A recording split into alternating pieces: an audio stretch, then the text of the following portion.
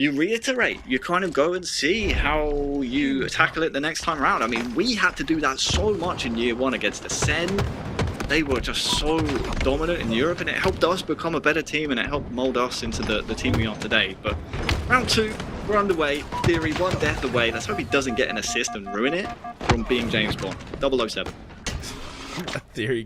Hey, is that like are there actually double? Oh, Theory's got it just in time. So now he needs one assist. Now he can be Master Chief though. Yeah, those are the two I always look out for. James Bond, Master Chief.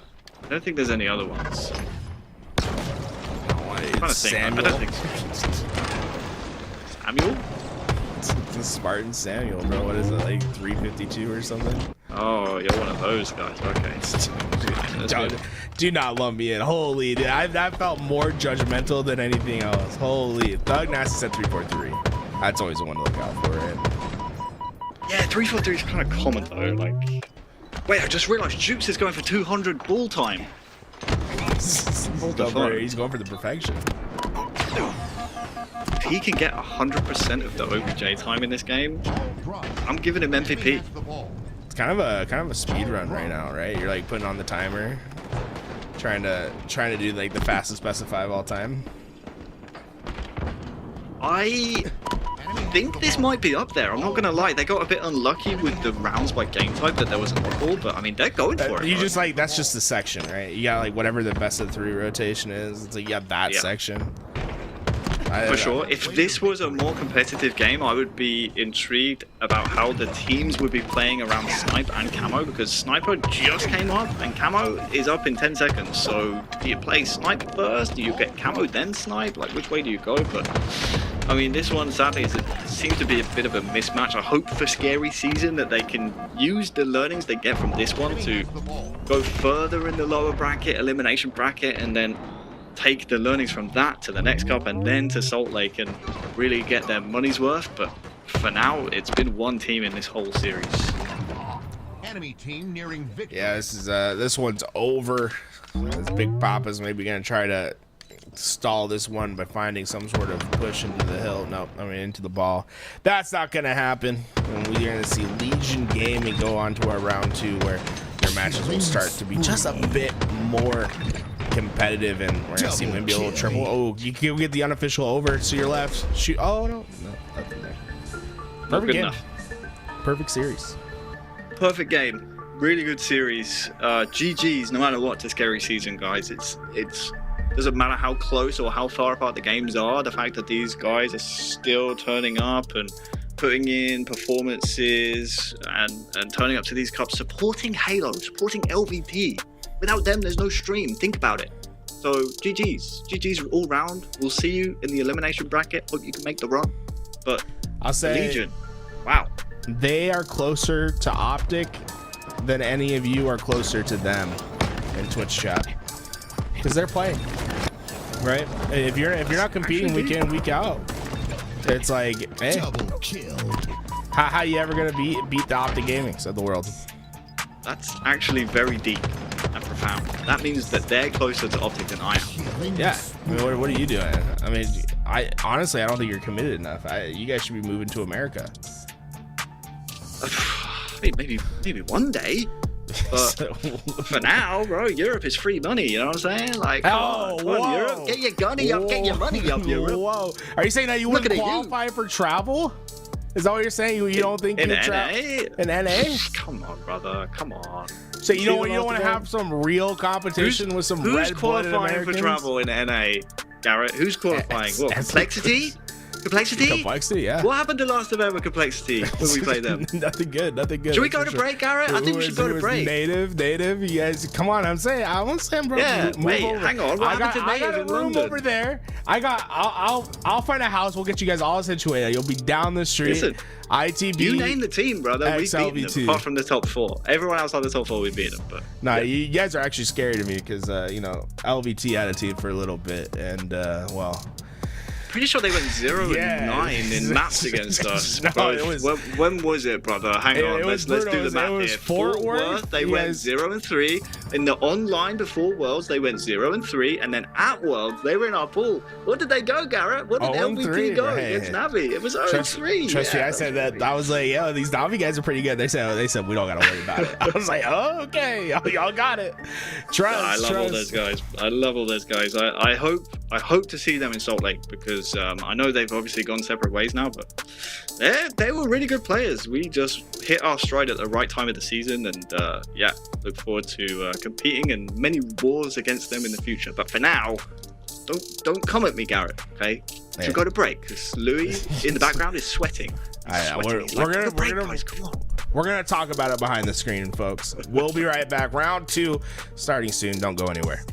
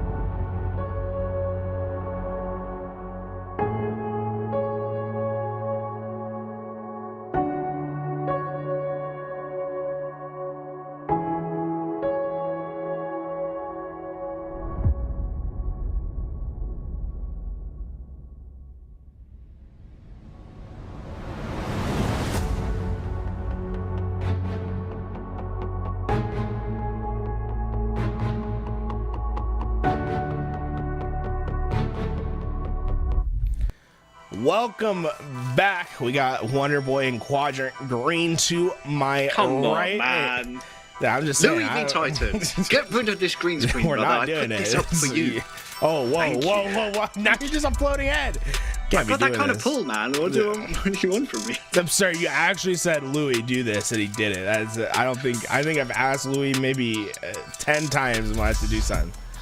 I don't think it's ever worked out like for me that way, man. You got too much power. Good chemistry. Good chemistry. So here we go into round number 2. So a bit of a speed running game in round 1, but this one should be much closer. In fact, I'd almost say favored to the other side. Eclipse Solar, very good team. Bid Teaches made his impact in season 1, having some crazy clips in the HCS. Has always gone far in those open brackets, joining hands with Slavonic, Looney, and Despiteful, as they'll be going up against Juki's Placement, Chills, and Jaren from Legion. But I have a feeling this one's going to be a bit more of a competitive series. Yeah, and it can sometimes lure you into a bit of a false sense of security when you do play a team that, like, it's not a very competitive game round 1, and then all of a sudden you come up against a team who you've just said is incredibly strong, expected to be in that contention to make it to the later rounds and perhaps feature in tomorrow's tournament as well. Yeah, it can basically, they can catch you sleeping, and sometimes it's not the best warm-up in the world if you have to play, a team that you just roll over. But so far so good for Eclipse Solar. That's exactly what's happened. We're seeing the first real bit of control now for Legion. I mean, interference, stronghold, you got OS every 2 minutes, create a little bit of chaos, but for me, it's just about discipline on this map. You can't come off the respawn and instantly hop in a stronghold and expect it not to get contested. Looney has a pretty big piff to win, has Sylvanic to help him as well. And that's going to defend C. Now they can maybe look at going over towards Nest. There's 2 dead for Legion, so good to see Eclipse Solar as a team control the numbers, especially with this OS coming up. They realized when the enemy were 2 dead, they could move up on the map, grab the stronghold, and now they could fight for E2 and white corner for this OS here, Garrett. They're so quick on the rotation, and now they're just playing at a speed that doesn't feel like Legion can quite keep up with. This overshield up is going to be important for Jaren just to try to stall them off, but overshield, still on the ground. Legion making this stuff, but I think Bid isn't going to have too much of a problem getting that onto his body, and that will be another bit of advantage for Bid Teaches and Eclipse Solar, and they have just been rocketing through this map, very quick on the rotations, and something that we've come to expect on this game type in particular on this map is a lot of long, prolonged scoring situations where teams can oftentimes just run away the game before it even starts. You're absolutely right. It's one of those game types you have to be essentially perfect on. Can't run around, make a rogue play, and expect the enemy team not to just spawn behind you, even if it's a stronghold that you have. So, did see a nice break out of the trip from Legion Gaming around 30 seconds ago. Jaren was able to get out after the first 2 kills to white corner, used that as kind of a buffer for the rest of his team behind him. But yeah, it's been really Eclipse Solar one-way traffic for now. They are contesting the basement. We'll see if they can capture it. Big fight to win. He misses the beatdown. Nate himself does get the trade, but is anyone there to finish? They are. There's a fight over at Nest as well, but I think this scoring will still go the way of Legion. But now, will we see these numbers start to settle down for Legion? Can they get a bit of control? You have A and B. If you can get numbers up to white corner here, like they already have with Jukes. He's gone down though. Then maybe you can start to put together a scoring run that you were talking about, Tools. OS in 15 as well. Oh, they're just so aggressive once again on this rotation. They get into that 2 cap, and Legion Gaming instantly is feeling pressure on that backside, and it's unusual, right? When you get that 2 cap, you're the one that starts to apply a bit of pressure. But Eclipse Solar very fast throughout this game. The one thing they might have going for them, an overshield that just went into Chills' hands, but 2 players from Eclipse Solar working on the hunt.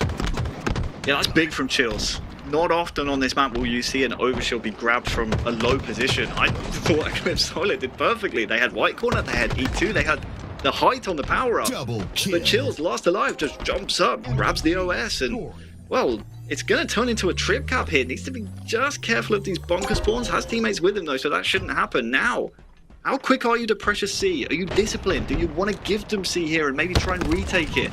We'll see what happens here on the collapse. Well, it certainly feels like they're going to just give up C for now, try to work after the cap comes in. Jaren wins his huge fight over at Tower 1. That's going to alleviate some of that pressure. They have that control towards white corner. They check the outlets, but a player got through Tower 1, and Jaren just did not expect it.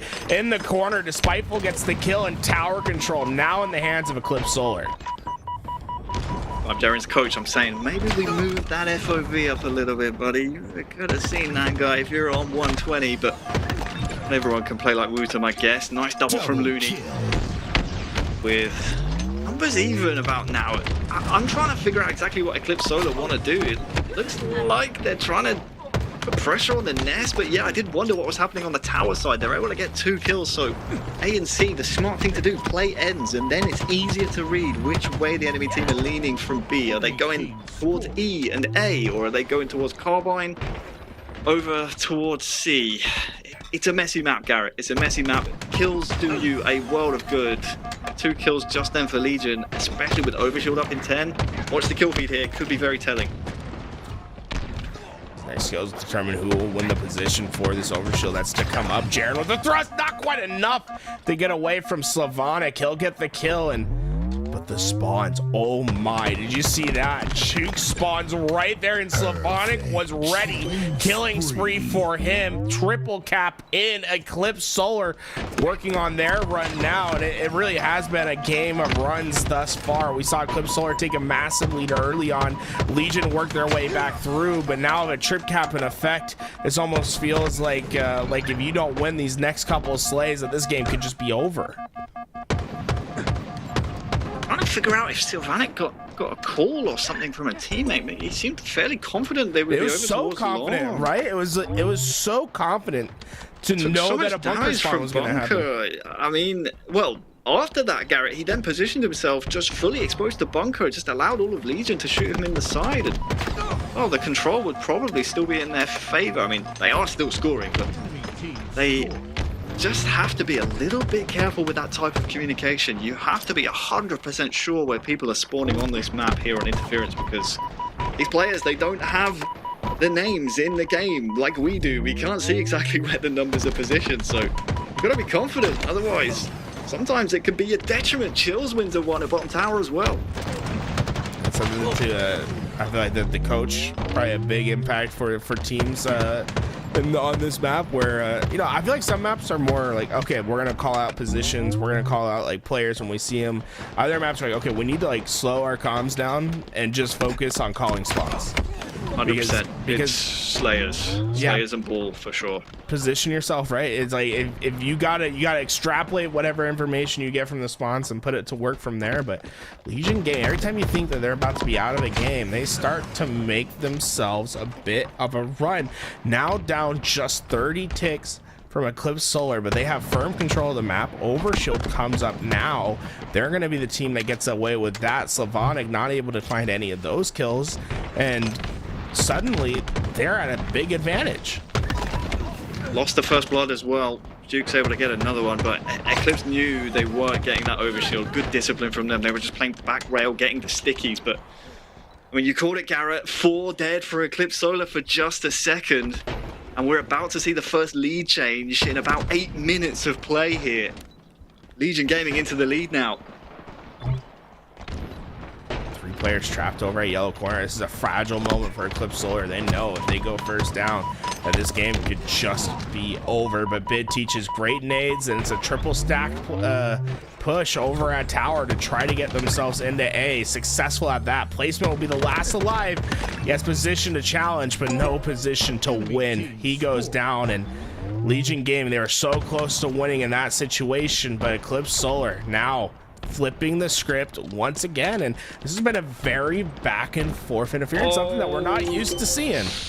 They scammed C, Garrett. They scammed C. They were able to get the trades over there, but I think there's still a scrap happening. Legion will finally capture it, but that was really, really good discipline as we were almost about to see another lead change, but there's so much happening in the late game. You were talking to me about this game type before we came on to commentate, and this is exactly what's happening. The last 50 or so points for both teams often happens in this kind of scrap. 2 down for Legion, make it 3. Jaren just coming off spawn.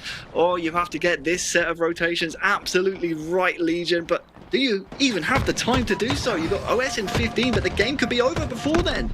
You have to just take a direct route. I don't know if anyone can get there in time. You got 2 players going through the middle trying to sprint towards A, but just not enough time to get in. It was a true back and forth throughout like most of that game. Bit of a run spree for both teams at the start, but that last 50 points were tough for both teams. And Legion, they were so close to capturing that B hill, but I think their big mistake was that they tried to go in it without any of the slays to facilitate it. They saw the rotation towards tower. They said, hey, we're just gonna send a few to nest, try to win it right away, and it just did not happen. This was big. I really like this from our friends on the red side, playing Eagle right now, still banning Bid, Ludi, Despiteful. They realized exactly what was happening from Legion. They were saying, you know what? Legion says, we'll give you C, you can have C, we'll play passive. So what do Looney and the boys do? They're like, we'll just brute force one side. Usually when that happens at the top level, you have someone playing the B side on the team that's getting brute forced over, saying, okay, well, if you're going to push our home cap, we'll sneak around the back and take your home cap, and then you're down on rotations essentially, or at least even. But there just was nothing from Legion that allowed that to happen. Then it had to be a fight over towards B, and it was, of course, Despiteful, Looney, Symphonic, Bid Teachers coming out.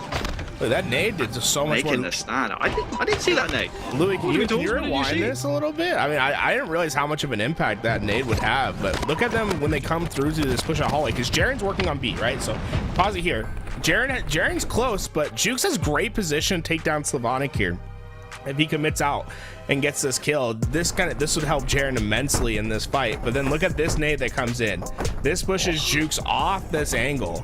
Suddenly you leave your player that's at B in a 2, and then that nade does damage on 2 players and just really slows them down. Jaren dies at B, and from there they just never get their control back once again. That is such a good spot. I didn't even see that.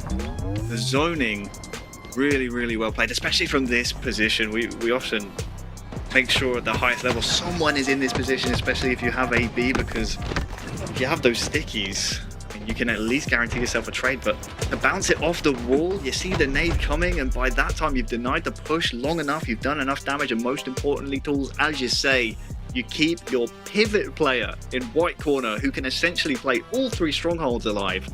Really well done by Eclipse Solar. You might have guessed I forgot their name, which is why I was just reading out all 4 of the players. But I'll own up to it, guys. I used to be a pro, but guess what? I'm a coach now. I don't cast anymore, so I'm going to allow myself those mistakes. Game 2, here we go. The delay and slay, right? It's just so effective. And I think that's one thing that that players that just play matchmaking don't realize is oftentimes it's not the kill or even the death that matters, but at the highest level, you're going to see plays made off damage, right? Just a little bit of damage, it pushes a player back, that's enough, right? If a little bit of damage gives you an opportunity to solidify your setup or to try to find your break, that's when you have to find the advantages, especially at the highest levels, because teams aren't going to give you free kills, right? Right now, we're still seeing sort of that scrappy AM style gameplay, but as we see these pro teams, they just aren't going to give up free deaths, and you're going to have to try to find your advantages when you can. And oftentimes it's just going to be like, okay, we have a little bit of damage on this guy. We should win these fights. Let's go. You're absolutely right. It's all about timing. It's all about coordinating together. It looks like our good friend EAC is in the lobby. Easy anti-cheat. We love it. Thanks, guys. Yeah, really appreciate it. That's the glitch, man. That's been real fun to deal with right now. But it seems like everyone figured, like we had the first tournament. Yep. It didn't take people long to figure out. It's like, okay, what the leader of the lobby leaves, whoever gets leader just brings the entire fire team with them, and then they just rejoin. But definitely not the funnest glitch to deal with at the moment. It's not great. We figured out pretty quickly in Europe, you can just go and spectate a game or go in theater, watch a film, and it gets rid of the thing. Long, bro. You can't do that. Like, you gotta leave fire team and then just bring Look at that. They're in the chat. They're figuring it out. I'm going to put you on the spot here, Garrett, okay? Do you know which one of these two teams is higher seed? Is higher seed? Definitely Bid's team. Definitely Bid's team? You're saying Eclipse Solar's higher seed? For sure. Okay. Gotcha. Because the reason I ask, looking at this map rotation, a lot of sided maps and game types here. We can see the brackets going down, you know, some good names in there. Oh, TLF. Hey, how you doing there, Team Lethal Fox? You do better than me. Whenever I see TLF, I always think the Lone Fox for some reason. Yeah, I don't know why I see that. I also see that, but I also think of like Echo Fox. You remember that old orb? Oh, dude, shout out, dude. That's like retro. What was his name, dude? I was like, I feel bad. Okay, he's the Laker. I can picture his face. But yeah, I feel bad because Rick Fox. So I have an excuse. Rick Fox, thank you. He's literally in the org name, man. I was a big. It was always funny because I was a big. You remember College Humor? Yes, I watched College Humor all the time through high school, and I was a big Jake and Amir fan. And then he had cameos on Jake and Amir all the time. And then I got really into esports, and I was like, oh, I know him from the videos I used to watch in high school. And I was like, I'll be a fan of Echo Fox. And then they went down in a ball of fire. It was truly spectacular. Well, game 2 is a great opportunity to get back in this one if you're Legion. And the reason I was asking is, well, apart from the seeds, is because higher seed gets to choose which side they want. And for those watching at home, they may think, you know, Eagle, Cobra doesn't make a big difference. But we have 4 asymmetrical game types in this series. So one side is always going to be preferred in terms of strategy to the other. On this map, I'm not sure which side I would rather be. It's obvious Eclipse Solar prefer to be Eagle. Because they chose that. Whether or not they have specific strategies for that side, I don't know. Or do you think they're just like, we're high seed, bro, we get Eagle? Yeah, there's always that flex, I guess. But either way, it's worked out for them. 7-4 off the opening break. They have Camo Snipe as well in the hands of Despiteful. You have to convert some of these shots into some kills to really put the pressure on Legion going into this next wave. But so far, so good for the boys decked out in Eagle. It's been tough for Legion, man. They've been having a hard time finding their space. But getting that first pick, that'll help alleviate that problem for now. Plenty of weak players from the Eclipse Solar to deal with. And the kills start coming into the feed for Legion. Finally, feels like we're seeing that fight early in the game, right? That was the problem in the last series, was the big run from Eclipse Solar early on. Yeah, you want to see a more competitive game in at least the early game. Especially in 20 seconds when new QT comes up, and then 30 seconds after that you have the next camouflage. When those things are put into play, you have chances to really turn the tide your way. 3 down for Eclipse Solar for just a second. I know that there were trades across the board, but this is how quickly it can swap, because that player going down no shields now means Looney is able to walk up, get QT for free. Now he knows they're all spawning in A. And essentially you can manipulate, let me put my teeth back in, exactly where you want Legion to be for this overshield. Camouflage. Goodness me, Garrett. I wish I could say it's You've been out of the game too long, man. You've been out of the game. Time zones are a thing, man. Like, come on, it's early in the morning here, right? It's early in the morning, bro. You know, you're gonna make me murder someone, bro. Camouflage is gonna be up now, but this is my interesting thing right here. I think this is a strategy that I hope I see developed later on. Is you have this the camouflage that comes up at 30, right? But I think personally that you should always play for slays and try to get that camouflage, but not pop it right away, because 30 seconds after that first camo that comes up, you get the sniper that comes up. You want to try to maximize your value if possible. Oh, wow, Despiteful just got perfect timing with that repulse, and this is devastating. Oh, you might as well call it the triple. He's got to be looking for the boy. He just knows. He knows. Sorry, oh, Chills. Boy, that's all for. It's going to be the unofficial tag. Jared, take the challenge, please. Okay. Hey, at least he gave him the challenge. Really nice try and good awareness, and those are the types of spawn traps you can put into play to really push the advantages. I would say spawn traps and this weapon are the two things that can propel you into significant leads here on live fire. After that, it's a very simple perspective. I mean, Shopify laid out the blueprint. Get yourself some nades, Try and stick the enemy team if you think you're down in a fight. Go for beatdown trades. Maintain that lead. Really frustrate the enemy. Don't let them play. Right now, I mean, Eclipse Solar have not even had to do that. They're down by 9, Legion. It's by no means an unsurmountable lead, but you need to try and put the fear of God in the enemy team. So far, Looney first in the lobby to 10 kills. 3 down for Legion. And another spawn trap, no doubt, on the way here.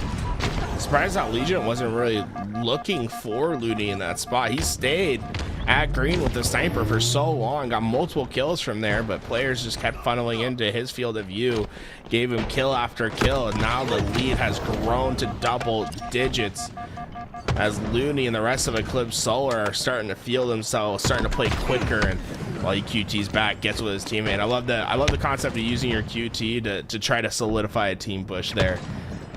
Oftentimes with me, when I get the QT, I'm just spamming the button. I'm trying to get as many teleports off in that 30 seconds that I can.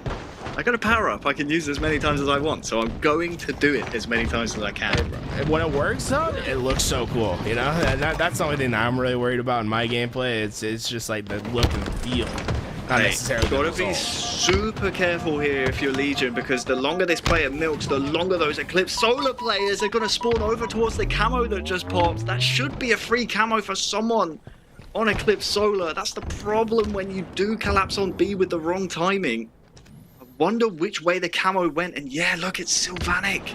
That's a bit of a misplay in my opinion. You've got to recognize when those power-ups are coming up. When's the right time to hit B and when's the right time to just pin them there. Camo into the hands of Eclipse Solar, despite Legion Gaming just a moment ago having full map control. Yeah, this is going to be just devastating to their cause. There's going to be no way to come back. And I love the way, I love that you bring up the concept of just delaying in that spot and how much of an impact it has. It wasn't even necessary for him to get the kill, but he got the kill. But it just shows that if you take a fight at the wrong side of the map at the wrong time, it could have almost the same effect as going 4 down as the camouflage comes up, because there was nothing to stop Slavonic when he got that camouflage. It might as well been a 4-player down situation for them. Not impossible for Legion to come back here. Not impossible. I mean, Snipe just came up. They have it. Juke's just got 2. This is okay as long as they can pin them in predictable spawns. Let that Snipe go to work. Oh, Jaren picks up another 2. Where is that sniper? I'm pretty sure it's going to be in placement or Chills' hands. Need to see that go to work. It is placement with it. We need some really good value. You have 7 bullets here. It can't be Jaren just putting in the work. It has to be this power weapon. Of course, the longer it goes into the game, the longer you're going to start getting hot feet. You're going to start wanting to rotate, and here comes the pressure from Looney. Big fight to win. Been an 8-1 run, making an 8-2 run now. Legion Gaming have somehow made this a bit more competitive at the end, but always tough towards the end of the game to make these big runs when the other team just needs to find a couple picks, and Eclipse Solar will do that. I was going to say, a little bit of that British optimism coming out there, huh? Is you saying? Wow.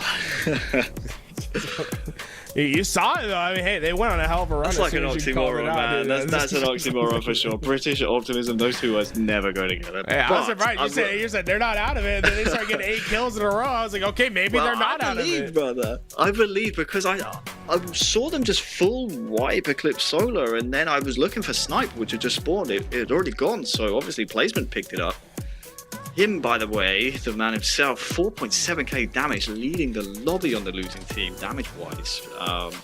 But, again, it was, I don't want to call it a misrotation from placement, but maybe he should be sweeping with his team there, using that sniper a bit more dynamically to find members of Eclipse Solar and really put it to work, because either he has to tell his team to play slow, or he has to go with his team, because he got found out at the end. The sniper turned over. I know the game was over before Eclipse Solar really had a chance to lose it, but, oh, excuse me, use it. But if that's 48, 48, 49, 49, Eclipse Solar have a stacked snipe, plenty of bullets. It's got to be a call you have to make as a team, and sadly for Legion, it lets them down there. What's interesting for Legion is that these games, right, when we look at these results, they're pretty competitive. They could have absolutely won game 1. Game 2 looks closer than it was, but they've lost the game because they let Eclipse Solar go on big runs. Yeah. You have to stop that in game 3. Aqua Flag, you're going to have plenty of opportunities. This is probably one of the most solved game types in Halo. Everyone kind of knows how to play it. It's just going to come down to execution. It's fun because it added a different dimension when they had the Overshield P1, and then everyone was like, nah, this needs to be top middle, and now it's just gone back to how it was. Wow, So, you liked it at a P1, huh? I never said that. Never said that. Wow, but I will say it gave flag runs. It made P runs kind of a bit more, I don't know the viable word for it. Viable on that side. If Overshield's coming up, I mean, every 2 minutes you have a chance for a P run. That's better than every 20 minutes or whatever. I mean, speaking of, 40 seconds in, we have the first cap from Eclipse Solar. Overshield was one off the break by them as well. It really is just such a powerful piece of equipment on this map. Pair it with the Bandit of Eclipse Solar, and well, you have a recipe for success. We have a Tri-Goose right now on the side of Legion. I was looking at the Goose. I didn't even notice the Goose. I was more looking at the deaths of Eclipse Solar, and I was saying we were a minute into the game and 3 players had yet to die in the lobby. And this is the thing that's been just plaguing Legion Gaming, is it takes them too long to get into these series. It just feels as if they have to adjust to that speed, and by the time that they do, Eclipse Solar just generates way too much advantage. Placement, highest damage in the last lobby, going to be trying to do his best to work on this return and try to stem the bleed to just 1. Looks like they will be successful at that. Eclipse Solar won't be able to go back to back. And all things said, with how horrible your start was, with 3 players not getting a kill within a minute of the game, you could be in a worse spot. You're absolutely right. I mean, OS in 15, sure, placement just went down, but you have a chance for some trades and damage. Sadly, they're not falling your way at this moment in time. Chill's last alive. Can they can play here? Oh, Despiteful has no idea. And that could be the kill that actually allows them to contest this Overshield. Chills has actually walked up onto car 2. He's grabbed the OS. Wow! Eclipse Solar just caught sleeping. They thought that OS was guaranteed. Yeah, I think the 2 players came off spawn. I think they didn't even realize that they needed to try to contest for it. They thought it was guaranteed at that point. Instead, Chills gets it. They find the pick on the first player, and now Eclipse Solar in a situation that's unfamiliar to them, back trapped in their base as the walls start to collapse in. Legion Gaming finding their first pick in, but they have to finish these slays in quick manner, and that's just not going to happen. A strong defensive hold from Eclipse Solar will allow them to come out unscathed. Last thrust used there by Looney at 9:24, so before the next Overshield at the 8-minute mark, we're going to see at 8:24 a new set of thrusters appear at P1. So that is one thing with the OS swap, is that it kind of makes timing the thrust a bit more viable, because now it's not like, oh, you're going top mid, a player of yours is getting thrust, and then it's just getting thrown around the map. Now you can actually kind of play around that. 3 down for Eclipse Solar. Their base is kind of under threat here as well. Looney does well to get a beat down, but my question is there a trade? The answer to that question is yes. Well done by Bid. And now 20 seconds till that next thrust. I want to see which one of these teams is going to be able to contest that first, because, I mean, you want to make it to day 2, Garrett, you have to be playing at that level. You have to contest everything as it comes up. 2 kills for Eclipse Solar. Sylvanic just coming off spawn. This flag might need some help as that new thrust just came up. This is a very good time for Legion, because they're giving Eclipse Solar a triple dilemma here, right? Overshield's coming up in 15 seconds. You got flag that's going, and then you also have that thruster coming off of spawn. Just too much information to handle, and well, there we go. A killing spree for Jukes. The flag is in, Overshield's up, and Legion Gaming in a strong position to get away with this.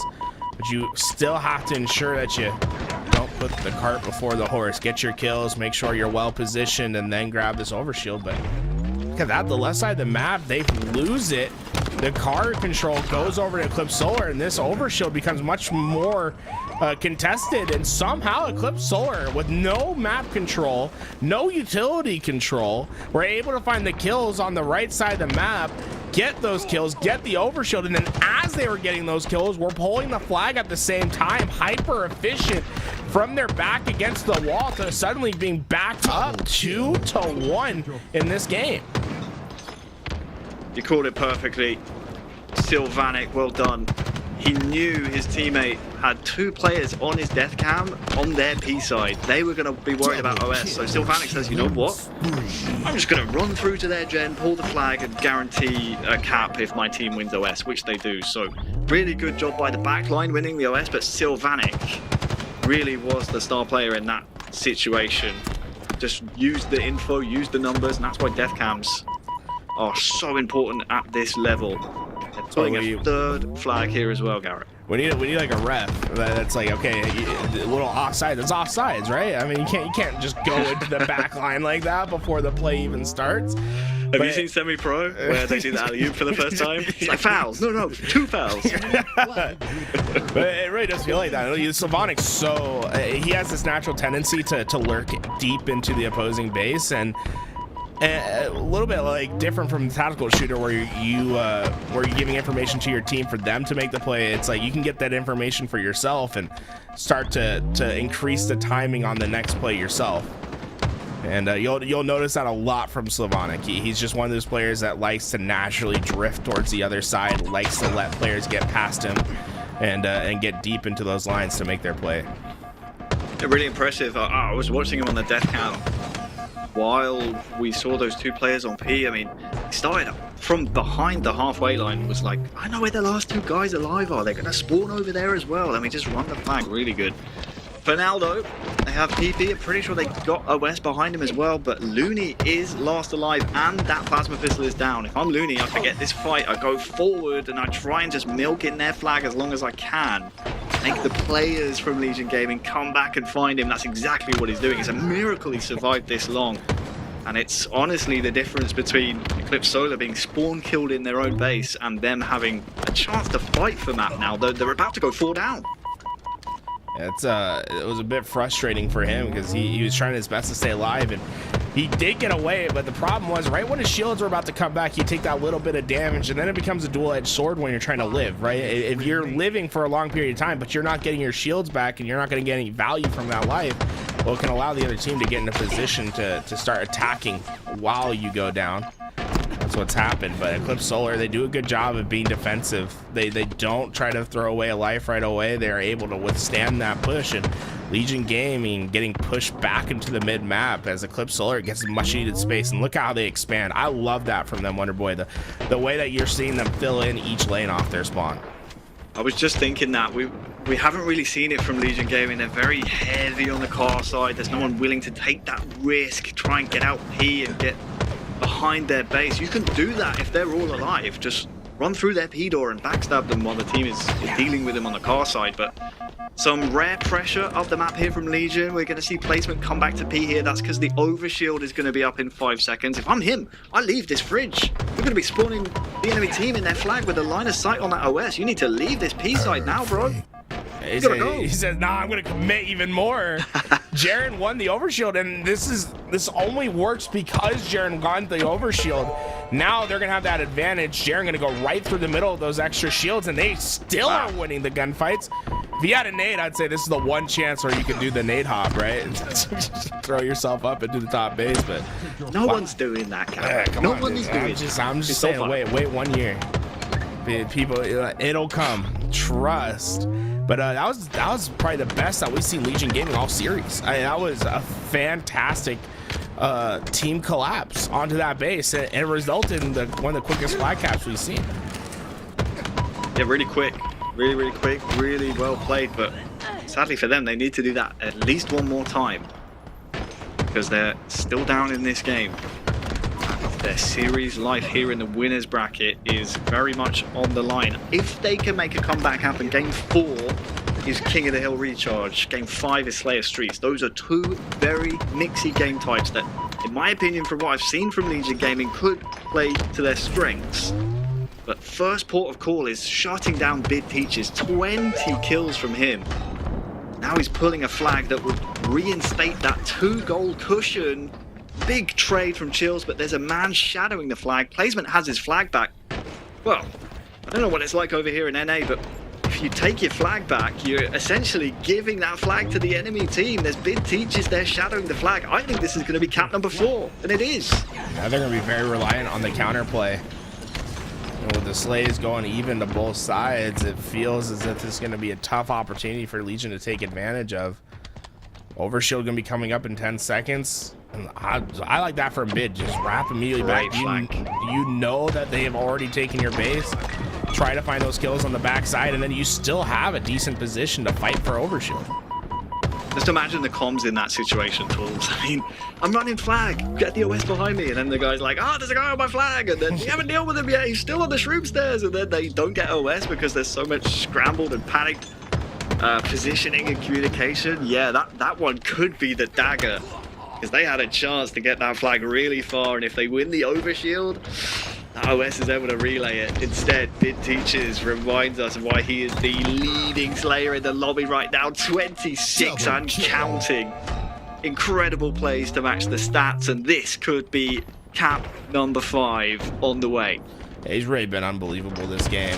He has that natural sense of finding players with the back turned to him, and whenever you get in that mode, right, where you're always getting that first shot in, the game just becomes so easy. I mean, look, the last 3 kills we've seen from him, he's at least been able to put 2 shots into that player before they even have a chance to contest him.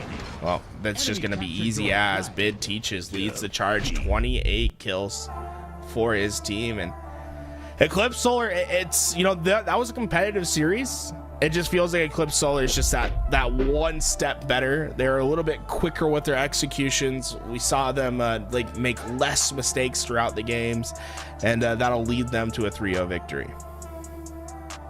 You're right, and credit to Legion. It's just, like I said, I mean, I'm going to make the excuses for them, Tools, okay? When you play round 1 and you just win like you're playing team training in Halo 2, it's difficult to G yourself up and prepare yourself for that round 2 matchup against a team that is so well drilled and well oiled. I will say the games were very, very close. Credit to Legion. The individual plays, I mean, think back to Interference, that plasma grenade that you pointed out. We also had, of course, Live Fire, where there was just a misplay from placement where he couldn't quite get that sniper going at the final furlong. And then at the end of the Aqua Flag, Bid Teaches, by the way, look at his statistics, Sylvanic right there with him damage-wise. The series was close, as you pointed out. Games 1 and 2 really close, could have gone either way. Game 3 was a little bit more comprehensive, but it is at this level sometimes just those players that are able to grab the game by the scruff of the neck and really make the difference. Now we're going to transition into our next series, which is going to be we're going TLF. back. Look at that Let's fancy go. logo.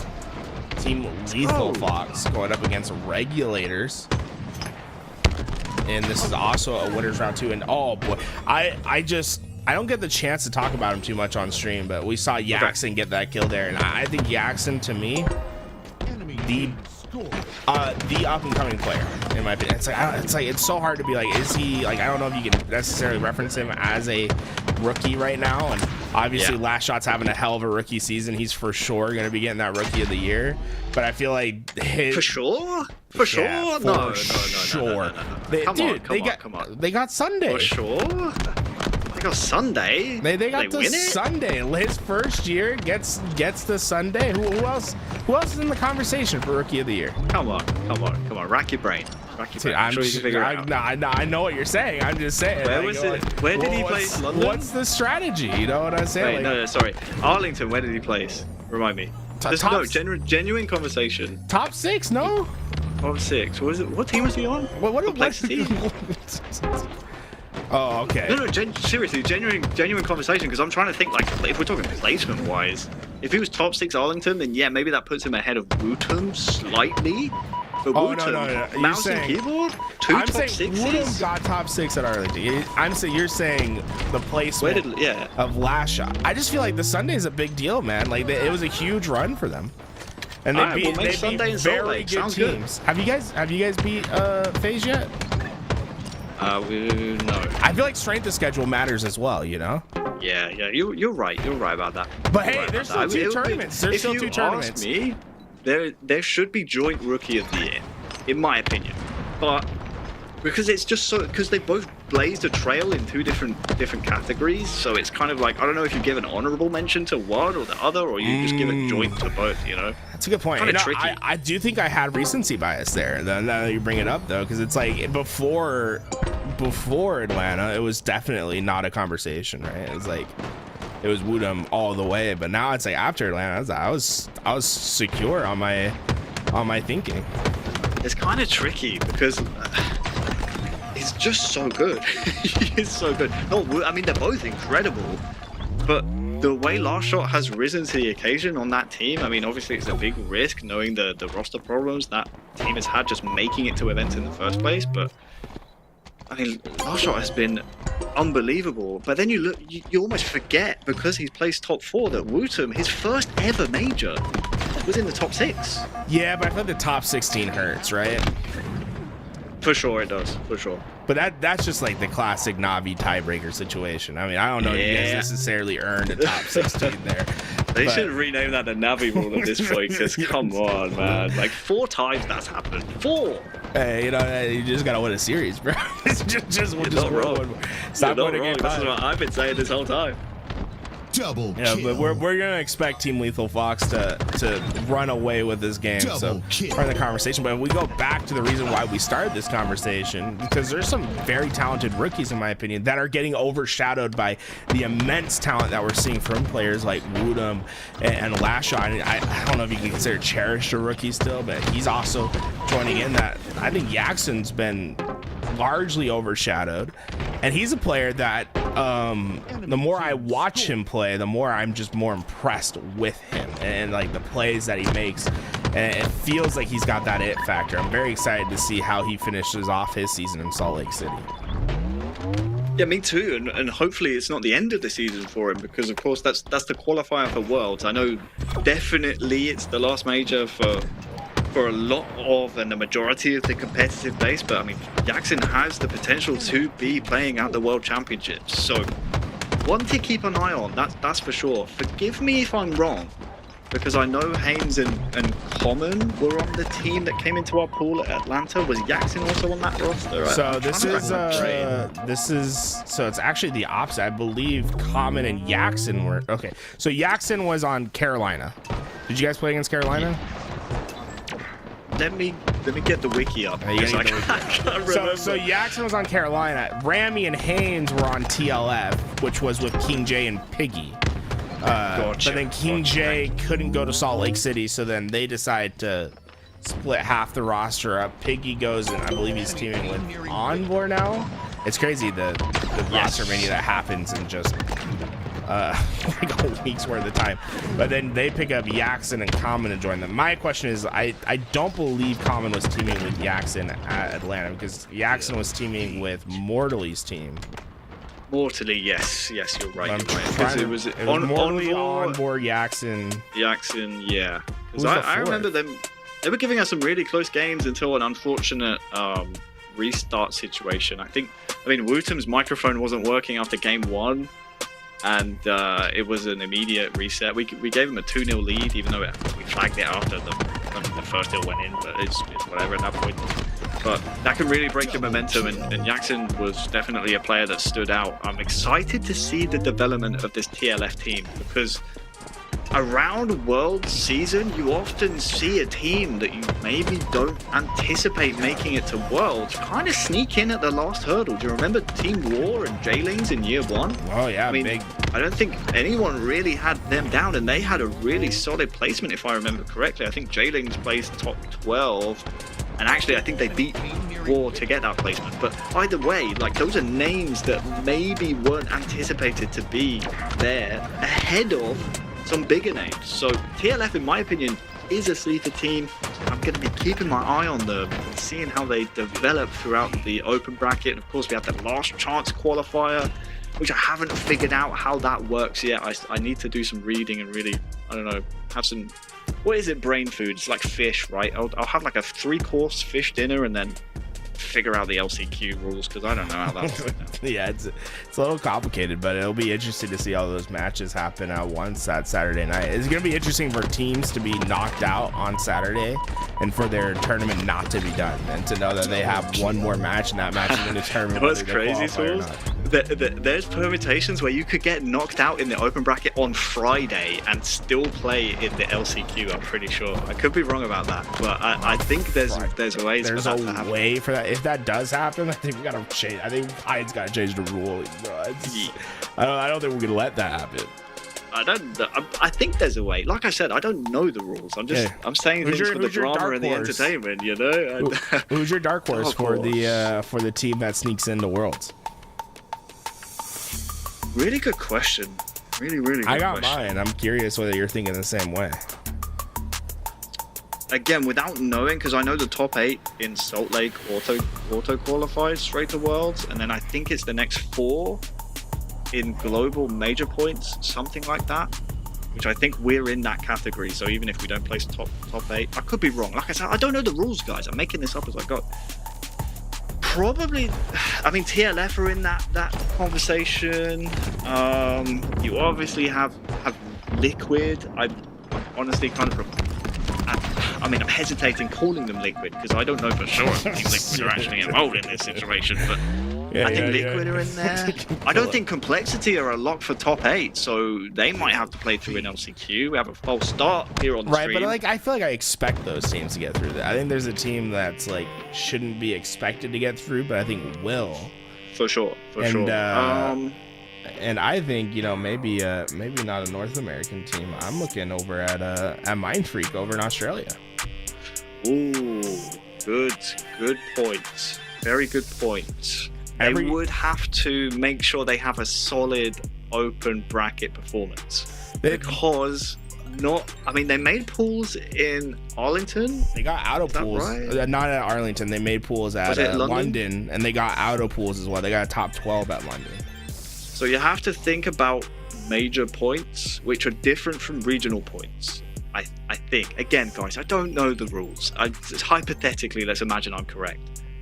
If you don't do well at majors, even if you're in pools, I don't know. If you're an open bracket team, you've got to start doing well at these majors because these major points count towards the end of the season. Does the open bracket performance in Salt Lake matter to Mind Freak making it to the LCQ at the very minimum? Because I don't think they're ready to jump into the top 8. I think we would have to see a miracle for that to happen, if you ask me. No disrespect to them, but they just haven't had the reps in pool play yet to really make that run. I could see it, man. I could see Mind Freak at Worlds. The big thing for me was every time we talked to a team that played them in the open bracket, first thing they said is they are very good. So they're because they beat Carolina in the open bracket, and then they lost to TLF, and they lost to what was the other team that they lost to? Native. Yeah, they took Native to game 5, and then they took, I believe, TLF to game 5 as well. So it's 2 teams that we expect to be seeing in that qualifier. They took them to game 5. So I think it's just a matter of getting in the qualifier. If they do, I could see them being the team that upsets and gets that final spot to Worlds. We will have to see. Salt Lake is going to be absolute cinema because not only are we talking about teams that aren't even on the screen, but we're talking about this man as well. Jackson highlighted does incredibly well to just prevent the camouflage being a real factor for regulators, who had a 2-point lead, by the way, and camouflage. Instead, Jackson is able to hit the old 1-2 counter. I'm sorry to Louis in the back. I know he's probably not listening right now, but I know his family's big into boxing, but I don't really know boxing terms. I'm going to say the 1-2 buckle my shoe, and then Are you confident on that one? That's what you think it was? I'm pretty sure I've heard boxing commentators say that. But either way, Jackson able to counter the play. Really good job from this man. You've got QT in 20 seconds. We'll see if DLF want to play for it. Of course, you've got Coach Doug Nasty in the back. He'll be screaming that, but I've got some sympathy for you. Doug. I know they don't always listen. You just have to scream louder. That's how it works. You gotta start calling the name. Whoever doesn't get it, it's hey, this is all on you.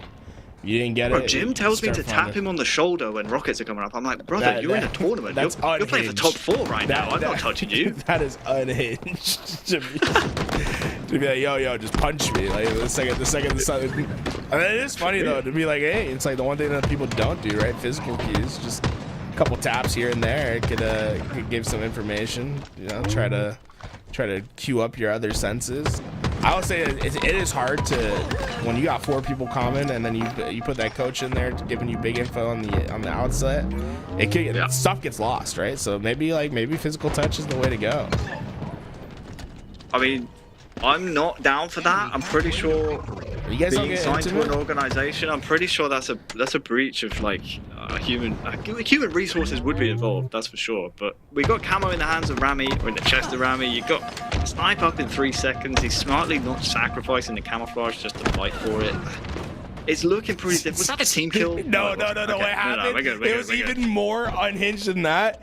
He's one shot of camo trying to stay alive. His teammate runs through him because there's no collision, and the guy shooting his teammate kills the camo player because he ran through the camo. Who does that? You just know the comms on the other side. Guys, I got a big kill. I killed camo. Don't worry about it. Camo's down. We can win this game. He's probably shocked that he killed camo. He's like, oh, whoa. I didn't know camo was there. But solid so far from TLF. Really, really good from Lethal Fox. 13 from Yaxin. Haynes with a snipe. Plenty of ammo as well. They're dying in waves, regulators, and that's the one thing you cannot do on this map. You're about to be spawn trapped on B. Have a good time, guys. See you in about 8 or so seconds when you respawn. Probably on dummies, and it happens all over again. Yeah, even when you go 4 down like that, it's extra hard because you can get that spawn trap, and then you can play fast enough to force the other 2 out. So then you have a 4-on-2 on one side of the map, and then the other 2 spawners are on the other side, and it's just a brutal situation to get yourself out of. And well, they eventually do find some space, but not before TLF put this game out of reach. You're talking to someone that had to coach a team playing against Ascend for all of year 1 and then Quadrant for all of year 2. We're just describing strongholds in Europe right now. I am well aware of the spawn trap. I still have nightmares of Legend just running. All he does, he doesn't shoot, he just runs. Is it better that he's on SSG now for you? Oh, so much better. It's so much better. It makes the region enjoyable. Legend was unbelievable. It's crazy to think like he's like fairly young too. Like you forget about it, but like when he was starting to come into the scene in like Halo 5, he was like 16 years old. Now he's got a little bit more wisdom under him now, but it's crazy to see these new generation players and how much of an impact they're making. He really does remind me of like how a player like Shotzi came into the scene back in 2017 and immediately was disrupting the entire Halo space. Yeah, for real. I mean, I think some people maybe who haven't seen Legend play, I mean, first of all, if that's you, where have you been? But they may hear you use a European player's name in the same breath as Shotzi and think, oh, this is heresy. But honestly, valid opinion, because him and Seeker on that Quadrant team were just the tandem that just made the game so easy. Like, they just created space between them, and even on Ascend when he was with Shady, like, Legend was just unhinged. We still see it with Space Station. He's definitely a special breed of player in there with the breakout stars and the breakout seasons of, as you said, Shotzi. I'm trying to think of other examples. You remember Soviet in Halo 3? Kind of reminds me of Soviet as well. Halo 3. What was I doing in Halo 3? I think I was talking to Michaela in math class. I think that's what was going on in Halo 3. I wasn't around, unfortunately, but still had the Pikachu backpack. Yeah, like Pikachu backpack. You know, walking. Yeah. It is. You walk past some dude's window whose window's open. He's playing Halo 3, saying some words that you don't even know yet. You go back home. You ask your mom, and she's like, "Yeah, you're grounded." Now you brought up a good one. Huke was like, whew. Year 1 in Halo 5, we got lucky with Huke because that was when they made it so Call of Duty you had to be 18 to play Call of Duty, and he was 16 at the time. I think the same thing happened with Shotzi. I think Shotzi was Halo first, though. I mean, come on. I don't think he will admit it, but I think his love was always COD. Nah, I don't know. I don't know where you're getting that, bro. This is the one thing that we have. You can't take this away from the Halo community. Yeah, you know what? I take it back. But like Shotzi was like playing in those like Halo, like he was in that like young group of like Allocated, Boo Boo, Frosty, like that whole group of players like growing up playing with them in like game battles and stuff. For sure. I have to ask, do regulators know that the overshield has moved from P1? I still make the P1 play like it's overshield, and I just get thrust and I'm content with it, bro. I'm like, That's why I asked the question, because that was a free OS for Yaxin. Flags on the move, and 11:20 was what we saw Eclipse Solar cap the first flag in. Well, TLF, they've just bested that, 124. That's the new record off the rip. Well, it turns out you give out of the overshield for absolutely free and the entire car side of the map. I think that was the bigger problem. No one went car side. They just instantly got pushed through, and that's one thing that if a player can get past the half line, and then when they get past the half line, your teammates start getting kills. It just becomes such an easy equation for them. They're like, okay, perfect timing. Let me just pull the flag, and that's how you get those flag caps that happen in 30 to 40 seconds. Another good read from Haynes. Saw 3 dead on the scoreboard. Good back button control. Was able to get up to car. Didn't push in straight away because the enemies have fresh nades. Completes his killing spree. Has a teammate with him. 4 down again for regulators. Yeah, this could be another cap before the second overshield of the game. This could be the fastest flag game of Aquarius that we could see. I mean, they are just blitzing through this game right now. And Haynes, well, he found the ire of 3 players over on the P side, but there's just no immediate answer for them. He's just going to try to accelerate the time, pulling out the flag before they even get the slays, confident that his team will be able to get it on the back track. They have not dealt with Haynes yet. Yeah, Haynes, you don't need a kill here. They're looking back at you while Overshield's coming up. This is good. Just live. This is absurd. Let him get the read. Overshield's coming up. You don't need a kill. This is really, really good discipline. He thought he maybe needed a kill, but I think then he realized the situation that they were always going to see the carrot on the stick and think, yeah, we have to kill that guy on our base. And relinquished all map control, allowed Yaxin to come through, grab the Overshield. And it's going to be cap number 3 in, well, 2.5 minutes, maybe, if they can get there before 9:30. We'll see. No? Regulators, I think they won that big fight at in top base when that fight was getting pulled, and that was just enough to weaken the TLF push on the right side. So TLF gonna go back to the drawing board, but so impressive the way that they've been playing their angles. They keep finding regulators off kilter, and it's been a dominant game, simple for them so far. Of course, benefit of the doubt to regulators. It's only 2-0, but you can't just solo swan dive into Gen when there's 2 guys there. That's not going to get the job done, as we say in Europe. It's not going to cut the mustard. So you really... Oh, we go for a solo play here? Ooh, TLF, you getting cocky? No, they check it. That's fine. That's fine. You kill common out of your base, you get thrust. Sure, you lose a cap, but at least now you're kind of past the halfway mark. You only have 1 to find who you didn't kill. I think that's Yaxin again. We'll see if there's a chance. I mean, he doesn't even know a teammate's behind him, but that's a nice double from Ruler. Well, Overshield 20. If there's a chance to get a cap on the board, it's maybe worth waiting for that and doing exactly what we saw Haynes do on the other side. Just live in the TLF base. They can come back for you, but he gives himself up. And that's the difference. Haynes realized he didn't need a kill. Whereas we saw Ruler there be like, hey, 2 guys there, yeah, don't worry about it. I'm going to go in and kill them both. Now he's dead.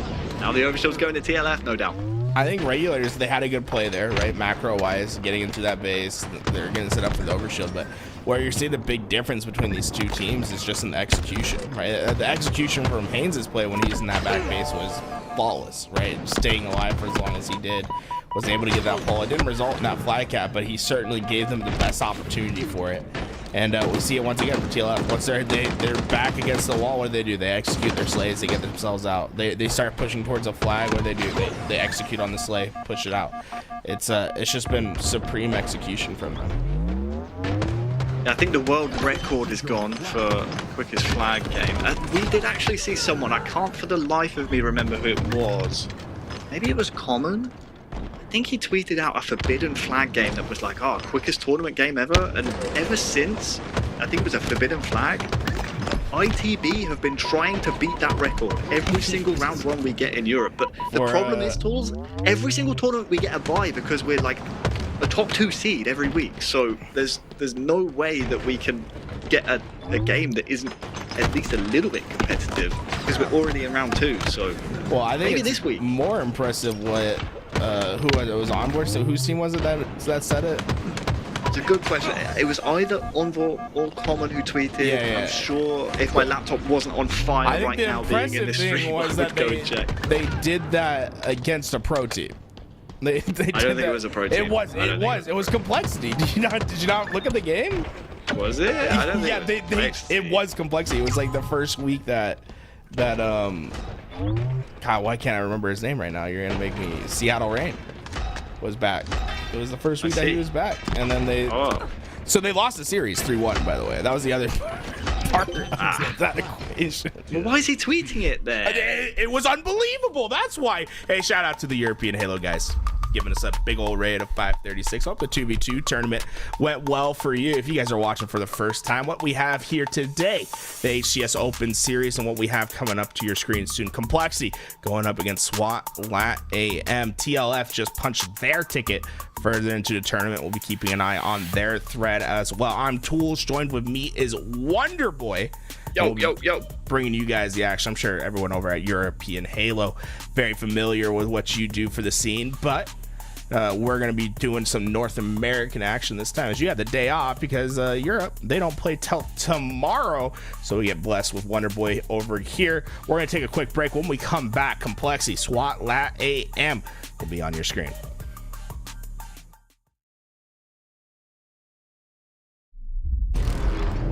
All dropped.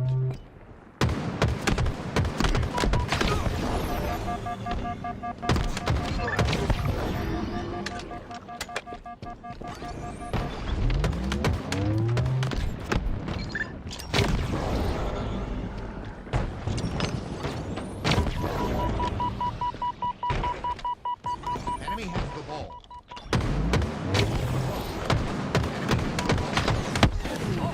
Ball dropped. Enemy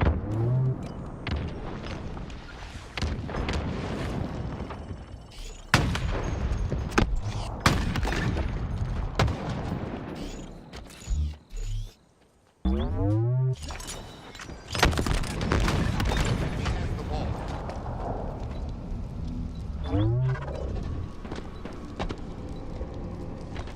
Ball dropped. Enemy has the ball. Ball dropped. Enemy has the ball.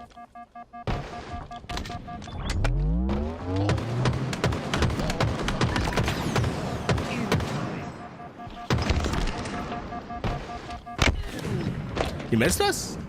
We're gone for long. Complexity going up against SWAT Lat AM. Game number 1 going to be a battle of attrition. We got that oddball, and honestly, this is probably the best thing for SWAT Lat AM. You get 2 rounds of oddball to try to adjust to the speed of Complexity. Yeah, Complexity were like, heard you guys were talking trash on the stream. Well, we're going to start the game when you're about to have your break. So no break for you because you were disrespectful. That's okay. We deserve that. But you're right. I mean, an oddball to start game 1. Like you said, feel out Complexity. We have SWAT LATAM competing presumably in the US for this cup. Getting some good practice in ahead of Salt Lake. Of course, they'll have aspirations of qualifying for the World Championships themselves at Salt Lake in September.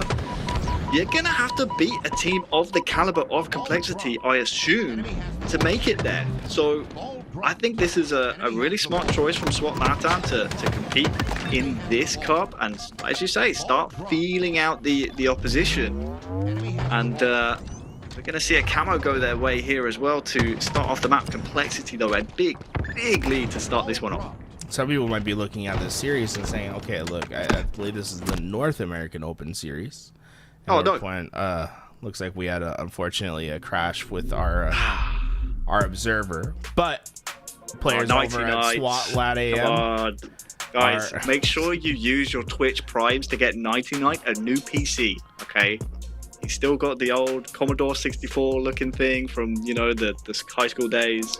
His His PC crashes sometimes while we're getting the job done. I think, you know what? Honestly, I don't even think it was the PC. I think that was 343. We just got 343. That's it. You know, it's like we gotta give a little bit of a break to the observers, man. I feel like we're pressuring them too much. This is the thing complexity don't see. All right, it's all well and good, you know, depriving us of a break. But what about 99? What about our wonderful observing team here at LVT? What about his PC? You ever think about his PC? His chipset is fried right now. It's probably hot, you know. It's like, what are you gonna run? 80 degrees, and like that's in Celsius. So who knows how hot that is, right? But I don't know. In fake temperature, I don't know. Fahrenheit. What even is that? Hey, but the man's from Georgia as well. Do they have air conditioning there? I will stand that Fahrenheit for the needs of the average human is much better than Celsius. Why? Bro, because it works as like a percentage. If you go, because we have like a 1 to 100 scale. It's like, hey, if it's 70 degrees out, it's like 70 degrees. It's like 70% hot. If it's like, if it's 100 degrees, it's 100% hot. You know, that it's like, it's so easy to know where you want to be at. But what's freezing in Fahrenheit? What would you say is freezing? Yeah, like the point of water becoming a solid. 32 degrees, brother. What does that number mean? Doesn't matter. You know what it is in Celsius? Dude, when it's freezing outside, is it like so bitterly cold that you can't do anything? I mean, depends where you are. If it's windy, I think chilly. if it's 32 degrees outside, I think you can just walk around. It's like fine.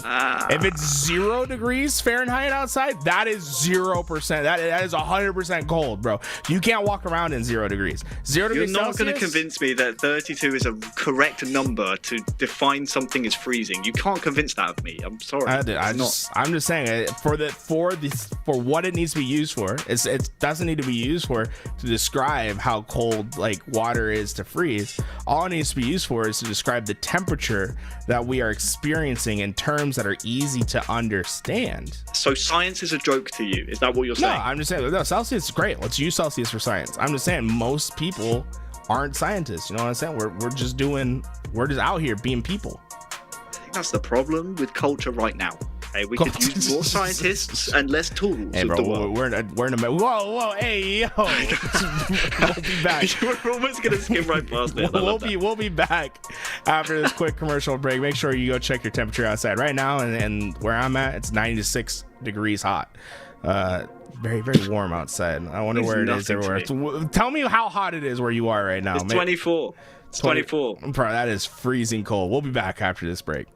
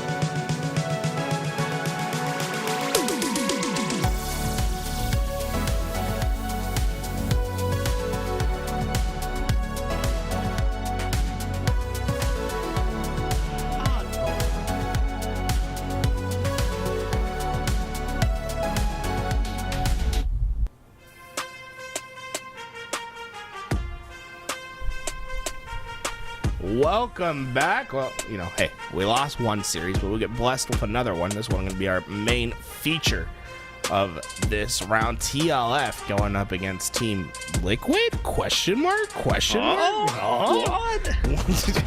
Everyone wondering if it's just another collect troll, or if maybe, just maybe, there might be something more bright in the future for some teams out here in the HCS. But an interesting composition for this team, right? We saw Mortally join these guys after their performance at Atlanta. We saw the Carolina Gaming team break up, and now we see a cool, I like this Foresight, to be honest. Like, I think this is a very neat team, and I'm excited to see where they go.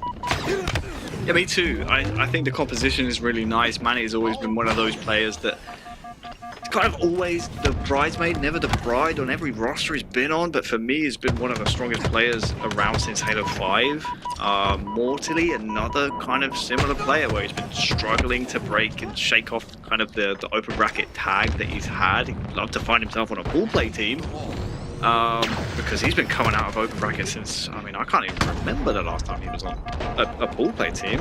Can someone inform me? I'm trying to think.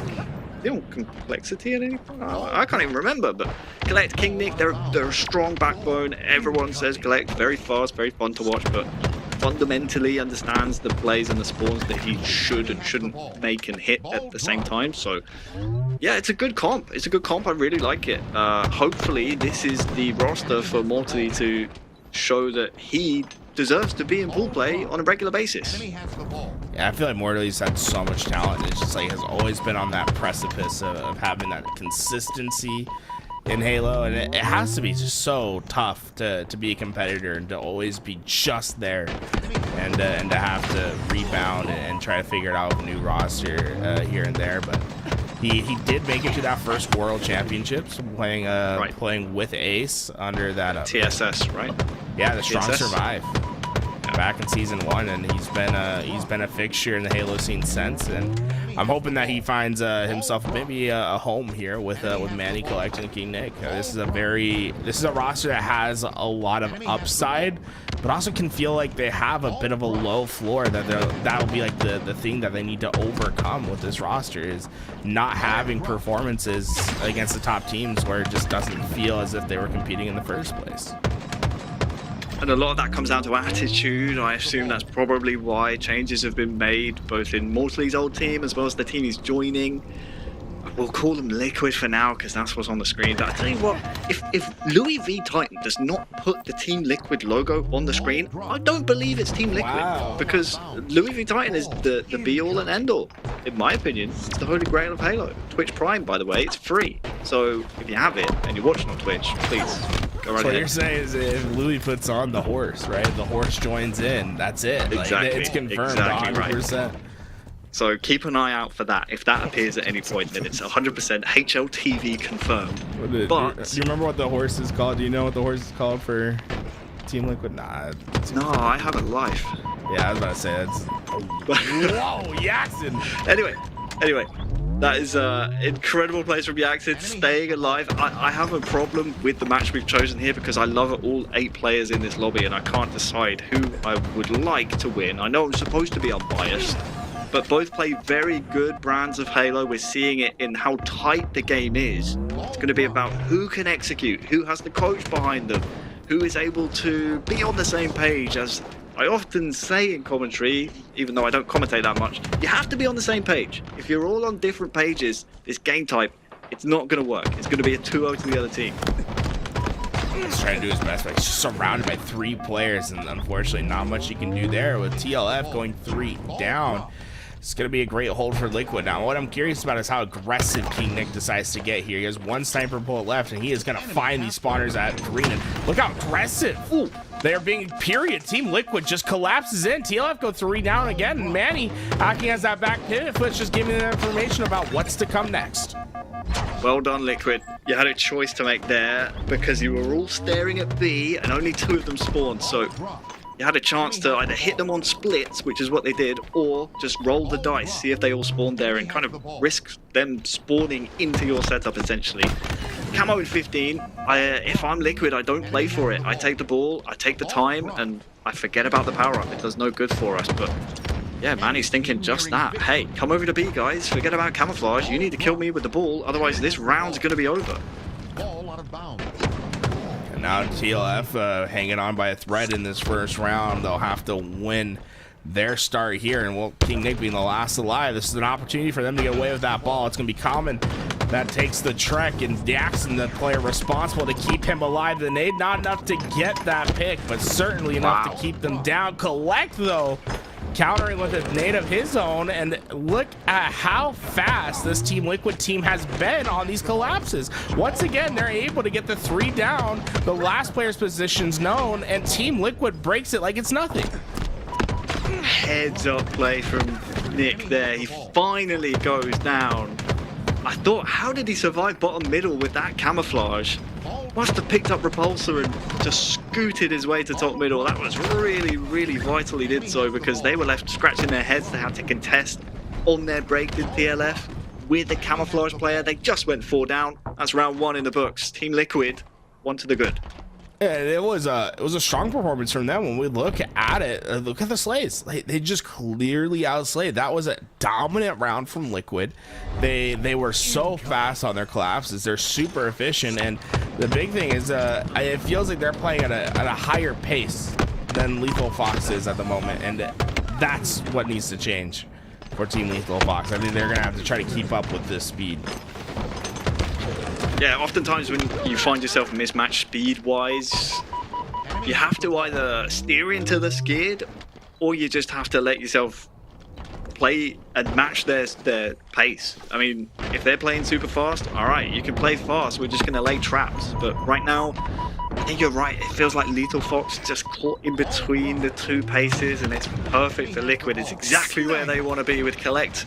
About to get himself a camo snipe, and with Nick racking up all of the time this entire period of play, it's just been a really brilliant game plan from Liquid, because they've played every situation with some real moxie. I don't use that word often, but I mean it when I use it. Moxie. That feels like an American thing to say. Moxie. I think that might be the first time I've heard moxie in a British accent. To be honest, I don't know what it means. I hope it's not anything rude. Yeah, if it is, please forgive my moxie mean? That's just like, you know, that's a word where you just kind of get the feeling from the word. You know, it's like, you don't need a definition. It's got exactly, yeah. It's in Pokemon, so it's not going to be like a super bad word that we're going to get cancelled for. But honestly, I don't know what it means. I'm pretty sure it means spunk, and I know spunk is last on the board. Guys, we're gonna move straight away from that. Whoa, pause. We gotta keep going down. We're chaining these words together. We are going down the deep end. No, closer game though. Good job from Lethal Fox. Able to rack up some time while the scrappy fight happens over a tower. I mean, I don't know how it is over in Europe, but certainly in the games we've been playing with Quadrant, the ball tends to find itself over A more often than not, because there's very little chance for a play ball there. I mean, you can throw it out in the open on screens, but more often than not, you're going to either salvage the ball or have to break from B afterwards anyway. But fun to see that Liquid say, you know what, the tower scrap, that's like year 1, that's year 2. We're in year 3 now, guys, so we're going to take the ball over to B and rack up some more time. Good job from Mortley. And we're going to see a camouflage pop any second. But again, it's Liquid making TLF commit resources over here on the other side of the map. 2 kills go their way as well. So they could leave Common here. They don't need this kill. He's going to spawn his entire team over here at B. They decide to pull the trigger in the end anyway. But that might just give TLF some favored spawns here in A and also over towards OS. I think they could have left Common there. An interesting thing to strategize about is it beneficial to get this kill because of the influence that the spawns will have because of it. It's always something where I feel like that's where your IGL needs to step in and say, hey, if that's going to be our strategy, that's something that you talk about in the film beforehand, like, hey, sure. if we get in this spot, we're gonna make a play call to do this thing, and well, you can see what the benefit is and what the draw sides are. But one thing I noticed from Liquid in particular, the way that they've been playing this oddball, they're very fluid with it. It doesn't feel like they have like a set execution that they want. To them, it's mixy, feeling right? it out, yeah, and it's been working to great effect. I mean, Lethal Fox, by the time they get slays, like that's when the ball gets played, and for the most part, Liquid's been able to recover nicely ever since. Manny +5 with 103 seconds. That's unfortunate, Haynes. I mean, you handshake that. There's nothing you can do about that. It'd be like that sometimes. Coming back to the point about, you know, you check it in film, you talk about it beforehand. With these two being young-ish teams, I don't mean in terms of age, but in terms of how long they've been together, maybe you haven't fleshed out those strategies yet. Maybe you don't have that belief in that chemistry that, like, yeah, we don't need to kill this guy. This is a kill we don't need. So, yeah, it takes time to formulate that chemistry and really have that belief in each other. Look at this, SWAT Lad AM trying to make the upset happen. They're down 0-1 in this series, but just one kill away. It's a 49-49. Ryan, who found him? Ah! That's a brutal one. Oh no. Confirmation that we just saw TLF fall in game 1 to Team Liquid, but yeah, that's brutal. Complexity made the comeback. They were down, what was that, 47-49?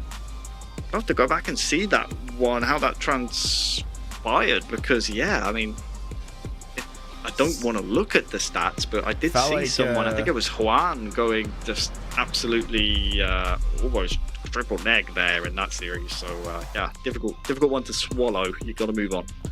That was like at the end of that game, they were playing as if the win was guaranteed.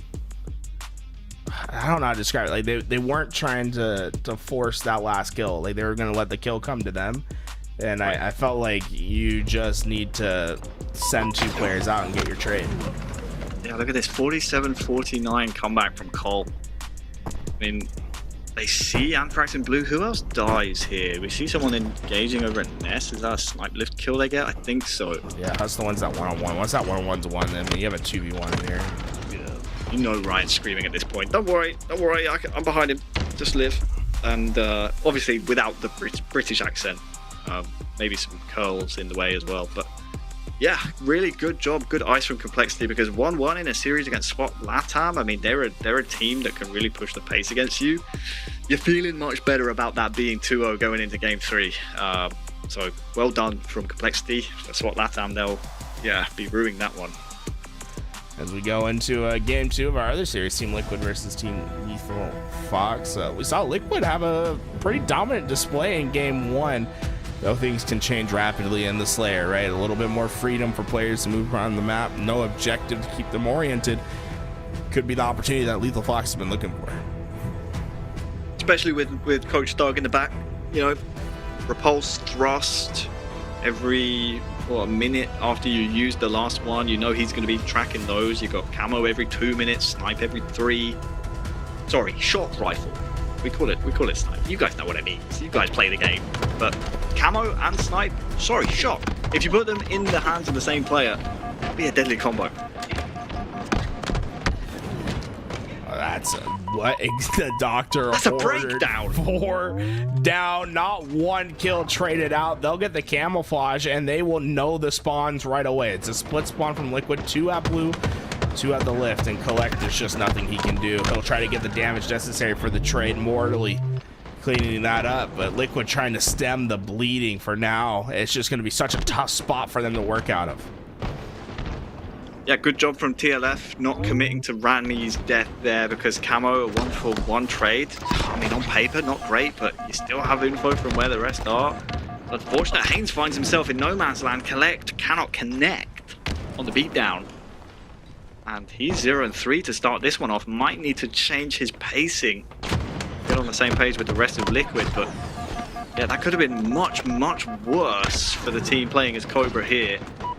Having been split, snipe lift and blue, with camo running you down. Did well to get out of that, and only down by 4 now.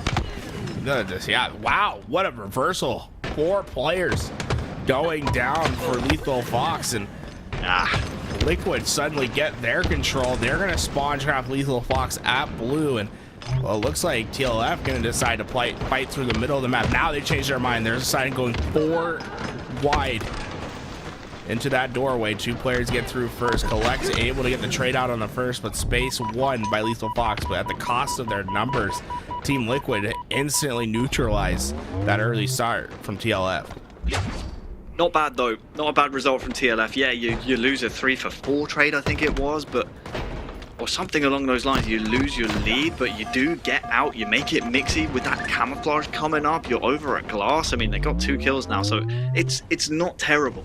You commit all 4 towards yard. It seems a bit textbook, but the fact you get your favored side in the spawn afterwards, you do enough damage on the trades, you get the good side for camo. I mean, it's about what you do with it afterwards. I don't think they were able to scoop it up, and yeah, it's really trades. It's really trades that define this game type. Collect in the end was the one picking up the camouflage, so we'll see what K can do. He's got camo thrust. We've seen him make some magic in the past. Can he do it now? Patient plays from Collect playing in the middle of the map. Notice how he's waiting until players are committed to a point where if he shoots, they will guaranteed die. It's got him 2 kills so far, and now with the team help, he'll help get the 3rd in the form of an assist. Big swing for his team here, as they're going to be able to get the shock rifle as well. And love how he's working towards space, right? That's one thing that's so important in the Slayer. Space reigns supreme. That's why Lethal Fox, they went in and they were satisfied with that trade out, that 3-for-4 trade out, because it generates space for the team. Whoever has the most space usually will end up the victor in these Slayers. It guarantees the snipe as well. The last thing you want is Lethal Fox while you're sat on the snipe, spawning at blue, staring at you on the weapon pad. So really good recognition saying, hey, that's the side we want. We have the snipe side, we have Nest already. Let's guarantee this. Let's make sure there's no nasty surprises, and then we can maybe think about working yard. This is, well, was a close game. With Nick and this shock rifle, I mean, still has 5, make it 4 now, bullets. Camo in 20, if you can combine the 2 and really put it into work, maybe see it escalate. But TLF, good job shutting him down. Are they in a disadvantageous position for camo though? 5 seconds till that's up. They're dropping like flies.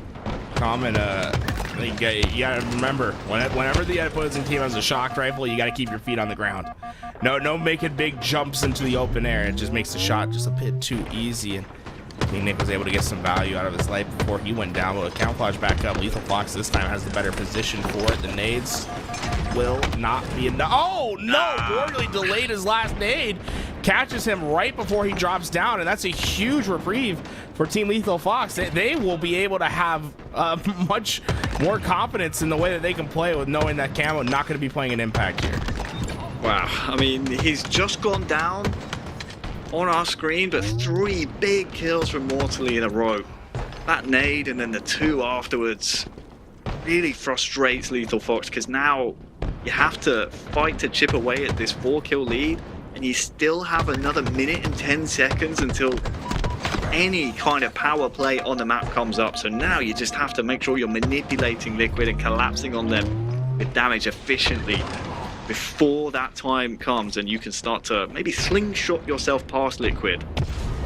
Where are the last players though? Collect last alive from the last wave. Good job by Yaxin staying alive so far anyway.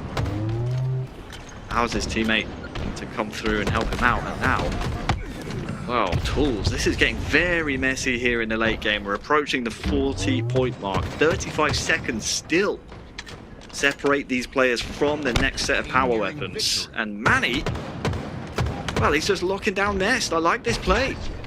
He's going sky high as well. Yaxin, though, is going to take advantage of that. Easy shots from him from the high position. Lethal Fox have a lot of room to make up here, though. These 3 kills are going to feel much tougher. Defining moment as well, Tools, in this series. I mean, 10 seconds till camo snipe. You're down by, well, just 1 with those 2 kills. If they can live. Wow, what a wipe. Oh, wow. Manny lost alive. It wins them the spawns towards Loop as well, which is going to be advantageous with this camouflage coming up. Manny not able to stay alive, and here we go. Everything is in favor of Lethal Fox. Just down 3 moments ago, now have taken the lead in the late game.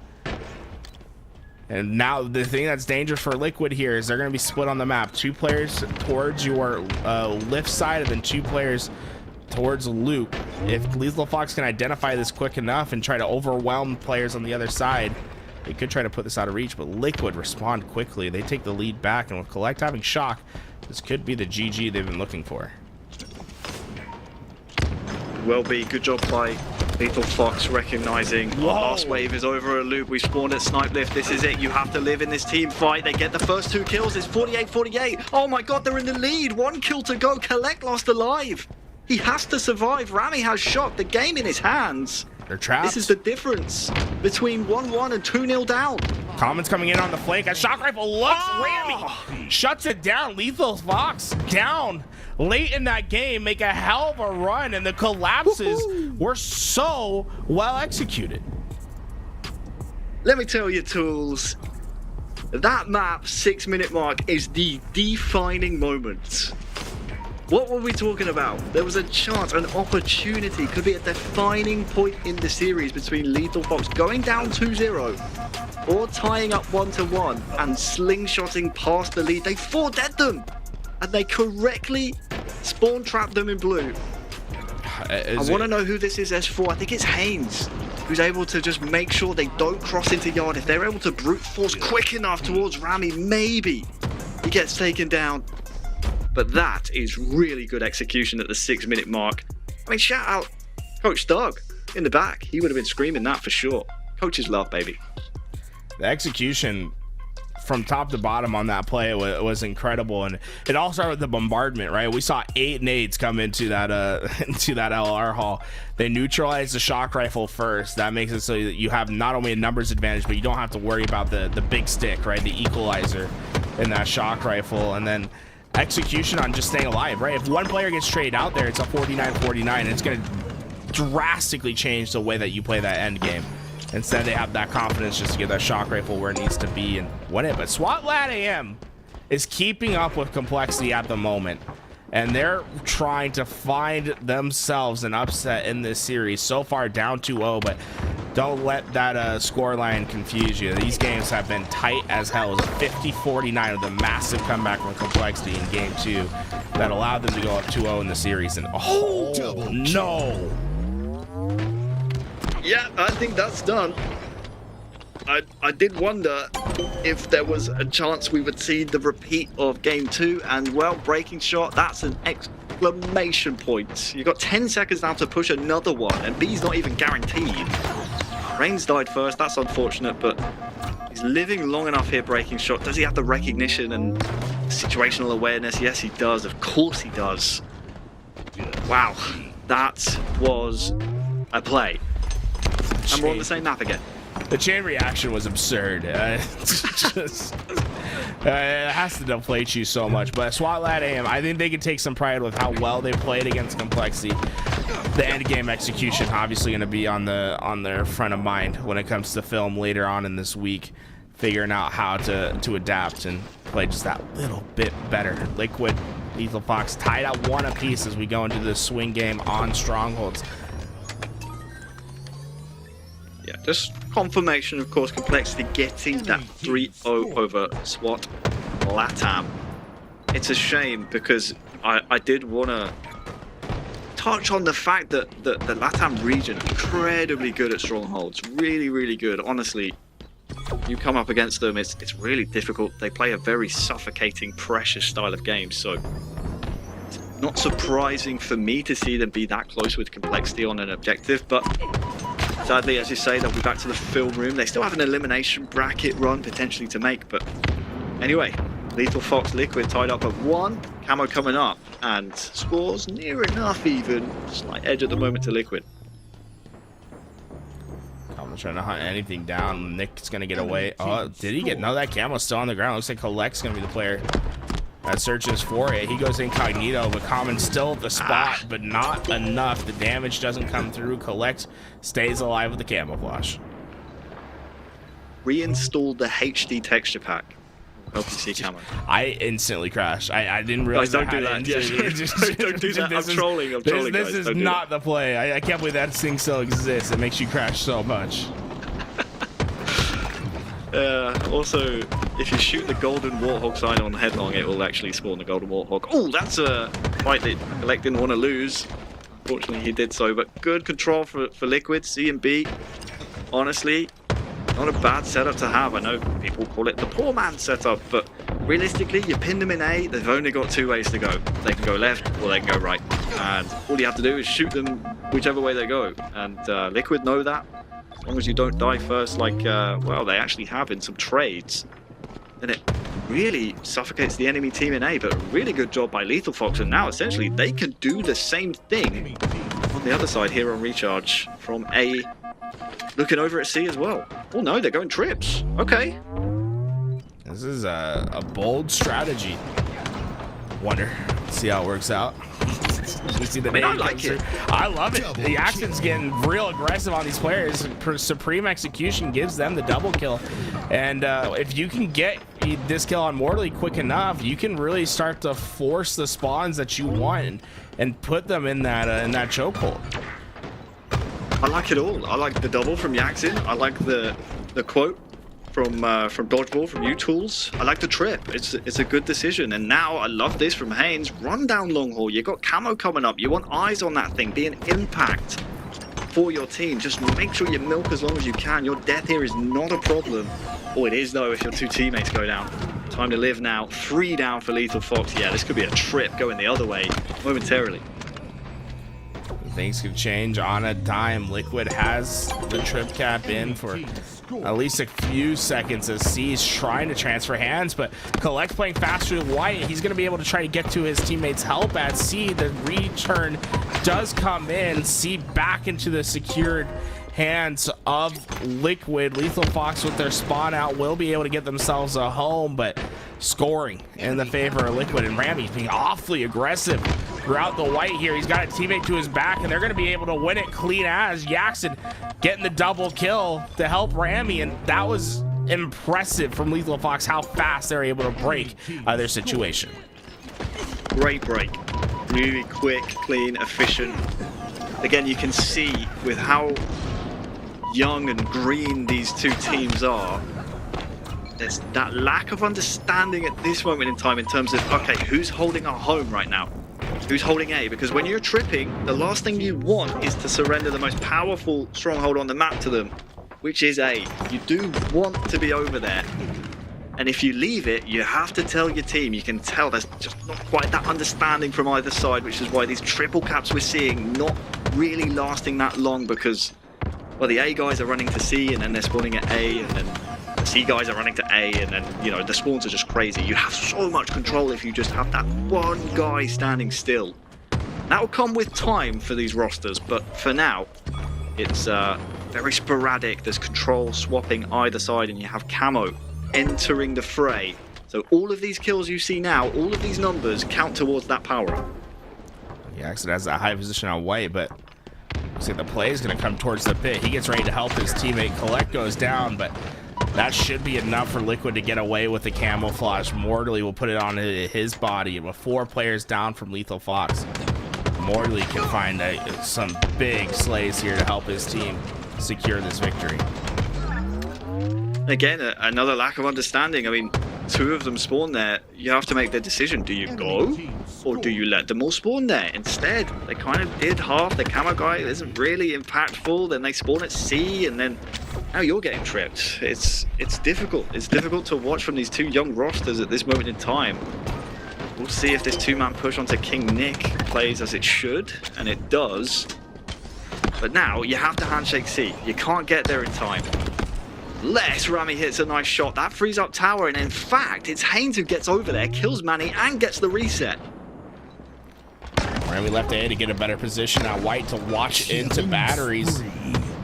He's able to get that first kill, but Mortally making himself a tough cleanup in his spot. He'll finally go down, but not before Liquid gets some space towards A. It's the one-on-one that just doesn't go Rami's way. The trades come through. Liquid trying to do their best to get themselves into a scoring position, and they will win the A spawn just by the happenstance. Mortally spawns there. Haynes will have to deal with 2 players. Nick not able to stay alive, and TLF stabilized for the time being. They are winning their fights. Oh. That is a difficult shot to hit, running forward to finish off Collect from Haynes. Well done. Camo in 10, fun fact, Shock is coming up at the exact same time. So if you get Camo, more than likely, you're going to get yourself a little Predator combo to work with as well. Keep an eye on that, Tools. Could be a very swing factor here as these two teams are separated by around, what is that, 25, 26 points. Could be a Camo Shock that makes the difference in this one.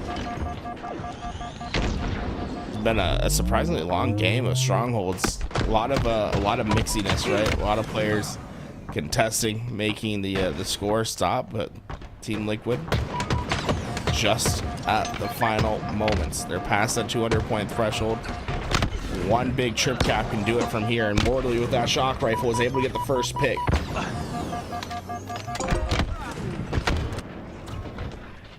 It's fair to say Liquid have cottoned on to the fact that TLF just are not using their anchors at A as they should be, and they're just happy to play aggro any chance they get over on that stronghold. 3 dead again for TLF. It's a breakdown here. They're about to be trip capped and they only have about 15 seconds to hop 2. This is the difference. Collect sitting top A. He has his hooks in for his team. Perfect timing on the nade shots as well. That is perfection from Collect. Should be game, but someone's touched C. So, has he maybe hesitated a little too long here? We'll see, as there will be scoring for TLF. Oh, it felt like a player from Lethal Fox got a spot at C. I didn't think they had the time to make it there. Could have happened. Sometimes those blue tunnel spawns, they'll give and they'll take away. But it has to be perfect now from TLF. But I mean, they certainly have the position to be perfect. I mean, they have the space towards AC. That's the traditional setup that you'll see to start making your plays. Collect swings in. He's finding the first shot, but TLF won the fights on the other side. It's a 1v2 for Collect. He's trying his best to stay alive. The grapple helping him get high, but not going to be helping him stay alive. Mortally's doing his best to reset at B. He gets the reset, but the pressure is on. The fights are happening across the map. C's moving hands. It's going to be a touch into B for Yaxon to stop Team Liquid from winning the game off that touch at C, but they have to win this stronghold. The nades bout him out, and they just can't get back in. Liquid survive the comeback from Lethal Fox. Survive is the key word. Lethal Fox, fortuitous spawn, good rotation, whatever you want to call it. They had a chance, but I hate to call anyone out, but in that situation, Common, you cannot go bottom mid for Camo. You have to realize Camo is not on your itinerary. The game is as close as it gets. You absolutely have to forget about that power-up. That's not going to help you win the game. But look at this, Tools. We're already into the quarters. We have Cole taking on Pure. I love this in NA. You got two upstart players over on Pure that have been making waves. Cherished and Last Shot. Complexity looked like a completely different beast ever since they added Breaking Shot to their roster. He's going to be the new blood for them. Breaking Shot bounced around plenty of rosters throughout his HCS career in Infinite.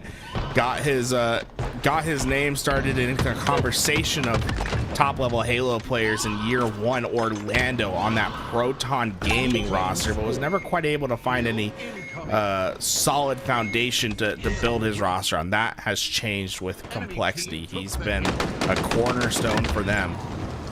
Perfect. One thing that impresses me, not to completely change the script right here, but Last Shot's aim is the best in the HCS. There is no question about it for me. When you look at the stats at the end of each tournament, this man always has the highest accuracy in the entire tournament, time and time again. Interesting. I'm gonna have to keep an eye on that.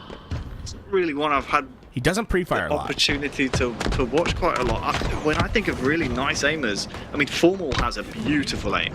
I always say this when I watch his stream.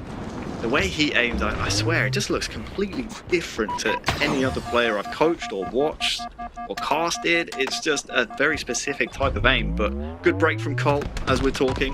They were able to get the glass side. Glass is really what you want to lock down. If you have the attic spawn on this hill, it's I mean, for both of the blue hills, it's really, I mean, it makes the enemy team spawn A, they have to run through pipes to take you down and then get favored side to try and break. You're talking 10, 15 seconds of hill time guaranteed if you play your cards right. Another cluster lock? 2 games in a row on the same map. Hey, Okay. we gotta like enforce some social distancing on the side of complexity, and some of these teams always see it. I mean, there's a lot of hand holding going on, and those daisy chain players, they get caught by those nades too often, and that's gonna make life a lot easier for Pure. They're gonna find that equalizing hill, and they get it at the same time. They also get 2 down, so they're gonna have great positioning to at least battle early on with this camouflage. Complexity did get that C spawn, but it did come at the cost of camouflage moving into the hands of Pure. I think Cole, Complexity are pretty happy with this C spawn, but they can't afford to lose first bloods as they have so far. C and A is traditionally what you want to, I mean, lock down. You want to lock down those 2 areas to make sure you guarantee bottom middle time, but they've been getting either forced on these spawns by Pure, which I think is what's happening, or they've been getting pretty fortunate, but they just haven't been able to capitalize so far. This has been a one-sided bottom middle P5 here for Pure. They have just looked absolutely flawless in their team shot. Finally 2 kills, but it's not before the 3rd hill for Pure. Puts them on game point here as last shot is going off. I mean, it's been perfect from them. That's a bit odd. Like when you think about Complexity's round right there, if you were to look at the map top down and just the position that Complexity has, you would have never expected that hill to go as fast to Pure as it did. And I think it came down to those first picks. Pure just had those numbers advantages and made Complexity feel very uncomfortable about playing outside. Does Rain know he only has 2 bullets here? A headshot would not count. Would not be enough to secure a kill with the shock. But, I mean, when we joined this game, Garrett, don't forget, Complexity were 2 hills up. This is the first time we're really seeing them with a semblance of control. They've lost the first 2 kills again. Maybe these are just the first 2 hills. We're back on the first hill. I think maybe they're just comfortable on these hills. In my opinion, it speaks to how fluid Pure are with their rotations. They know what they want to do. And going from turbine to blue, yeah, that's kind of tricky, but if you have that foothold in glass, it's a little bit easier. But then to transition to bottom middle, that's a very fluid rotation. So good job by them, but good job from Cole. They find the first 2 kills, no reply. They should be milking some time right now. They only have 1 guy to find. I'm not sure who's designated hill player for them at this moment in time, but finally they are getting some, and we should be going to a P7 here. Next hill wins. I'm not gonna have much left on this camouflage, but he's certainly in danger. 3 players surround him. It's a triangle. As Ryan Newman is able to find isolate out that angle, and well, he's going right back towards his team. This could be the break Complexity he's looking for. They're finding kill after kill. Not much to be traded out for the side of Pure. Yep. You see Druck all the way on the other side of the map. Their spawn's going to be very far away. And well, Ryan Noob and his teammate are going to be ready to catch them on the cross. It's going to be an incredibly tough break for Pure. Like the positioning from Ryan. Maybe might want to go back and stack that hill though, because there's a player pushing tower. Able to get a kill off screen. We're back on board with him now, but locking down glass, locking down gold for those spawns, so important. Is there damage here? The answer is yes. Another kill to be found. They're still spawning A Pure, but they're happy as long as there's no time on the side of Complexity. Pure still break through tower. This is crazy, Tools. Where's the hill time? It's unbelievable that they weren't standing in hill at any point in time. Those fights were happening nowhere near the hill. It was at top white and at like A that those fights were happening.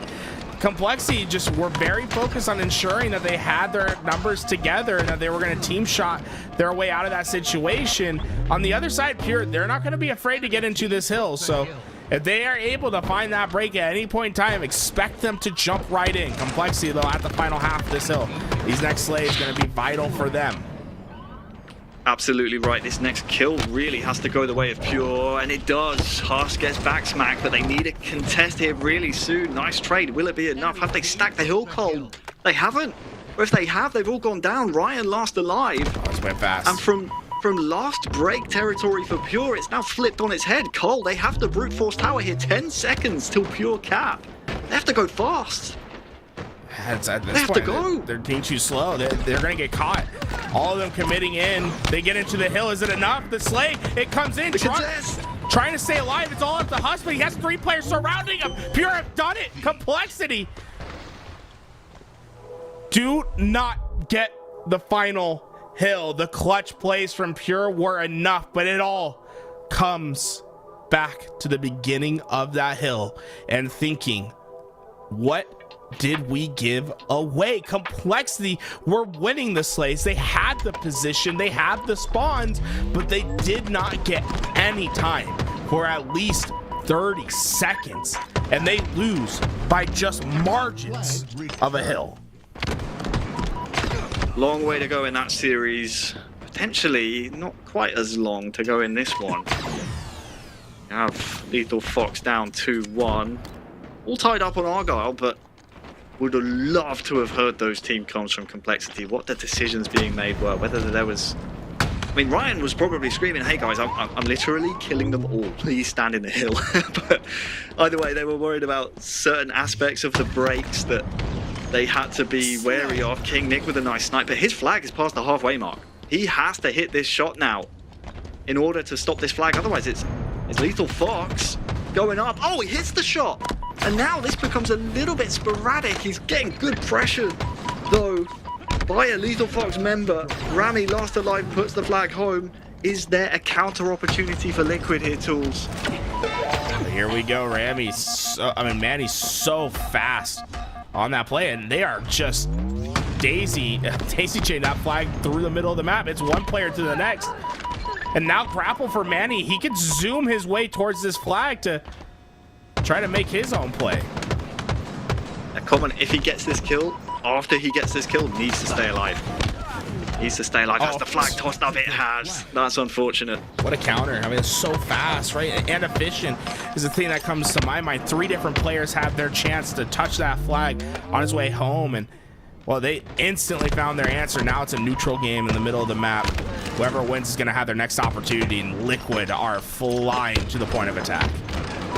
Yeah, milk. You need to milk it as long as you can.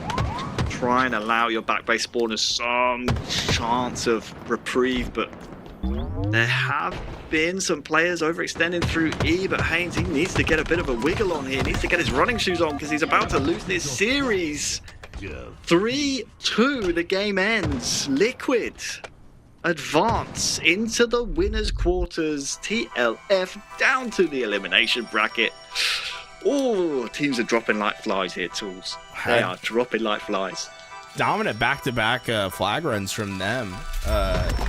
Big execution on ensuring that they were able to pull flags so quickly in those spots, and it really felt like we're halfway through that game, but that one might have been the most high octane we'll see that map be all day.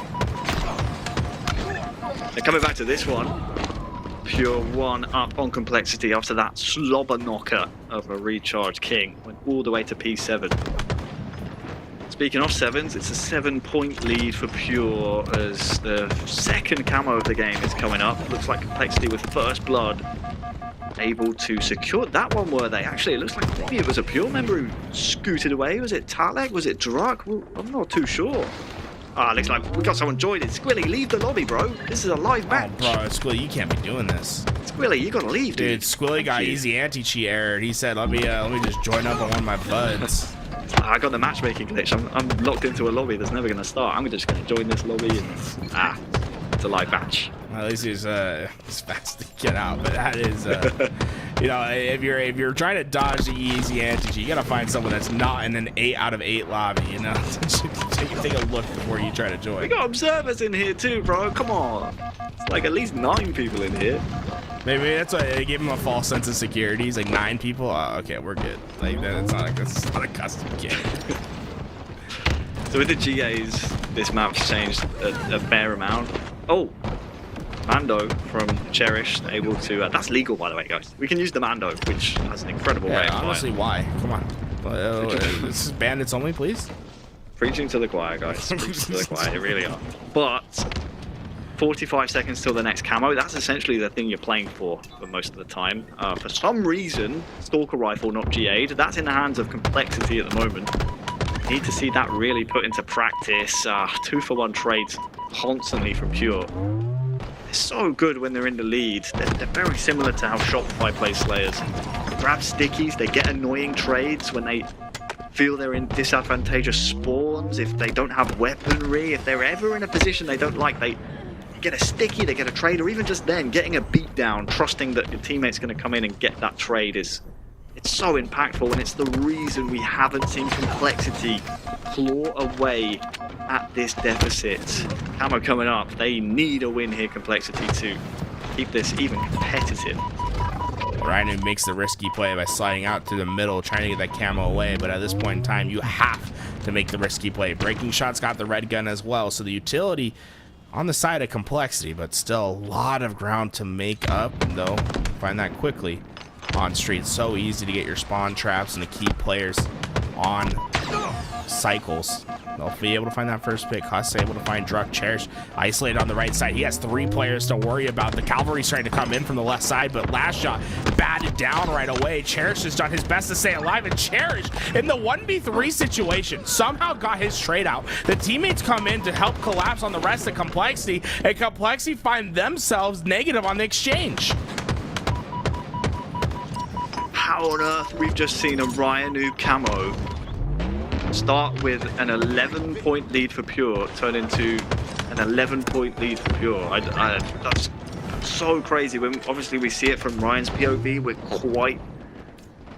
quite privileged in that we get to see exactly where the Pure members are, but we can see, and Ryan can see, where Complexity are. No one's moving for him. Everyone's taking too much damage. There's no alleyways, no options for Ryan to work in. In the end, he's the one that has to deal damage, and I don't think he got a single kill with that camouflage. I could be wrong. A lot of By the damage. way, that's tilting. A lot of damage, maybe no kills. I don't want to commit to that because, to be honest, I've got a brain like a goldfish. He could have got like a killing frenzy, and I can't remember. But next camo's up in 25. I think the game will likely be over before then. Complexity had to be first then. They had everything they needed. In the end, it's Pure who just holds strong and cherished with the god playing PD. He's the sheriff, and yeah, looks like it's GG go next for Cole, unless surely not, Garrett. Surely not, right? Surely not. First of all, I mean, hey, through God, anything's possible. Keep religion out of this, punk. I just don't see a way, right? I mean, you'd have to be answering something fierce here, and as long as the Pure gets their trade outs, though, we are seeing Complexity start to make up ground. It was double digits before. Oh no, Ryan Noob gets spotted right away. Druck's trying to find the finish. Man, probably that nade would have been enough, but they get to game point, and they will get to the 50th. Ryan, break GA, bro. You got camo. You didn't vote for it anyway. You should just pick up the shotgun. That's what I'm saying. Anyway, they lose game 2. Pure 2-0 up on Complexity. Going into map 3. I didn't see the series layout tools. I'm like I said, brain like a goldfish, but also I'm just here for the vibes. It's great. It's the same one, right, that we saw in the other series? Or is it? No. This is round 4. Squilly wait and holding see. it down. I'm happy with it. It's crazy that they lost a 5v4, huh? Kind of insane. It's a career ender, right? Absolutely career ender. Yeah, I mean, it's hard really to delve too hard into the stats. I know obviously you're looking at Rain with his ratio, but I mean, his assists are up there. I mean, that shot's really impressive to me. Incredibly impressive, but I think what was most striking to me there, Tools, was the hesitancy from Complexity. Not often you see a Ryanoop drilled team that is so reluctant to have a game plan. And I think maybe they were either confused by the comms they were giving each other, or the information they had on Pure, or what Pure was trying to do. Maybe they were just, I don't know, a bit hesitant to push into any traps, but they had camo, they had everything going their way. And they could have broken GA if they wanted. No, I'm kidding. We're all gentlemen. Hey, if everything's going wrong, you know, might as well make it go more wrong. Why not get blacklisted while you're at it? Game 5 at Worlds. If it's like a 50k match, bro, I'm picking up Bulldog. I don't care. Yeah, I think that's why you're behind them. What are you gonna do? Pick up the controller? I'm gonna tell them to pick it up. they're gonna find a way to. You think I won't, bro? Come on, you think I won't? That's the drama that we need. Is some sort of crazy GA break in one of these tournaments. I still remember Orlando last year. No, sorry, year 1, when everyone was kind of upset with the open bracket teams because they were winning every game because they were picking up manglers. Remember manglers? They were like drop weaponing. They were picking up manglers. I do feel like the mangler, like the mangler GA, it felt like people were like abiding by that for the most part in like matchmaking. Like you play like Onyx matchmaking, you wouldn't see a mangler pick up. This GA, no one cares. It is all things are available on the map, so you get what you need. But here we go, Pure. They are trying to win this in a quick 3-0, and well, this flag, it doesn't seem as if there's going to be anyone to stop it. Last shot's going to make sure no one gets on that overextending complexity. Seem content with knowing that they're not going to have a chance to stop. They're doing the right thing here, Complexity. Forget that flag. Get that guy off of your hut. Your next option, if you want to. Last shot only just popped OS, by the way. He held it the whole time. That's crazy. I love that. If you get 3 players down or whatever, there's no reason for you to pop it. Now he has these extra shields to basically brute force a flag back home. For sure. This could be the world record. I'm not gonna lie. This has happened. You were saying this happened to Complexity. Wait a second, hey, bro. They might just be a bad flag too. Ashes, we gotta talk, brother. We gotta talk about your flag place. What? They're 4 down. They can do it again. They're speed running. This is it. The world record's on the line. They're trying to get it through. This could be a sub 2-minute flag game. It's up to the players to get around the corner. Complexity just cannot stop it. They've resigned to it. They know that they're going into the history books. The flag game has gone to a sub 2-minute, not a sub 130, but an unbelievable world record flag run. The fastest forbidden game that we've seen in pro gameplay. Pure win 3-0.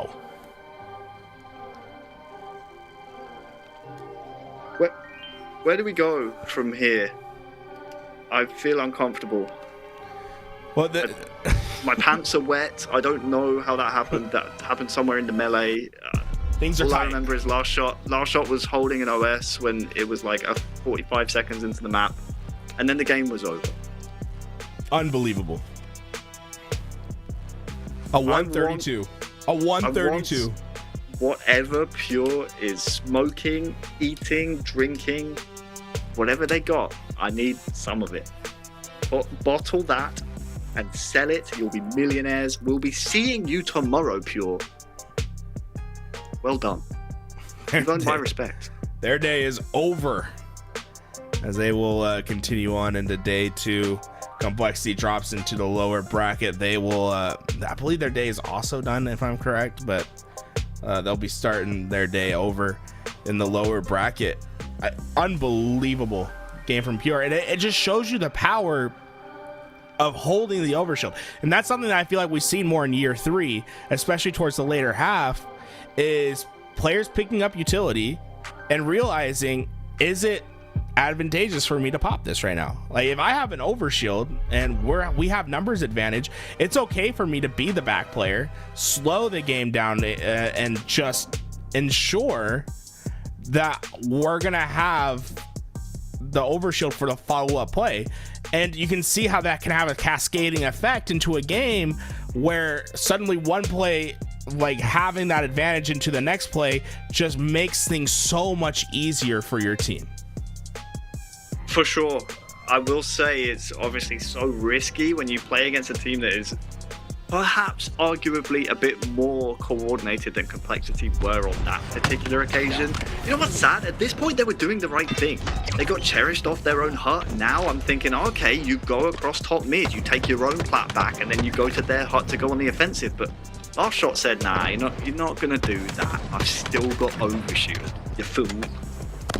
This is unbelievable. And because he has overshield, he pulls it in a situation where you'd never be able to pull it from, right? And For sure, yeah. he just gets away with his life here. Those extra shields was everything he needed. Right, it was 11-20. We had 2 geese. There were 2 gooses and 2 breadsticks. There were 2 kills for complexity. I mean, there's 3. They were up 2-0 in the game. There's 3 donuts on the map. I was thinking at that point, hey, if you see Rain, make him kill you because you want those 3 gooses. That's probably what they were communicating. That is a breakdown, brother. I don't know what else to tell you. Honestly, it should have been 3. I don't think you can count that last kill, to be honest. I don't think Rain's kill at the end of the game should count. I think that was 3 donuts, in my opinion. But at least they have a solid date. You know, it's a solid date for complexity. You know, 2 of them they head over to Olive Garden, a couple breadsticks for them, and then a little dessert at Krispy Kreme with a couple donuts for Ryan Noob and Huss. We will be back. Speed. Huss hit 7 shots, bro. 7. He hit 7 shots. Dude, it honestly, I feel like we're we're at the point where if we talk about it anymore, it feels like we're breaking some sort of code. For sure. Oh, Pure. GG go next, guys. Yeah. GG go next. And, you know, that might be the most impressive performance we've ever seen. Pure went to chat. They're trying to see the reaction. Boys, everyone in chat, let Pure know. How did you like the speed run? 132. Can anyone beat that? I think that's the fastest we've seen in pro gameplay yet, at least on Forbidden. We'll be back. I feel like we spoke that into existence. But yeah. Good job, guys. We'll be back with more action. Cloud9 versus whoever the winner is. And we also have the OpTic gaming match to worry about. Space Station Team Liquid getting in. When we come back, one of those 3 matches will be on your screen. Congratulations for Pure securing their game 2.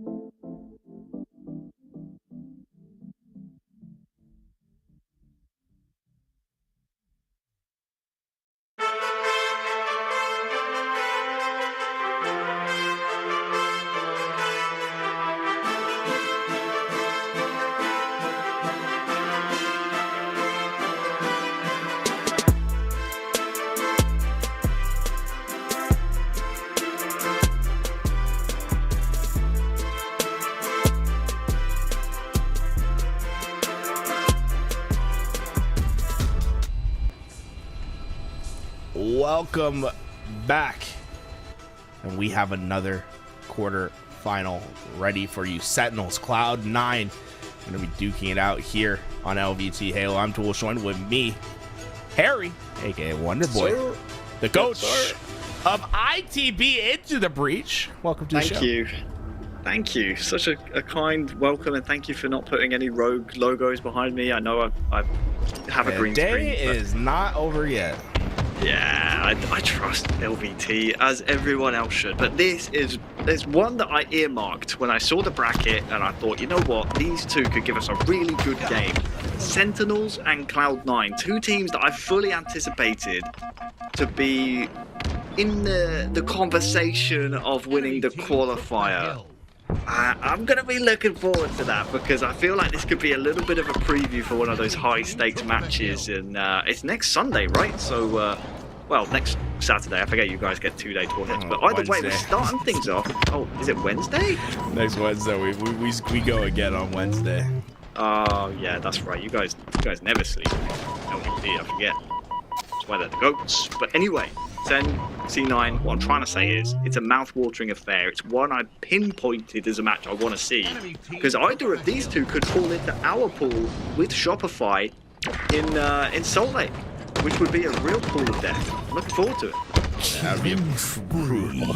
Well, you guys, yeah, you're so lucky with your pool draws, you know? Just always having the easiest route possible to get out of bracket. But so far, Sentinel's doing a good job at getting this hill time. They did win the start pretty handedly, where it was able to get the shock rifle and the camouflage, but it didn't necessarily result in easy hill time for them yet. Cloud9 making this at least as hard as they possibly can, but the big thing for them, they need to start winning the slays easy out. Precision yet to die, 6 kills, 0 deaths for his team, and Cloud9, they just can't keep up with the firepower at the moment. Yeah, you have to handshake this, C9. You go next, you go blue. Yeah, maybe thinking about trying to cause some interesting havoc and a bit of craziness down there in bottom middle. 2 for 2 trades, and precision is also low. Camo just came up, and we saw it previously. Do teams decide to go out on a limb and try and grab Camo free of charge? That's what Sab tried to do for C9. Sentinels very savvy to it. Foul though in a 1v1. Him against Suspector. Sab has just spawned as well. Will no doubt be flooding tower behind him. Now going for some early time, and now tell you what, that's the right choice because there's damage onto Suspector. He and Sab go down. That's actually 4 down for C9. It is a race of slays between Precision and Falcated. 10 and 9 apiece at the moment. 19 kills between the two of them. We combine Cloud9 all together. 13 kills as a team. Right now, Sentinels' Precision and Falcated are just outpacing the rest. Boo Boo Doo now has a shock rifle. It seems like everything is going right for Sentinels. Everything really is. Textbook from them. Happy to let Precision die. I assume he died top gold.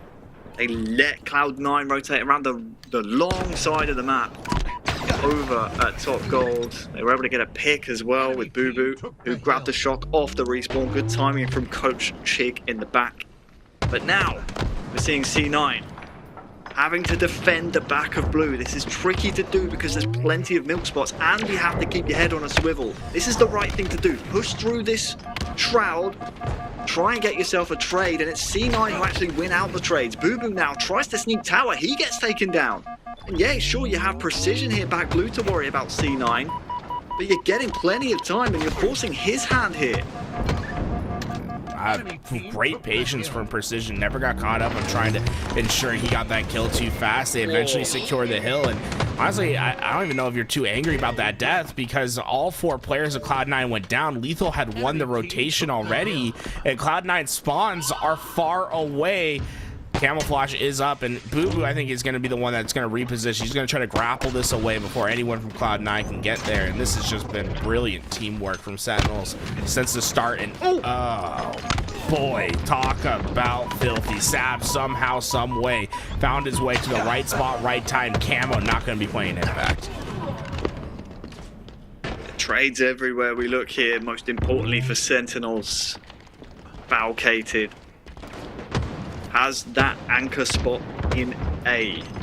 You're absolutely laughing right now if you're Sentinels. You have that 2 hill cushion and the favorable spawn. You don't need to move. Precision has ninja'd Sab. I'm sure that wasn't an actual ninja unless we have footage to prove otherwise. But realistically, Sentinels just play a big game of Slayer here. Make Cloud9 make the push to take A off you. Skep is now in a 1v1. Has to win it, has height disadvantage and hits the 5 onto Boo Boo, wins the spawn for C9. Now there's a chance for them to play. Precision is peeking his head in with shock. But the damage is done. Oh, Sab goes down, but they've taken the A spawn. Need to survive though. Oh, tried his best. I felt like that last shot was gonna line up, but just does not get the trigger to pull in time. Suspector tries to take up that mantle of the shock rifle. Not going to be able to get much in kills, but the assist comes through. And the Cloud9 have their setup, but a long, treacherous road ahead of them. Sentinels have been red hot throughout. They need to start shutting down the 2 of Precision and Fallocated. These 2 are just rolling through the map whenever they get the opportunity to. And Sentinels, they decided to run right through the middle. They went through batteries, all of them at once, were able to get the kills. They get the hill once again, and they have the setup. This is incredible work from them. They have been dominant throughout this game. Interesting to see what Sen do here. C9 clearly giving this one up. Do you step out? You step out for sure. You burn off as much time as possible. Well, you try maybe if you don't like what you see to get some hill time. They capped the 3rd hill, but honestly, C9, they had a spawn. They had the control. But that break you said about Sentinels going through the middle, too much respect shown by Cloud9. Yes, center in pipes. Guess what? Just stand in the hill. Make them do something. Make them run at you. Make something happen on the other side. Instead, Sen were allowed to gain as much map as they wanted. As you said, they come through the middle. They break A through Mangler. It's just a lot of respect shown by C9. This is much better. They have Camo Hill. Boo Boo here is trying to get himself shocked. That's been the catalyst for Sentinels throughout this game. But that camo used here on this P4 blue platform, really, really important. And most importantly, saving a lot of the clock as well. Nice back smack from Suspector. 3-1 now. Tools, this one could be a lot closer than the scoreline suggests right now by the end of this hill. The Cloud9, they only wasted 9 seconds of neutral time getting that first hill for their team. If there's a way for them to come back, it's going to be more that you have to be hyper efficient. Do not waste a lot of time off the clock. 145 to get 2 hills is going to be a tough task, but they have completely taken over this game. They keep getting slay after slay. They got a good chunk of time now. It's time for them to execute. Just find your first couple picks, get yourself back into that hill, and Suspector's going to try to be the first one to draw blood. Oh, really smart from Sentinels. Nice shot from Boo Boo.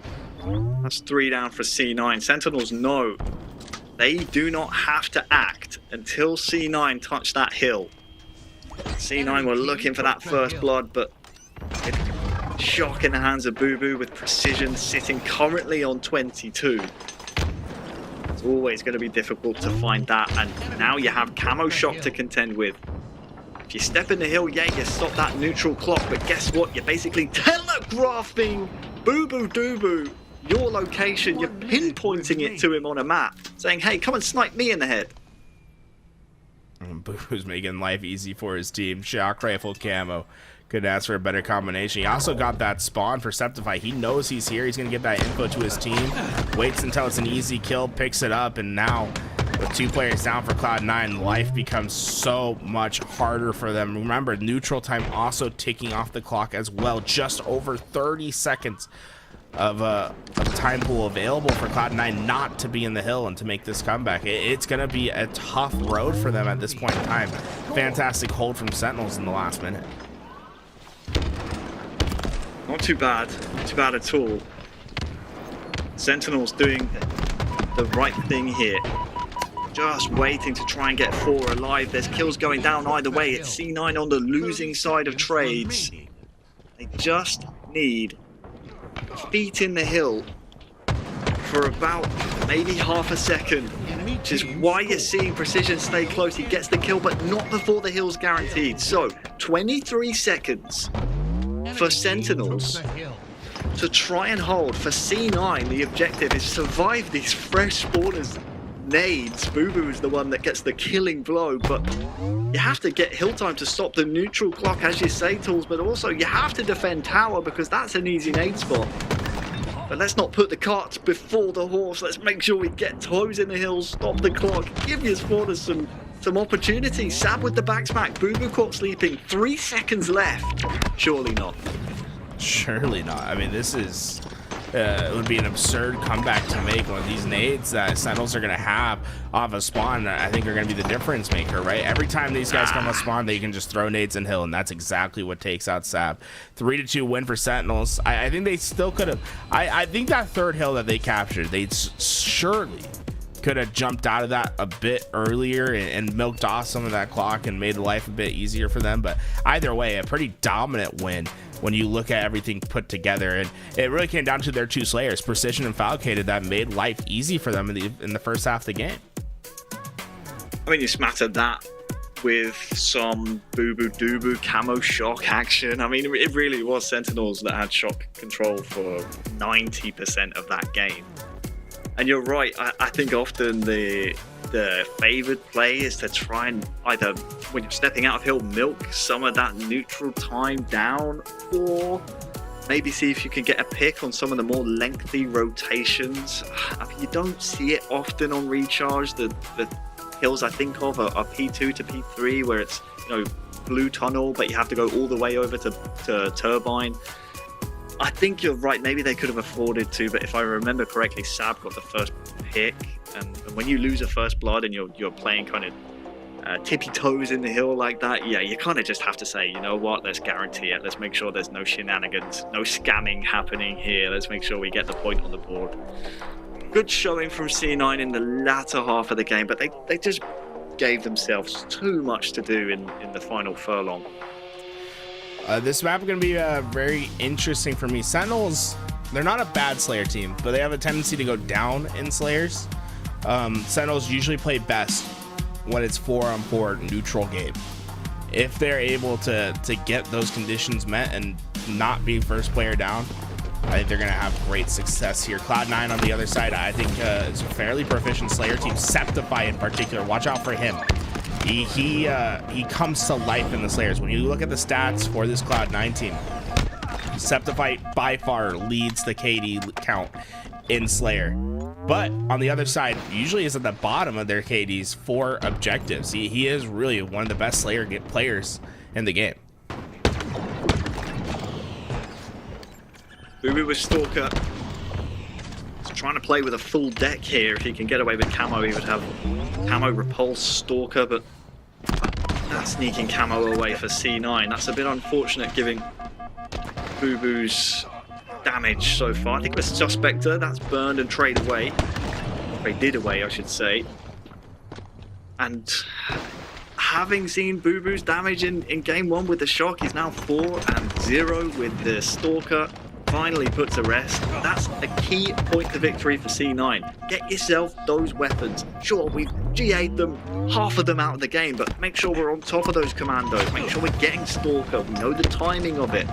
We saw Shock, one of those dynamic spawning weapons on recharge, almost always grabbed off of spawn. In fact, I'm willing to believe 100% of the time from the weapon rack was taken by Sentinels because they were keeping tabs on the timing. We need to see that from C9 here on this Slayer. C9, an interesting strategy that developed for them is these two players have just been back spawn for so long. I think we're standing on 30 to 40 seconds of them standing at back C. Eventually Cloud9 spawned out. They tried to collapse back in to help their teammates. But all in all, it's really just going to result in a +1 for Sentinels. Not much to come out of it from Cloud9. Sentinels going to have a good line of sight onto camo, but not necessarily the space to get it right away. These next slays will determine who gets away with the Shroud of Invisibility. Not only that, the Shroud screen as well. Who has that in their arsenal to try and sneak away with the camouflage you alluded to? Yeah, I'm not sure exactly which way it went. It have been burned. We'll see if it crops up at any point. Lethal wins a nice one onto Tusk. Sab goes down elsewhere as well. Suspect last alive. He has to run. Doing his best. Oh, man, it felt like that was maybe going to be the back smack that he was looking for. Doesn't quite come to fruition. Now you've given Precision an opportunity. Camouflage does go out, but Sentinels far up on the map. They have plenty of space to work with in Cloud9. They're going to be desperate on their way to push out, but Septify opens it up with a kill of his own. 2 players going to be able to deal a lethal over on the ATM side, and Cloud9 making their plays when they need to. I don't know how he's alive, but he might just be able to get 2 out of it too. Tusk goes down. What a play from Lethal. That was a 1v2. There was no help at all in that gunfight for Sentinels. Lethal, and he somehow gets 2 kills out of it. Those are the type of value plays we've come to expect from Lethal. He's just really one of those players that has just gone under the radar for too long throughout his career. When he's teamed with superstars, he's teamed with, you know, notable household names throughout the Halo competitive sphere.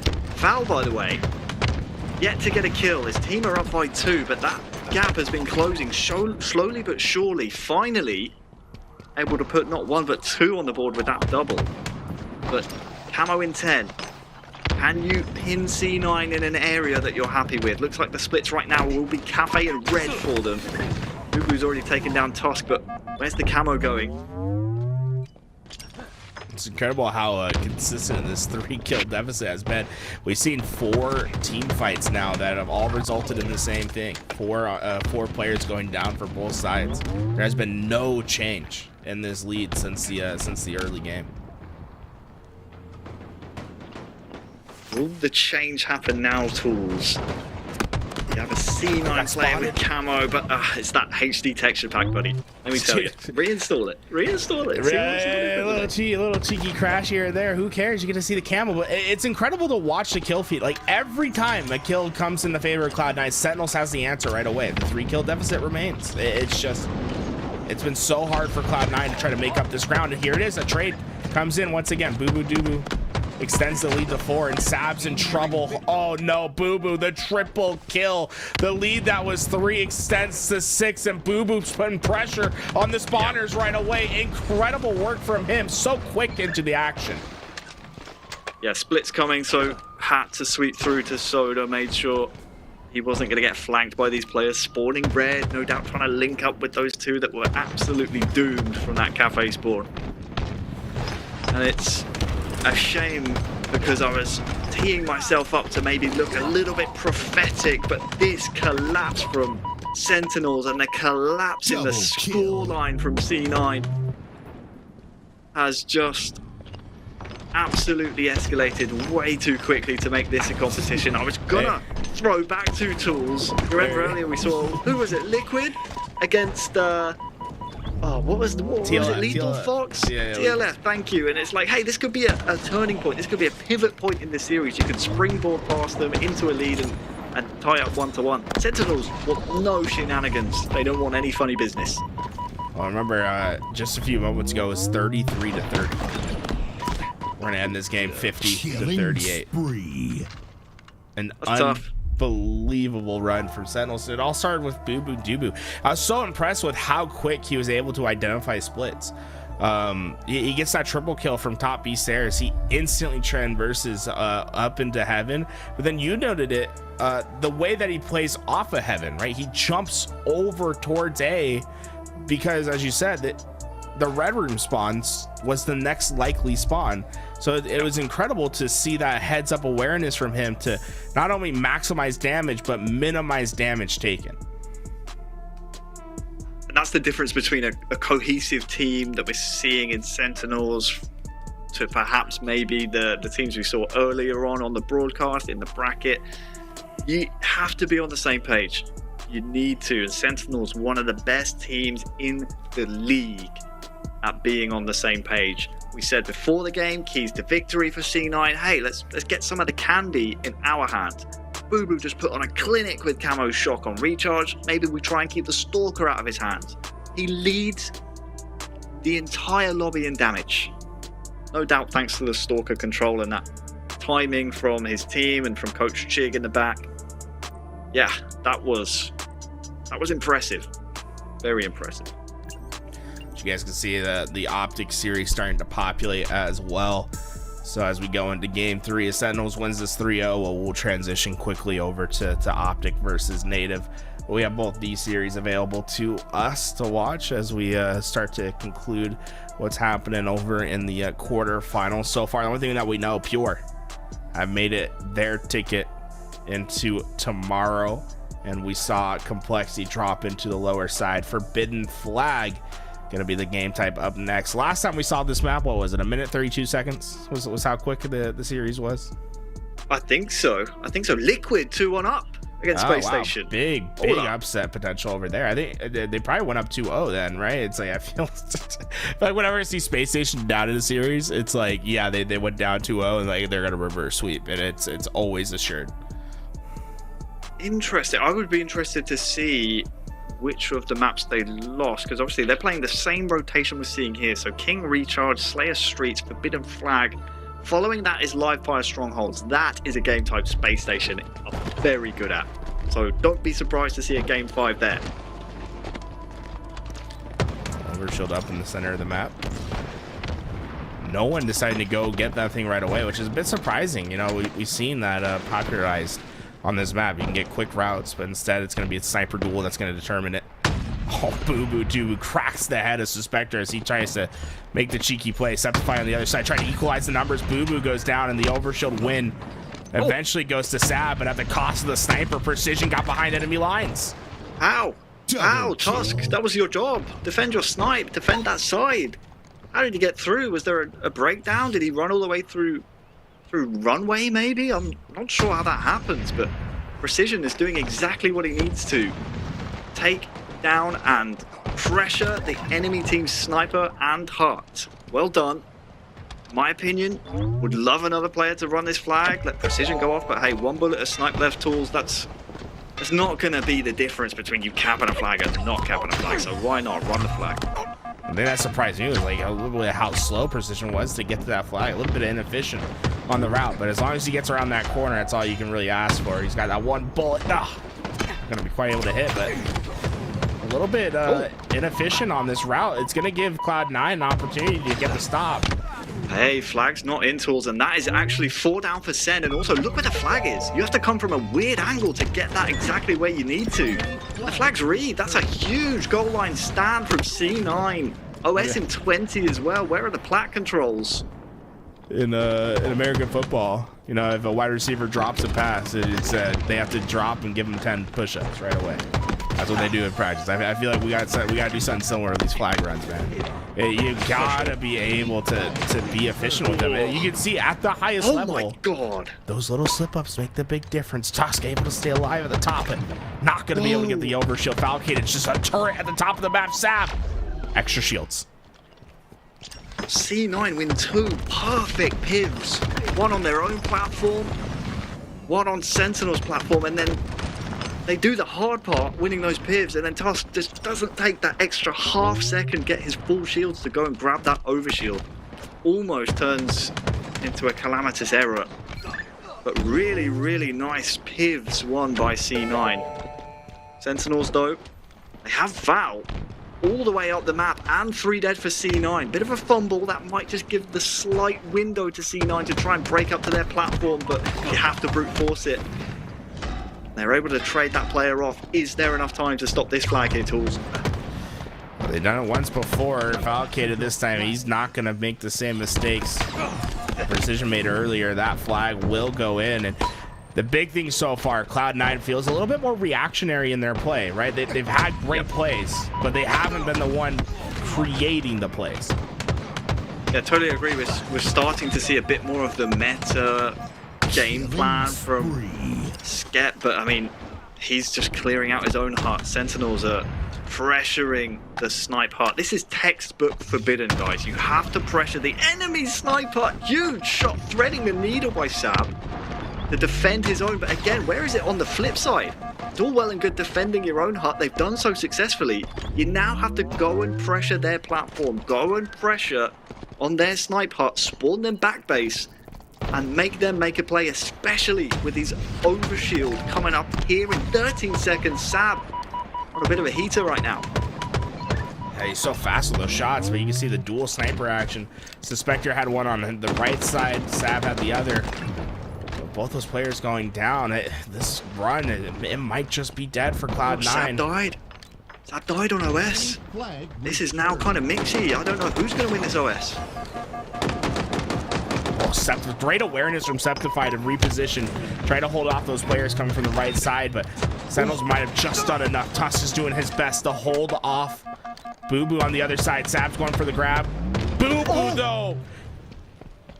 What an action play. Overshield, though, does end up into the hands of Cloud9. Tusk's going to try to use these extra shields to his best ability. Falcated shuts down about half of it, but here comes the attack. Cloud9's ready for their own counterplay. Double kill. I think Sen are happy with this. I think they were able to get to their own hut, but who died in their hut?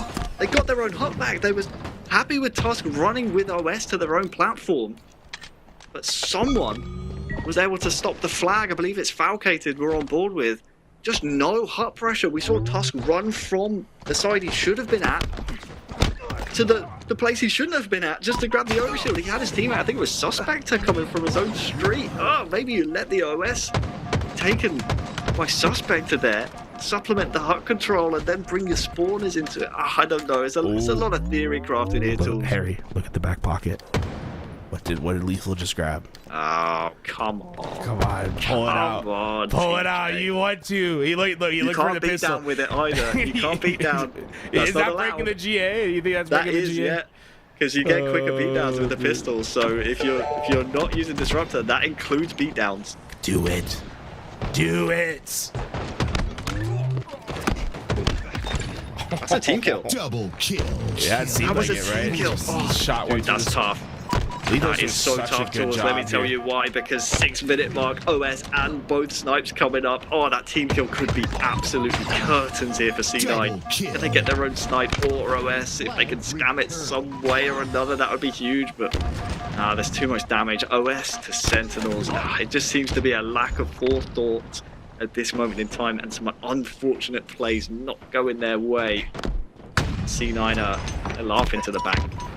Boobadooboo's in trouble here, though. He's got players hunting him down. He doesn't have any immediate help, and well, if he goes down, that's a lot of sniper ammo that can go into the hands of Cloud9. Great job on the reposition. He's going to find himself an easy shot.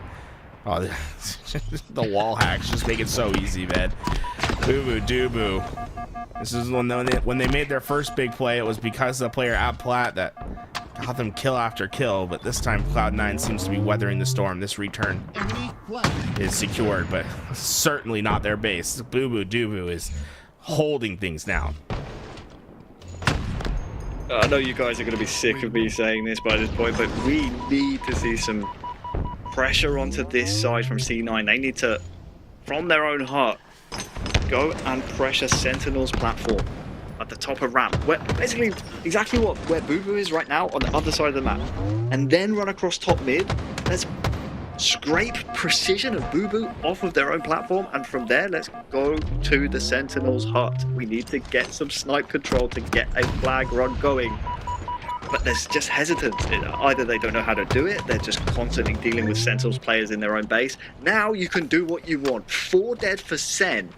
We need to see players moving forward in the right areas. Boo Boo is already crouching in that snipe hut because he knows how valuable the spawn is. Is there going to be a play from Sen for this overshield intent? It's a happy stance situation for Cloud9 where Boo Boo was dominating them for so long with that hut with sniper, but he wasted the ammo pretty early on getting those kills. Now that Cloud9's on their own counterattack, they have plenty of sniper ammo to work with to make something happen on their own, but unfortunately just there isn't any true cohesion to this attack. It feels like Cloud9 are just a bit separated on these attacks, and it's costing them dearly. Once again, Sentinels back to what was working for them before, putting a lot of pressure onto the hut side. Boobadooboo gets the trade out, and as long as Sentinels can keep getting free reign to getting up to the middle part of the map, this game is going to be so tough for Cloud9. Here we go. Skep with a good chance now to put the pressure onto Sen, make them come back, make them hesitate. Sadly, Sentinels are so efficient and good at clearing their own side that play comes to an end before it even really comes to fruition. Snipers up. Look at the pressure here for C9 just to fight for their own snipe. That's not Sentinel sniper, that's their own power weapon that they're supposed to be given for free on their own side. They can't even play the game tools. It's been unbelievable the pressure that Sentinels has been able to apply throughout this entire game. It feels like Septify is really the player that's always the first one out to try to alleviate space, but it's been such a brutal position for him to play, and you can see it shows in the death count. He's been the one that's been trying to get this hut control all game, but now he's got it with the sniper, and it could be the difference maker. Doubles for Cloud9. Sentinels. Oh no, they have a sniper on the other side, but Septify shuts it down. A huge shot that'll allow the fight to get forward. Is Septify done yet? Sniper ammo out, but flag surely should go back home. Hold on, Skep. The problem is now overshield 5 seconds. You've done enough to get that flag out, and I was gonna say the benefit for C9, despite all of Sentinel's map pressure and control and all them doing the right things, it was only 1-0. They only scored and converted 1 flag from it. And now, Cloud9, they have free reign to go with that overshield and Sab surviving, doubling Sentinel's hut, and all of a sudden that efficiency they had earlier, clearing their own side, it's not as easy. Bubu's forced to come back. He's not allowed to go and play on the C9 side as he would like. But well done to Skeptify. That snipe really making a difference. But you could see he had a game plan. He knew exactly what he wanted to do. Stuck to it. Oh, that's the reason. C9 now back in this game. 1 flag apiece. You have to deal with Falbo. The spawn's going to the hut. Falcade's aware of it, but there's just not a thing he can do. He pulls it out and he's going to wait for his teammates.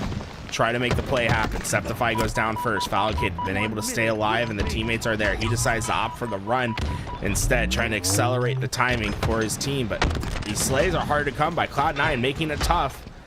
But eventually Sentinel should be able to overwhelm that flag. Did it go off? No, it's just on the ledge. I was thinking to myself there, kills or map, that's what you want if you're C9. I was hoping there would be an overextender if the flag got away, but they decided to fight back on their own side. And it was the right decision to do so. 30 seconds to go. If there is a flag pull from either side, this overshield will be in play, so could get pretty mixy here. Big win from Precision. I have no idea which way this Forbidden is gonna go. If Sen get the next cap, it's a 3-0. Someone's gotta be able to pull this for Sentinels. They have such a dominant position, but they have to get the flag out. They're trying to draw out all the nades. 1 second left, extra time's in. Overshield in play, snipers in play. Look at that pie chart now though, Tools. Doesn't matter if you get OS, if you get all the snipes, all the candy, if that pie goes all the way down, you're not going to be able to continue this game. He gets the touch! He throws flag off? He says overtime. Dude, I'm so surprised he decided. I think he got there and he just realized I'm not going to be able to get it home. Honestly, tippable. Oh, dude, that was absurd though. The way that he took that fight, he had overshield on him. He said, I'm going to guarantee this fight, then pop it. Doesn't matter. I'm not going to try to get the overshield first. And they got there just with enough time. Unfortunately, the slays for the rest of his team wasn't enough to facilitate anything more. Sniper in the hands of Bubu. Oh, no. Double kill. All dead. Cloud9 in trouble early on. Precision's in the base already, and he's going to go with the untraditional, with the non-traditional route. Flag going up the ramp. It's going to be up to Bubu Dubu to hit the big shots. Sen have OS as well. Suspect to essentially roll the dice. There is that overshield running the flag, and now C9, they have to move. This is last flag. You have to get kills and map here and somehow stop this flag. They get the kills, but where is the pressure from C9? They're all weak. You have to be careful. The players trying to force this. They get the nade off, and Bubu goes down. But the flag, the entire time it's on Sen's side. Sentinels are spawning closer. C9 get the re. And now we're all even. We can breathe now, Tools. We can breathe. It was big. It was a big win by Sab, right? It's so dangerous when that flag gets to the opponent's side, because the team that's playing for that flag capture suddenly starts winning the resource battle. You have to be quick on that return, or else they're just going to keep spawning and eventually out-resource you. Cloud9 hyper efficient in this game. When they've gotten their opportunities, they've gotten flag captures, but they just have not been able to keep up with the slays. That's been the difference maker so far for Sentinels, and they are continuing on their slaying spree in the base, causing pressure. Boo Boo Dubu has 2 to deal with. In the 1v2, the nades just won't connect. Lethal by himself is going to have to try to find as much value as his teammates try to work up the map. Humongous rat play from Suspector. If he doesn't win that 1v1 on the guy pulling flag, this game's over. New overshield in 3 seconds. It's, of course, who else? Sentinels with map control, but you're right, C9 have been so efficient. Slays definitely tipping the way of Sen. Oh, no. They'll have to stop another overshield run, down in numbers. Suspector again gets a kill. Tusk gets a player down, but this Ovi... No, oh, no, he misses the flag. That only happens when that flag, if you don't throw it out far enough from your curbside, you can be too fast, and well, that's gonna drive Boo Boo nuts. He was able to take it that route because he had that overshield. You never really see that flag run because of how much damage you can get put on you as quickly as it is, and well, the return comes in, and this is where Cloud9 has been deadly. They're so efficient with their flag runs. Right now, Sab knows priority, get the first pick. Tusk has helped on the right side of the map, but they certainly aren't done yet. It was all looking very good for C9. This was the recipe for success. They get Sen 3 down. Lethal makes it 4. And I think this one is at least going to go to a game 4. Because Forbidden is going the way of C9, barring a miracle here. Shot. Maybe, but no dice. That is unbelievably well played for C9. They were in Sentinel's hut twice that game. Twice. And both times, they get captures. Well done. Unbelievable battle between those two teams, but you gotta tip it to Cloud9 staying in that game. It would be so easy just to mentally check out, right? With how dominant the Sentinels was throughout that game, it would have been so easy for them to check out and just say, hey, we'll go do it later in the lower bracket. Instead, they give themselves new life in game 4. Yeah, meanwhile, Native and OpTic slugging it out in our other winners quarter, excuse me. But yeah, that is akin to a boxer being on the ropes. And look at this. I like this from Trippy. Yeah, you don't have the lead, but step out, see if you can get an extra bit of map or rotation. But a boxer being on the ropes. C9 for 12 minutes they were having to roll with the punches, and they were able to get their feet back under them. Winning overtime. We will be seeing a map 4 after this one. Cloud9, OpTic Gaming, they were so efficient at getting into that A spawn and trying to break out the spawn, but you still have to win the slays when you get there. He's just not quite able to take down APG, and he'll be able to hold down that anchor spawn for his team. And now you can see the cross is set up. Tapping gonna get damage across the map to try to help APG secure these A spawns. A good one for APG, taking down the former MVP, of course, former teammate as well. And it's almost like we were watching this map an hour ago, Pure versus Complexity. This Turbine Hill is all about the A spawns. You see that right there from Barcode? He hit the punch, switched weapons to his plasma pistol so that he could guarantee that he wins the melee trade. That's really smart. That's really smart, because for those at home who may be watching, don't know, with the sidearms, you know, the plasma pistol, the side kick, you do actually get Disruptor as well. You also, with those weapons, get faster melees. So the time between your melees are much quicker. So you can basically punch people up. Just spam the beatdown button with them. If they have a rifle, you're going to beat them down quicker. And not always the worst idea to pick up that noob combo, not even necessarily to get the plasma charge off, but just to peek a corner where you expect a guy to be there. The fisticuffs advantage is actually pretty significant. Yeah, really glad that plasma pistol's not GA'd, right guys? That's definitely logic behind that. I love me some green goo, bro. I've been enjoying the plasma pistol, but Lucid, he's got players starting to batter down the walls to his left side. He's gonna have to hit the big shot. Just trying to do his best to stay alive. Native Gaming just overwhelming with their numbers, and APG in particular has been so impressive this game. Every time we see him, he's getting the critical kill for his team. rightly so, he's found his home on this native roster. Certainly seems a lot happier with the likes of Tapping and Gilkey alongside him. Barcode, how could I forget this man? 18 kills, leading the lobby right now as a key factor as to why his team 2-1 up in the game. But really good break from Native, sadly is met by Slays. I should say sadly for them. I'm neutral here. I don't want anyone to win. I want everyone to lose. But I will say Native's break on the glass side, incredibly impressive. So far, OpTic have just had that slaying power and that cohesion for now anyway. Lucid, one shot, needs to stay alive. Trippy is last alive. He's chasing kills and oh, he actually fluffs the kill on Barcode. It's traded out, so no big loss, but Native here have a decision to make. Do they play time? I mean, 1 minute 15 with OpTic just one break away from winning the hill. I think you try and cap this. First of all, play camo and see if you can milk a lot of time. You have to stay alive though. It's such a tough spot for Native because it's not, neither play is the wrong play to make, but you just have to commit to it at this point. At this point, with that little bit of time coming off and not getting in the hill, I think you start to play the clock, but no, they're gonna push through, try to find the skill on Trippy. I think they are gonna play the clock from here on out. I think so. I think if you win the camo, it makes sense. Dead zone? No, he doesn't have camo. Not sure. I'm guessing a burn. Guessing a burn on that camo.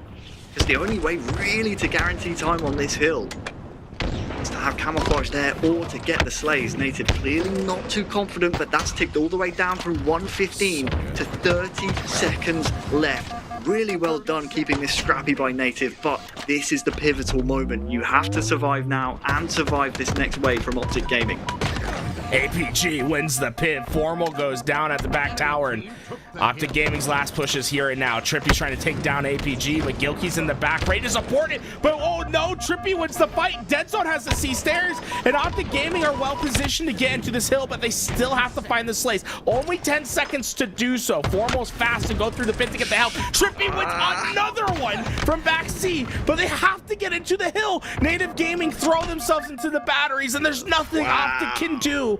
Trippy's 3 kills just will not be enough. GG, game 1, Native Gaming. With the calls and the play, I thought that was curtains. When Trippy gets that first kill on tapping, I'm thinking, yeah, OpTic with a first blood, all they need to do is stack it. I'm not sure where the numbers were elsewhere for OpTic. Clearly not close enough to the hill because all you need is 2-3 bodies in there and you're forcing overtime. They needed needles control. They didn't have anyone towards the middle of the map, and it just let these spawners from Native just get access to that hill, and that third hill is so hard to defend with a player in it if you don't have that control towards needles or someone at glass to prevent someone at needles from shooting. And they just never had that perimeter towards glass to facilitate someone standing in the hill. Yeah, I'm guessing that the adjustment from OpTic was to try and put more numbers towers side. Maybe someone got picked off as a they had a guy like sneaky and then by going went through Mangler. I'm thinking, yeah, maybe tapping was the initial and then the other 3 flood out mid and pick a guy off Mangler. Either way, that's a great win for Native. We'll keep an eye on that one. But now though, C9, after Forbidden, after rolling with those punches, being on the ropes for the essentially, 14 minutes of gameplay on Forbidden, have rewarded themselves with a live fire stronghold here in map 4.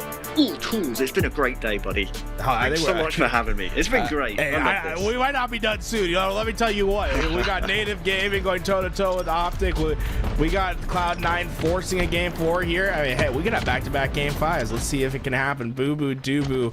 Last time him and Sentinels met Cloud9 a week ago, it was a game 5. This time they're going to try to get it done 1 game sooner. And the big thing for them, power weapon control has been in their favor throughout these games. Nice elbow, the people's elbow there from Boo Boo. Keeps his sniper dreams alive, but he's taken down. I don't want to give away too many industry secrets on this game type tools. I know that's why LVT Louis called me up last night. He's like, Wonder Boy, please. I'm gonna have to pay right now. I just need to make sure I'm not giving away major ITB secrets, but I will say Sentinels are one of the teams on this game type that can be incredibly wily. Very difficult to predict where they're going to go. They know exactly the pivot points on the map to rotate and show like they're going B, but then surprise attack you on your home stronghold. So something C9 need to be very, very careful of here. Cloud9 trying to get back this B hill. The sniper from Septify will just be enough to facilitate that kill, and Cloud9 remains in a scoring position, but definitely been a map where we are seeing trades left and right. It seems to be a very aggressive game plan from Sentinels early on. Unfortunately for them, it's not resulting in any points, though. They just haven't been able to outright win those fights. Yeah, nice stand on B here from C9s. I mean, Foul and Sen have just been flooding out of Big Door. No real second angle of attack. In fact, here it is Precision, but he's out of sync with the rest of his team. I'm thinking if I'm Foul, I'm screaming to the rest of my team, hey, I've pulled so many resources to B. Why don't you go and hit their home cap over at C? Take that from them instead. C9 continue to score with AB. Sentinels with the tower with camo in 20 seconds, but honestly, if I'm C9, I don't think I play camo. I think I play strongholds while Sentinels are like, oh, maybe we go get camo, guys. Maybe that will help us break. I think you go take all 3 strongholds. You play aggressive here. They've gone for the trip cap, but the double dilemma is in. Sentinels trying to find themselves some sort of home base to work with. Both players going down at B. It's going to be up to Lethal to get themselves a home, and well, the fight for camo is still alive for both sides. Lethal's going to try to lead the charge for Sentinels, hoping that the spawners can get to him soon, as he's going to prioritize the slays and leave the camo for whoever comes next. Unfortunately, Tusk was on that flank and he got away with that camo, and Lethal's just trying to do his best. This has been a one-man army play from Lethal, and honestly, having Tusk run away like that might just be like, I'll chalk it up to a Lethal win. I think you win the gunfight. You make someone run away, you might as well say, hey, I won that gunfight. Yeah, considering Lethal doesn't have those HD texture packs installed, I'm saying, yeah, that's a win. I mean, how could he, win the fight when he can't even see camo? Sniper did come up around 10 seconds ago. Here it is in B, and he's just surrendered it over to Tusk. So much with the big ammo play to leave with camo away from Lethal, now has a chance to play with the next piece of candy on the map. We'll have a big door and A plat push to defend here. Second time in this game that Boo Boo Doo has handed over a 7-bullet sniper rifle to Cloud9. That could be there. They have 3 points, Tools. 3 points. I mean, 4 minutes into the game. They haven't been able to facilitate those clean 3-4 downs that we're seeing in games 1 through 3. It's just, right now it's been very tradey, and Cloud9's been very content with keeping 2. They were waiting for a game state where the map says, hey, it's clear to go for 3, like when that camouflage was going up and where it makes sense to do so. Otherwise, they're going to try to force Sentinels to make the team play. We'll see if there's a reactionary move onto A from C9 after seeing Sen just commit so many numbers onto B. Looks like it'll be a straight 1v1, will it, in the B stronghold? Sab versus Boo Boo. Right, no, Boo Boo's flanking bottom middle. I kind of like this from Sen. Show like you're going B over and over, and then you've conditioned the enemy team to kind of go that way. I think that's when you strike the home cap. Are they going to do that through dummies? Looks like it off screen, which is why we're seeing Suspector start to move to A platform now. The kills are not going Sen's way. C9 have looked on point. They're about to cross the 200-point mark, barring a big play here from Sentinels. It's very year one, like the way that they've done this. It's been a 2 cap that's been prolonged for a very long period of time. They haven't tried to overextend themselves, and I think that's because they've realized that they've read Sentinels perfectly on all these plays. Every fake out they've read, they've been able to get kill after kill. Suspector takes him out of the sky, skeet shooting a player that curb slid his way into his reticle. You might as well say GG. That might have been the dagger. Game 5. Here we come. This has been incredible shutdown defense from Cloud9. It hasn't been this offensive strongholds that we're used to seeing. No, it's been strongholds. It's been its namesake. It's been a stronghold for this 2 cap. Cloud9 has been dominant. That is unreal from Suspector. No regard for human life. And now we're 5 points away from seeing C9 into a game 5. Sen, they have to hop. They have to hop now. Oh, you And really it gonna has to spawn be in? perfect from here going forward. Is he playing? And we don't see it. Oh, come on. I hope he's been kicked. I wasn't going to kick. He's There we go. okay. He's gone. He's gone. And B's being captured and contested. Big beat fight. Enemy team. That's game. It didn't impact anything, thank God. It's just like... Oh my, what? I mean, tools. Let's forget Ryan, JK, 457, 69, whatever his name was. Okay. We hate him. No one likes him. All my homies hate him. Because, A, that was a perfect game 4 from C9. A really, really solid individual performance from the entire 4 players on that team. But also, we got game 2, OpTic Gaming versus Native Gaming. Look how close. Native's been playing extremely well against this OpTic Gaming roster. OpTic did not play in last week's competition, decided to put up the sticks for this one. And they, so far, have been having trouble putting away Native Gaming, but with the lead coming into this late game, as long as they can facilitate trade outs for the rest of this, they should be fine. Should be. They looked pretty discombobulated at times on recharge. Streets has been their home in the past. But that was back when the sandbox was free Double kill. and able to be used. It's a different ball game now. There's different rules, albeit not official ones. Lucid gets himself back onto a 1.0 KD. 10 kills, 10 deaths. And it has to be a strong bounce back here from Native Gaming in the late game. We've crossed the 40-point mark for OpTic. Camouflage in 20 seconds. They do have the Stalker Rifle in the hands of Gilkey. Oh, Dead Zone sends it back. That could be the dagger. Looked like he was trick shotting him, bro. Just dodging bullets left and right. It was, especially impressive because that's against Gilkey. I think Gilkey, in my opinion, one of the best Stalker Rifle players in the game. Yeah, we talk about players that are very good with a sniper rifle. I feel like the Stalker Rifle has its own skill set, and that Gilkey is just incredible with it, making him miss, getting that repulse nade to land, but certainly not over yet. APG has a bit of camouflage to work with now. Not an impossible comeback to make, but an improbable one at that, but it starts this. You can't shoot here, APG. You have pressure from Lucid. It's a big 1v1. It's a commando in the back pocket from the former MVP. And what little sandbox is left on that map is put to use perfectly by the sandbox master. We don't take breaks here on LVT. We're into game 5 C9 against Sen. C9 trying to pull off a reverse sweep. Oh, it's been a good day, Tools. It's been a great day. Into the Slayer, here we go. Sentinels taking the early lead 10-8. Cloud9, you can see them. This was the problem with the last Slayer that we saw them in. They struggled to generate space on their own. It's really going to come down to them winning some team fights and getting the space on the map. On the other side, Sentinels, very free-flowing team. They love just to move their way up the map. There's not a lot that holds them back. First blood to Boo Boo. Don't think it will spark too much movement on the map.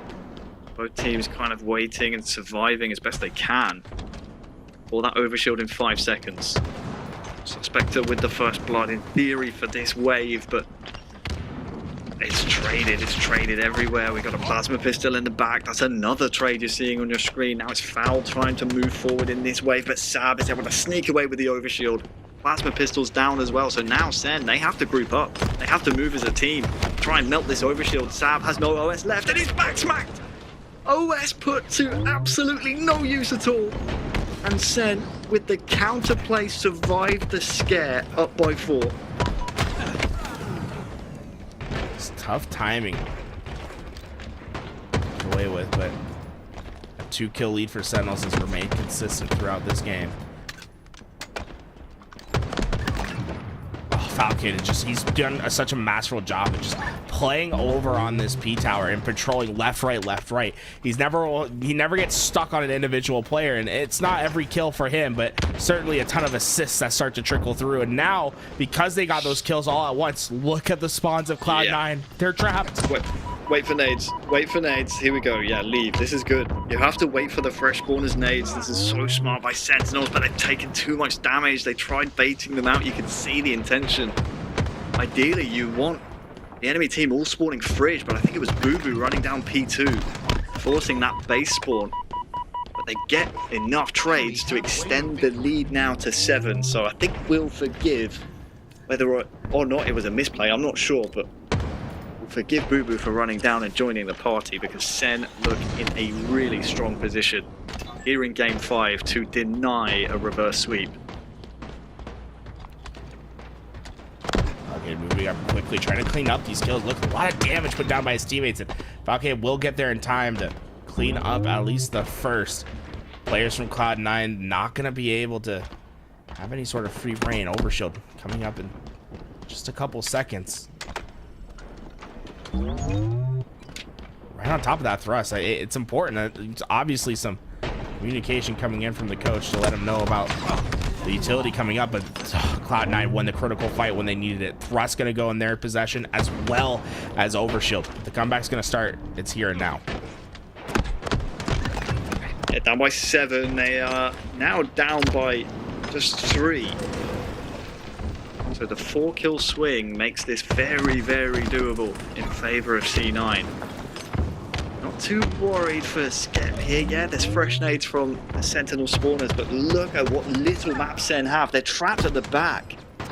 Is there a player here on nades? There is, but Skep a little bit too hesitant to check, and it's a 4 down for C9. Last thrust in that back pocket of Falcated, and this is where they want them now. In the Fridge, where those fresh nades won't be as effective. Too much damage taken though, tools, and I believe that thrust was used around the minute mark. So next thrust and overshield both appearing at the same time. Once again, it's this possession that Cloud9 had, where they had thrust and they had that overshield that didn't result in any deficit reducing for their team, and it's those mistakes that have costed them dearly in the Slayers, right? We saw it in game 2 where they were just going trade for trade, not able to get that deficit. Eventually Sentinel's going to pull up that switch, and they are just going to hit another level. They play fast. They're just looking for that 3 to 4 down. This next overshield comes up in 15 seconds. Thrust going to be soon after that. This is a must win for Cloud9. It is, and it does not fill me with hope that we've seen Sen timing those dynamic weapons every single game of this series. Haven't seen it so much from C9. They obviously know about overshield, but will they know about thrust? Doesn't matter about knowing about the overshield, because Lethal says, I don't care what you know. I'm a multi-time world champ. I'm going to take that OS, and I'm going to end this game. Flooding through Lethal. Just slicing through this team, a hot knife through butter. Nothing can stop it. As Sentinels start to just know that victory is in their hands. Another game 5 that clutches up for the side of Sentinels. And Cloud9 will have to try again next week. Yeah, really, really heartbreaking for C9. Think of the storm they weathered on Forbidden. For 14 minutes getting ran down by Sen. Think of the clinic they put on. Live fire strongholds. What was it, 250 to like, I don't know, 50 less than. Yeah, I think it was actually more. I think it was actually single digits, but Harry, Wonderboy, that does it for us here today. Joining us for the rest of the action, bringing you that OpTic series, going to be Why Not Be Reckless and Eli the Ninja. Good luck, boys, with the rest of the broadcast today. Yo, can we get some W's in the freaking chat for Tools and Wonderboy? Oh my gosh, that was absolutely amazing to listen to. We know Wonderboy as far as coaching, as far as playing, he's done observing too, but some of y'all done forgot he was amazing commentator as well on Why Not Be Reckless, aka Why Not Be Casting. And join, I got another amazing coach, another amazing player, and definitely amazing commentator, Eli. Go ahead and tell him something. Yo, what's going on, guys? First time back in a while. Hope you guys didn't miss me too much. I've been moving, as you could see from the camera. I literally don't have any furniture in my apartment. That's how fresh I am here, but I am so glad to be back, and especially with one of my favorite human beings, Mr. Why Not Be Reckless. This is going to be a fun one. It definitely is. You got OpTic Gaming going up against Native Gaming, which, by the way, Native struck first blood. They first strike onto OpTic Gaming, and now it's OpTic looking angry right now. Already up 1-0. A quick 2-0 might be on hand. And meanwhile, Lucid is just punishing the spawners of Native Gaming. Dead Zone ends up going down, but Lucid is still thriving, practically full shields, and raining down the punishment. 2-0 for OpTic Gaming. This is not where you want to be if you're on the side of Native Gaming. The snipe control is so important, and if Lucid can steal your sniper and get control of your snipe hut, that is the recipe to have them cap multiple flags. Now up 2-0, still a lot of time left on the clock, but if Trippy and Lucid keep getting snipes, this one could end in a hurry. Yoki stuck at the back of the base. Well, not for long. Trippy's going to alleviate that pressure, alleviate Jen, and escort you to the black screen. Also grabbing a hold of Overshield Sniper, and the BR is quite a deadly combination. One that Trippy wields masterfully over toward the top mid-side of the base, all while Lucid takes advantage of the chaos to cap that third flag. Wow. And not much to analyze there, but I'm sure you got some takes for us there, Eli. I'm just gonna say this right now, guys. If you're not keeping track of the snipe times, you are playing all of the snipe maps incorrectly. It is the most important weapon to pick up, especially if you're against the best snipers in the world. You've got to just put more effort into securing your snipe side. Throw sticky grenades at the other team's sniper, launch it off the map, steal it for yourself. Anything you can possibly do, make sure you control it. Obviously, easier said than done against a team like OpTic, but if they can get control of the snipers, it is probably the end of the game on Forbidden. I'm seeing some goose in the chat. It sounds I wasn't like somebody gonna call it out. I wasn't gonna call it out. But we got it. It is what it is. I wasn't able to get a kill on that one. Not a single assist, but I mean, it's tough when you're dealing with one of the best teams in the world like OpTic Gaming on one of their bread and butters. They gonna lock it down. They're gonna limit your movement, and sometimes they know where to go, but back to the black screen over and over again. Dude, that's what happens when you play against the green wall. Sometimes it happens. I mean, you got Lucid, you got Formal, you got Trippy, you got Dead Zone. I mean, is anyone a bad sniper on that lineup? No, I'm sorry. Like they're gonna put you in the dirt time and time again. So hopefully they can bounce back here. Like you said, they did win game 1 of this series, and I've been saying for a while, this team is looking better and better every single tournament. They're putting up better fights. Like, yes, they're probably finishing top 12 still, and for the majority of the tournaments they have, but they're looking better in those top 12s. They're getting closer to winning, and after a loss like that, I want to see them shake it off and come in strong in this game to push it to a game 5.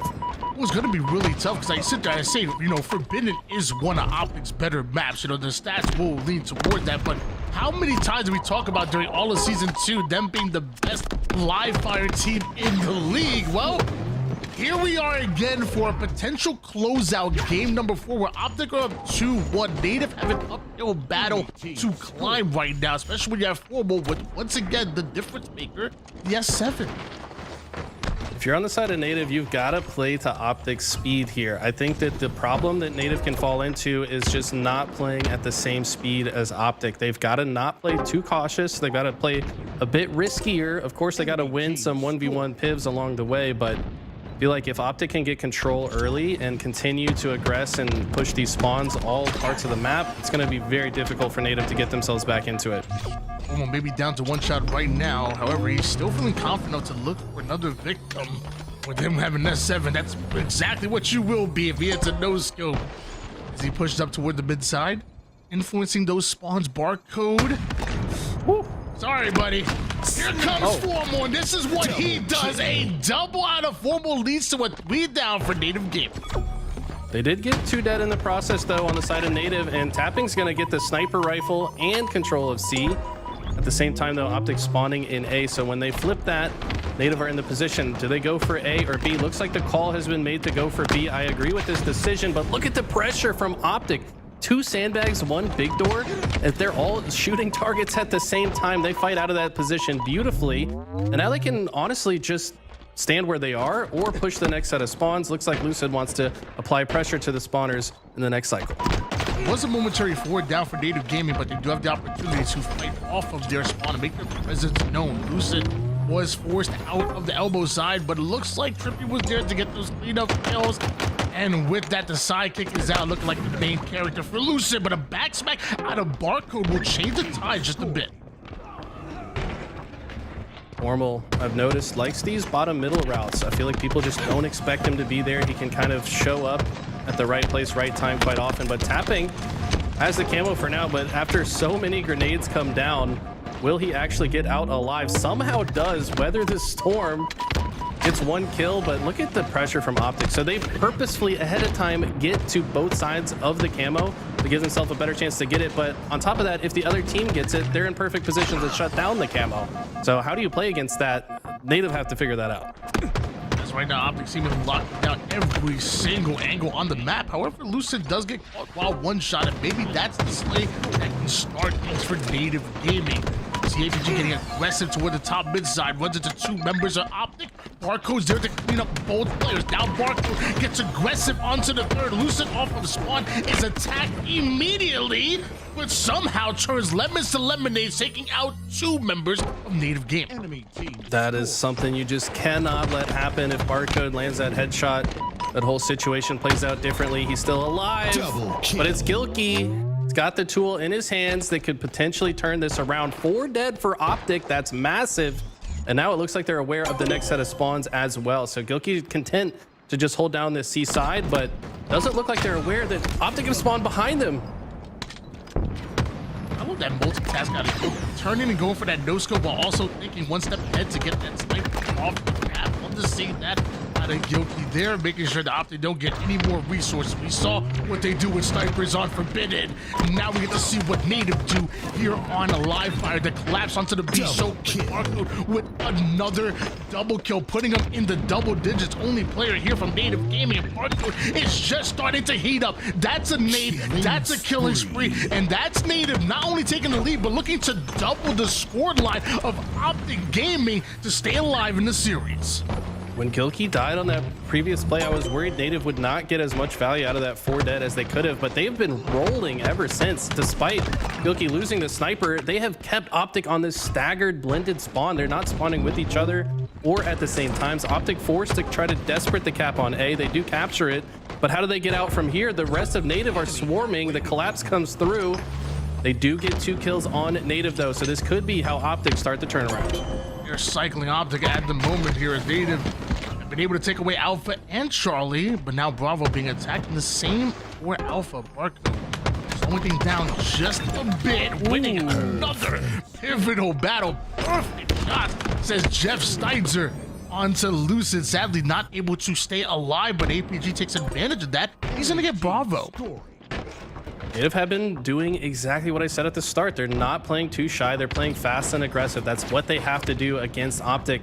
But look at this, Formal with the camo. He gets spotted out, and all of his teammates have died around him. They know where he is as well, so I don't know if he can do anything, but look at this. Somehow gets behind the tapping buttons, and now if he can turn this into a double, it could be massive for OpTic. Formal making the plays that matters most, the backsmack into the assist, and eventually participating in 3 out of the 4 deaths from Native Gaming. Formal obviously having plenty of influence on the map. 14-9 in a bad stat line to work with, as well as Enzo ends up right in front of APG's record. APG turned 3 right there. It's another 4 dead. It's staggered though. Trippy spawns up, but it's gonna be a while before Lucid joins the party once again. I love the way Native played that. It's almost like APG, you know, having the experience playing on this roster, kind of read that OpTic would send 2 through back green. He was so ready for it. Ends up getting a triple kill, and Native stay in control. 4 down, go OpTic Gaming. It feels like it wasn't that long ago that APG was on this very OpTic roster. now on Native and thriving in the matchup against his former team. 190 to 71 at the moment. Native Gaming desperately trying to send us into a game 5, and as of right now, they're looking like they can do it. Barcode, Sniper's out. Lucid will survive. Can he connect on these shots? At least the Bandit will connect onto Trip. Enemy team Gets that kill and stays alive. That is so massive. Still has 3 bullets to work with. Needs to hit them though. And look at this, the pressure coming in from OpTic. He needs to hit the no scope, but the repulse is going to make it so difficult, and that's exactly what OpTic needed. At the same time, Native capturing A on the other side. If Lucid can capture C though, Native are going to start to sweat a bit. It looks like no one's going to be able to stop him. How does Native play now that they're finally off their back foot and they're the ones that could potentially get spawn cycled? Another camouflage coming up. Native Gaming electing to attack the Bravo side before pushing it. APG over toward the A side window, covering his teammates back, but Lucid somehow threads the needle. Formal gets his as well. That was 3 down in Native Gaming. Right as camo is coming up, the defense will not stand.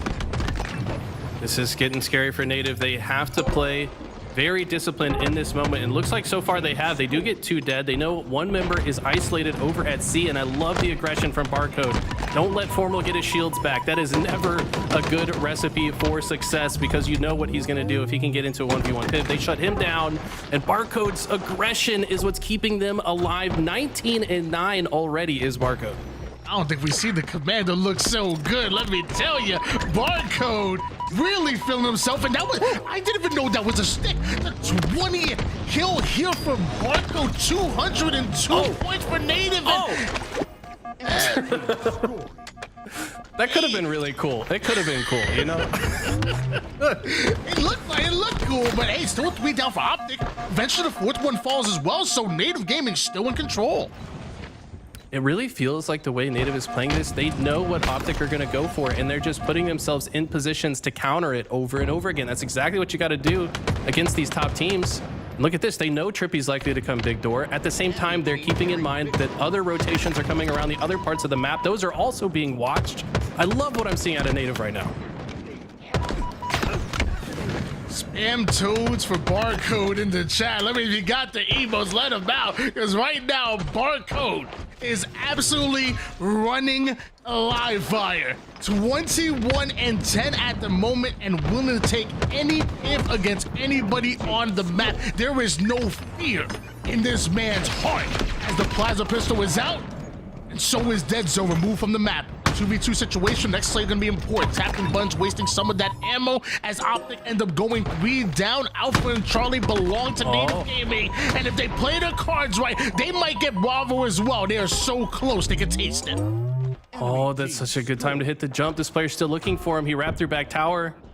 Now he can just kind of sit up here and wait. Hits the back of the headshot and gets perfect shots on Formal. That's gonna be the game. Wow. Are you kidding me? Native played that so textbook perfect. Like I said, my concern when that game was loading up was, okay, they just lost pretty handily in the prior game, right? So momentum's already not on their side. You know how most people respond to that is they turtle up. They play slower because they don't want to get ran over again. But Native, they step up to the moment. They step up to the occasion and they say, we're going to play their game, but we're going to play it better than them. And they did exactly that. You know, so Native must have heard the return of Eli's coming to cast, to come into commentate, and said, let's put on a show for the brother. I am not mad at that whatsoever. Also not mad at 24 kills on the Barcode. 23 out of tapping buns as well, with 8 assists to go along with it. Obviously, Barcode with the higher KDA because of those least deaths, but it takes a full team effort, especially when you talk about strongholds. When I think of strongholds, I think of rotations, I think of decision making, I think of not only having the firepower, but knowing when to hold them, knowing when to fold them. You know, we love poker, Eli. Yes. It really is a team effort, and it took a full team of Native firing on all cylinders to beat a team like OpTic. I mean, they really played it. So the way you got to think about strongholds is there's different way you play when you're in advantage state. So you're the team that's scoring and keeping the other team cycled, but there's a different way you play when you're in disadvantaged state. Now, OpTic notorious for keeping teams in disadvantage throughout an entire game so they can never get comfortable. As soon, though, as Native lost control, they earned it right back almost instantly by making plays like this one we see from Gilkey. That was a disgusting no-scope headshot for the double. But they did not shy away. They did not back down. They played through their processes off the back foot and got onto their front foot so quickly that OpTic never really got comfortable, and that's what they typically do to other teams. Hey, Mike Tyson once said everybody has a plan until you get punched in the face. So, you know, OpTic had a plan and nobody, they play it well, but Native Gaming, they came in with that firepower. They made the plays, the difference makers, and they created their own opportunity. They didn't just wait for it. Brilliantly broken down right there, Eli. Love the chance to work, but you don't get to do it often, but beautifully done. Now we get to see if Native Gaming can pull off one of the biggest upsets of this tournament, potentially the biggest upset in this tournament. Winning out in a Game 5 against OpTic Gaming can be huge. I know you've been saying that Native Gaming have been getting better and better. Are you liking what you see? I'm liking what I see. If you're Native right now, you have to kick OpTic while they're down. Like, they did not compete last week, you know. Maybe they're a bit rusty. You can't even make that argument, though, because they've been scrimming almost every day. I'm still looking at Halo Data Hive. And these guys, they're practicing every day, but this just feels like Native, when they're playing their best, they have to continue playing their best, and they cannot let their foot off the gas. They've got to make OpTic feel the pressure. They've also got to not get ahead of themselves, though. They've got to play disciplined, smart Halo. They've got to take each moment as it comes to them and not play... They can't overheat, essentially. So I'm curious to see what this map 5 is to see what we're getting into next. Aquarius. I was gonna say map 5 is going to be Aquarius, and I'm trying to think of, like, for example, like a lot of the matches where I think of OpTic getting upset on LAN happen on Aquarius. So like one thing I think of is that game 2 against Pure. That was an Aquarius Slayer where Pure eventually came out with a huge win, a huge upset right there. Aquarius Slayers were a lot of teams that maybe the underdogs in series want to step up and make their name. If there's one player to look out for here on Native Gaming, you know, I was taking the fact that there's no S7 snipers, there's no shots, you got the overshield, you got the thrust, but is there one player on Native Gaming that you maybe have your eye on here on Aquarius Slayer? I'm thinking of tapping buttons, man. I've been talking about tapping buttons for a long time. This guy is secretly, he can just be the best player in the world on any day. Like, he's not always the best player in the world, but like, he literally looks that way. Sometimes you watch a screen and this guy will go for 5 whole minutes without missing a single shot. Just perfect. If he's got a sniper, it's a headshot as well. If he can step up in a big way here and just out-piv and put himself in the right spots like I know he's capable of, he can be the key to victory here for Native Gaming. I mean, you watch his gameplay, he looks like that dude. I kind of talked about Barcode in that live fire matchup not having any fear, but I feel like tapping buttons always plays like that. He is fast. He's putting down shots, whether it's mid-range or even long-range. It's a nasty long-range shot. His job is like, I'm going to put down shots. I'm going to stay alive. And if I happen to get into a pivotal battle, if I happen to get to a battle where I have to win, he wins them. He really is the silent assassin on the map, because he will quietly drop 40 on your head. In a Slayer, he will quietly drop 17. You look at the stats, you're like, what the hell just happened? Tapping buttons happened. Seriously, I mean, this guy's insane. Also, make sure we close the lobby. I just saw a random tag in the lobby. Please make sure that doesn't happen mid-game. That was my Smurf, my bad. I want to get a better look. Tony. I want to get a better look. My bad. You're just gonna get murdered repeatedly in this lobby, just like any one of us would. But man, I don't know. This will be interesting. We haven't seen too much gameplay with the OS top center. Obviously, a recent change after the last LAN. OS top center, thrust bottom mid. Heatwave's been GA'd, so we're not going to see the Heatwave in play or the assault rifle. So I don't know. This will be interesting. I think we're going to see a lot more BR and Bandit usage on this map and mode than we've seen in the past. You know, a lot of people in the chat, they ain't fans of the GA. You're part of that 2 little acronym. You about to cause some chaos in the chat. It's about to go a little crazy right now. I try to stay away from it. You know, people feel strongly about it. OpTic versus Native Gaming. It's game number 5, do or die. One team will advance to the semifinals. One team will advance to Championship Sunday. The other goes home a little bit upset. The way OpTic have played this opening, they didn't send anyone top mid right away. They just kind of played the space around it, waited till they had 4 dead, and then Dead Zone goes for it. Doesn't last very long with it though. Lots of gunfire coming in from Native, but I think that OpTic are kind of playing their chess match right here. They're very good at playing the chess match, especially in Slayers, knowing what the other team wants to go for. But like you said, man, everyone's got a plan till you get punched in the face, but Native have to start swinging those haymakers soon. I see a little double coming out of Gilky right there winning his fight. And meanwhile, Gilky on the low ground still thriving. Another double coming out of him. 4-2 start with 3 assists to go along with it. The man contributed to 7 of the team's 8 kills, now 9. And look at this, OpTic spawning in the fridge. They are going to quickly get to P2. Dead Zone playing this very slow. I think he's sneakily hiding in that corner. Okay, he does have a sightline on the jump up. APG, though, always such a difficult kill. He's not going to be a free kill at all. Peeked at Lucid just long enough to feed the intel to Tapping, who's going to swing in. He goes down, but this is going back and forth. Now, Native take a 2-kill lead. But before I even finish my sentence, it's still ongoing. This fight looks like it goes in the favor of Native, though.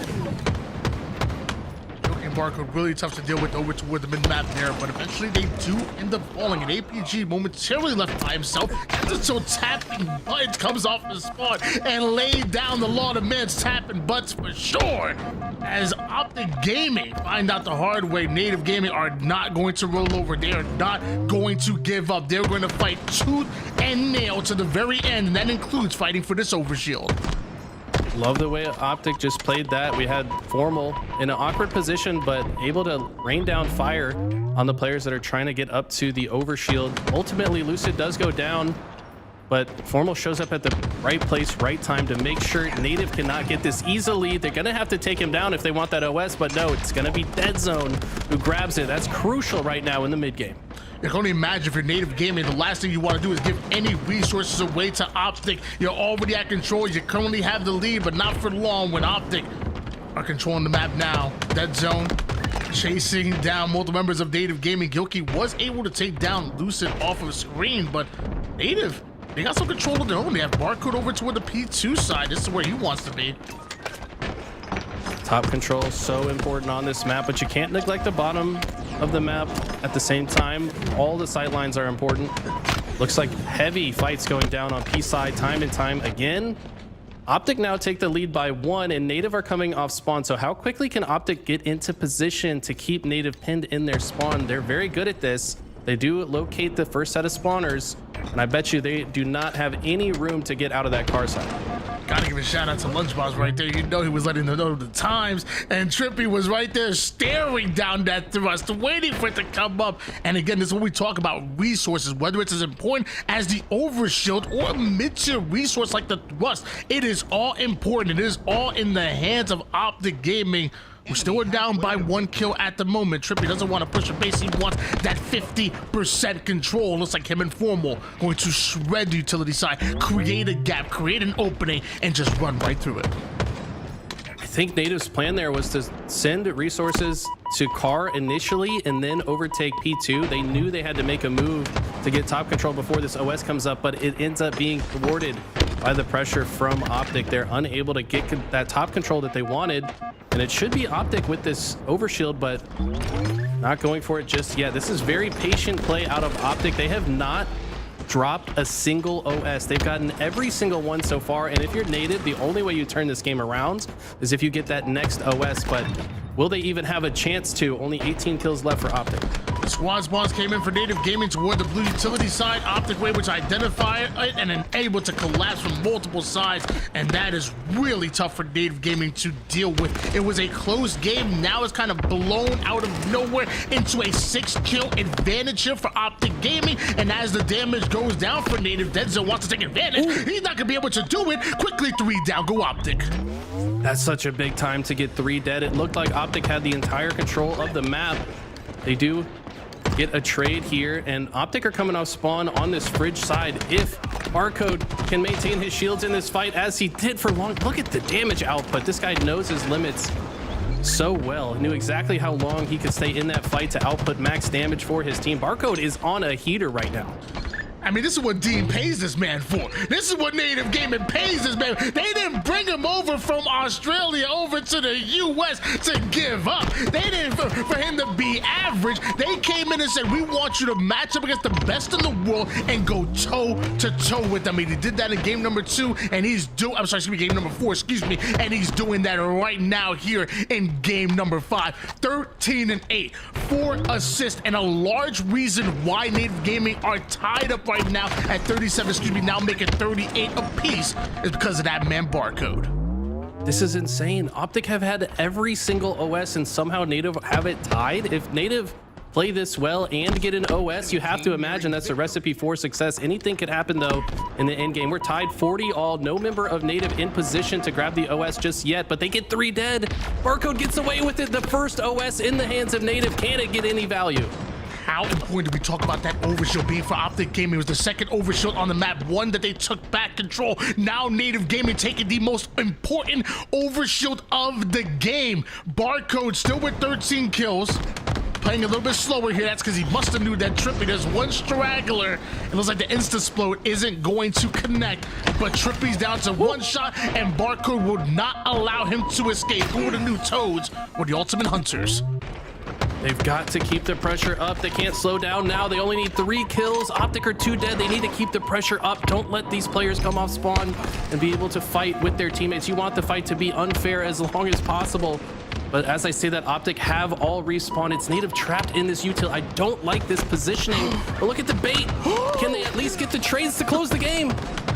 Ladies and gentlemen, are you ready for the greatest upset here in this tournament? APG chasing down his former teammate. The name's gonna take him down from the grave. APG pulls him down. OpTic get upset, and they're going down to the lower bracket. I have been telling you guys, these guys are looking better every single week. Last week, I wasn't casting. I was in the chat, and I said, Native is looking better every single week. And you know what somebody in chat said to me, Tony? They added me. They said, "You're joking, right?" No, I'm not joking. These guys are insane. They're literally.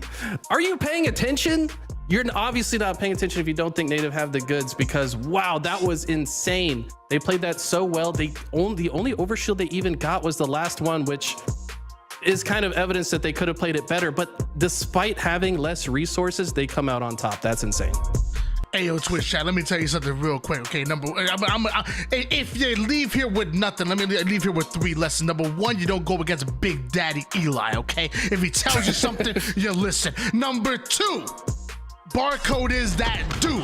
I promise you that. He is that dude. He is that man. You better watch out for him. And number 3, a pure grenade is here. Look at this. APG, look at that. That's a pure grenade right there. That's what APG stands for. I don't know what y'all thought the G stood for. It's a pure grenades.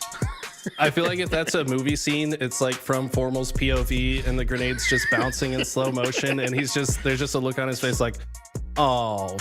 Like, I bet you're wondering how I got here. Oh my God. And of course, Tapping stepped up in a big way as well. I felt like so many times that it felt like the positioning or lead was about to slip out of hand in OpTic's favor. Tapping just gets a double kill out of nowhere. Like, he's just being that guy and stepping up when he needs to. And that was, I don't know. He didn't finish with the most insane stats. I think Barcode had the best stats that game, but I felt like Tapping was making those plays every step of the way. Ladies and gentlemen, looking at the bracket right here, Team Liquid was able to get the 3-1 on Space Station Gaming. Yeah, it ain't just one upset. It's multiple, by the way. Team Liquid going up against Pure in the winners bracket semifinals. The winner of that makes it to the winners finals. OpTic Gaming just got upset by Native Gaming. Sentinels beat out Cloud9. Ladies and gentlemen, there was a tournament that featured both OpTic Gaming and Space Station Gaming. Didn't include Shopify Rebellion or FaZe, and neither one of them them will be making it to the winners bracket finals. Neither one of them are guaranteed top 3 here in this tournament. If that doesn't tell you how tight the HCS is right now, how competitive it is, I know we say that every year, I know it's like we're saying that every single month, but I mean, look through your lying eyes. Like, do you not see that it is getting that close? It is getting that competitive, and that really is what we're here for. I mean, you've been saying it for a long time, Tony. I've been watching your YouTube breakdowns. You say that anybody can beat anybody. You know, it comes down to game 5, 1 kill in so many of these series. Like, how many 50-49s or like less than 5 kill game 5s have we seen already this season? It's insane how good these guys are getting. And I mean, they wanted to shake up the meta by slowing down the Bandit. They wanted to shake up the meta by all these GAs. Guess what? The game is still just as close as ever. They're trying to fabricate some kind of skill gap, quote unquote. But the reality is, everyone's good, man. And if you're not playing good on the time that it matters most, you're probably going to lose because the other team might be playing their best. And that's what we keep seeing time and time again. Ladies and gentlemen, this has been your HCS Open Series number 2 on your road to Salt Lake City. We ain't done just yet with day number 1. We come back, we're gonna have more action. Don't go anywhere.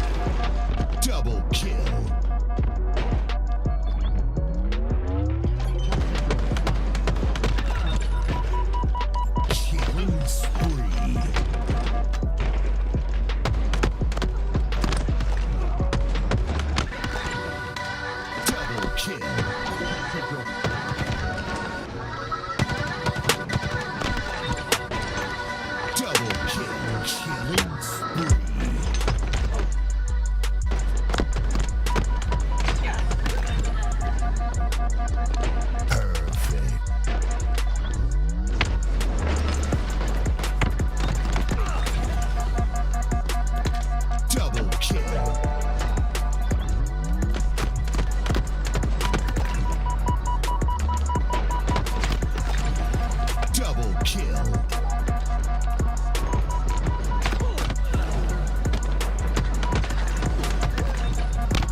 Double kill.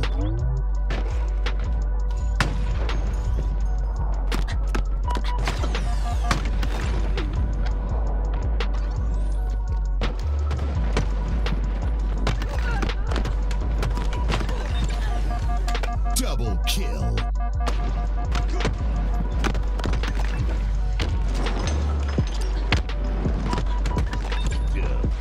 Double kill.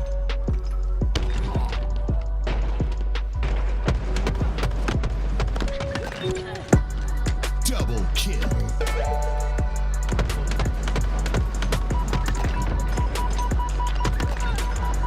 Double kill.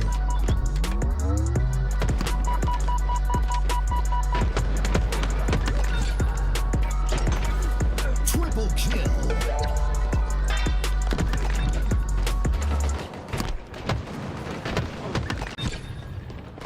Double kill.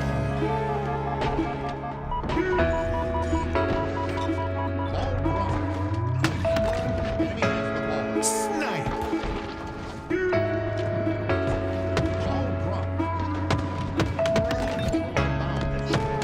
Killing spree.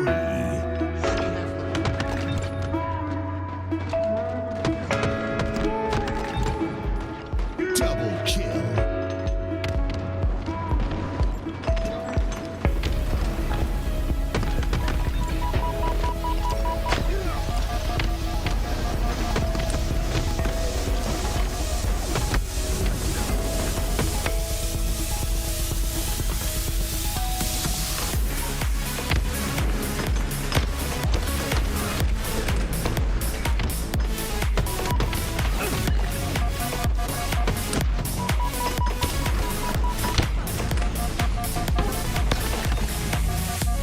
Double kill.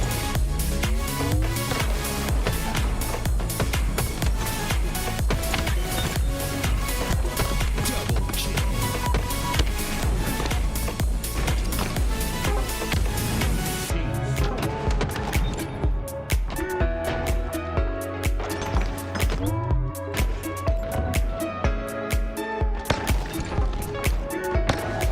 Killing spree.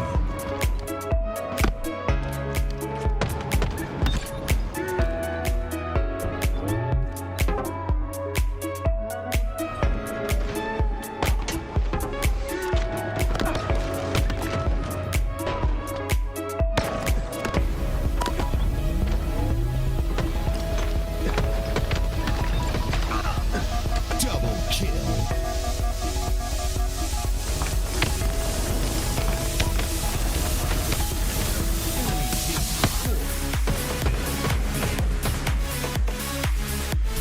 Enemy team took the hit. Perfect. The game scored.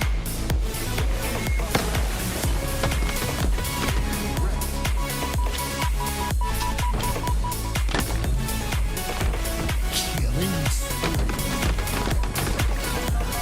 Double kill.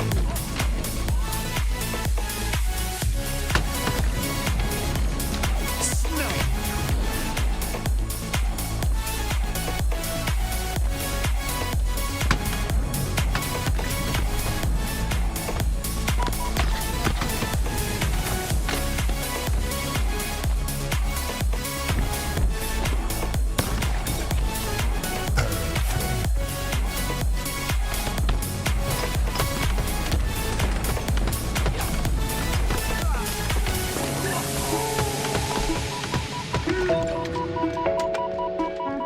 Double kill.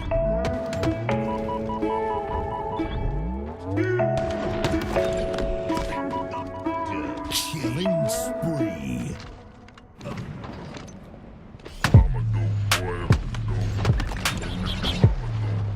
Double kill.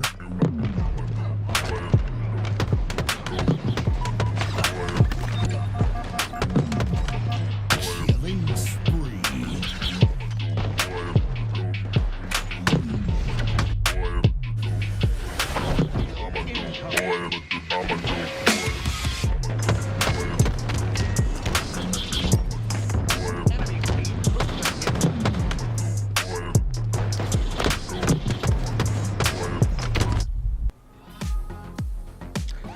Ladies and gentlemen, welcome back. Your HCS Open Series number 2 on your road to Salt Lake City. And we got a banger of a matchup. I don't know if y'all recognize some of the names in the lobby, but I know I do. Despiteful, Looney, Sylvanic, and Big Teachers. And then you got the... Jeez, what the hell, man? I was just about to say, like, I love this Sylvanic pickup because, like, I think they competed with Mines at the LAN in Atlanta with the same trio. And Sylvanic takes a spot. Excellent pickup, but then he falls off the map. So, I mean, maybe I'll just take that right back. Like, come on, bro. At least keep your feet on the map. Meanwhile, on the other side of things, you got SWAT LATAM Latin America showing up, and I'm hearing that these boys are living in North America right now, so they're gonna have to compete in our North American region tournaments. Anthrax, Juan, remember the Johan, and Pelu. God, I haven't seen Pelu in quite some time. If y'all didn't know, Pelu was one of those top dogs. You know, he teamed with Tapping Buns back in the day and whatnot. He was one of those dudes, and it's been a while since I've seen him in 4v4 action. I'm happy to see him here on SWAT LATM. Yeah, these guys are no joke at all. I've definitely played against a lot of these guys in matchmaking before, and it is not fun. These guys are all insane at the game. They're going to apply constant pressure. I've noticed that, like, just the way the meta developed in the LATAM region is an extremely, like, hyper-aggressive playstyle, and in this game, that plays very well. But on the other side, this Eclipse Solar roster also hyper aggressive, so very interesting to see how these two will match up. It's going to be we're playing a control mode, so aggression not everything. We'll have to see if they can slow it down at times as well. That we do, and looks like we might get a bit of a restart here in our TLF versus Underground matches. So why don't we pop in the picture-in-picture and hop right back in SWAT Latin America. Eclipse Solar going at it right now. Despiteful somehow staying alive over towards the pillar side. Shields back, but not gonna be able to get camo. Looks like Johan might have been able to get it away.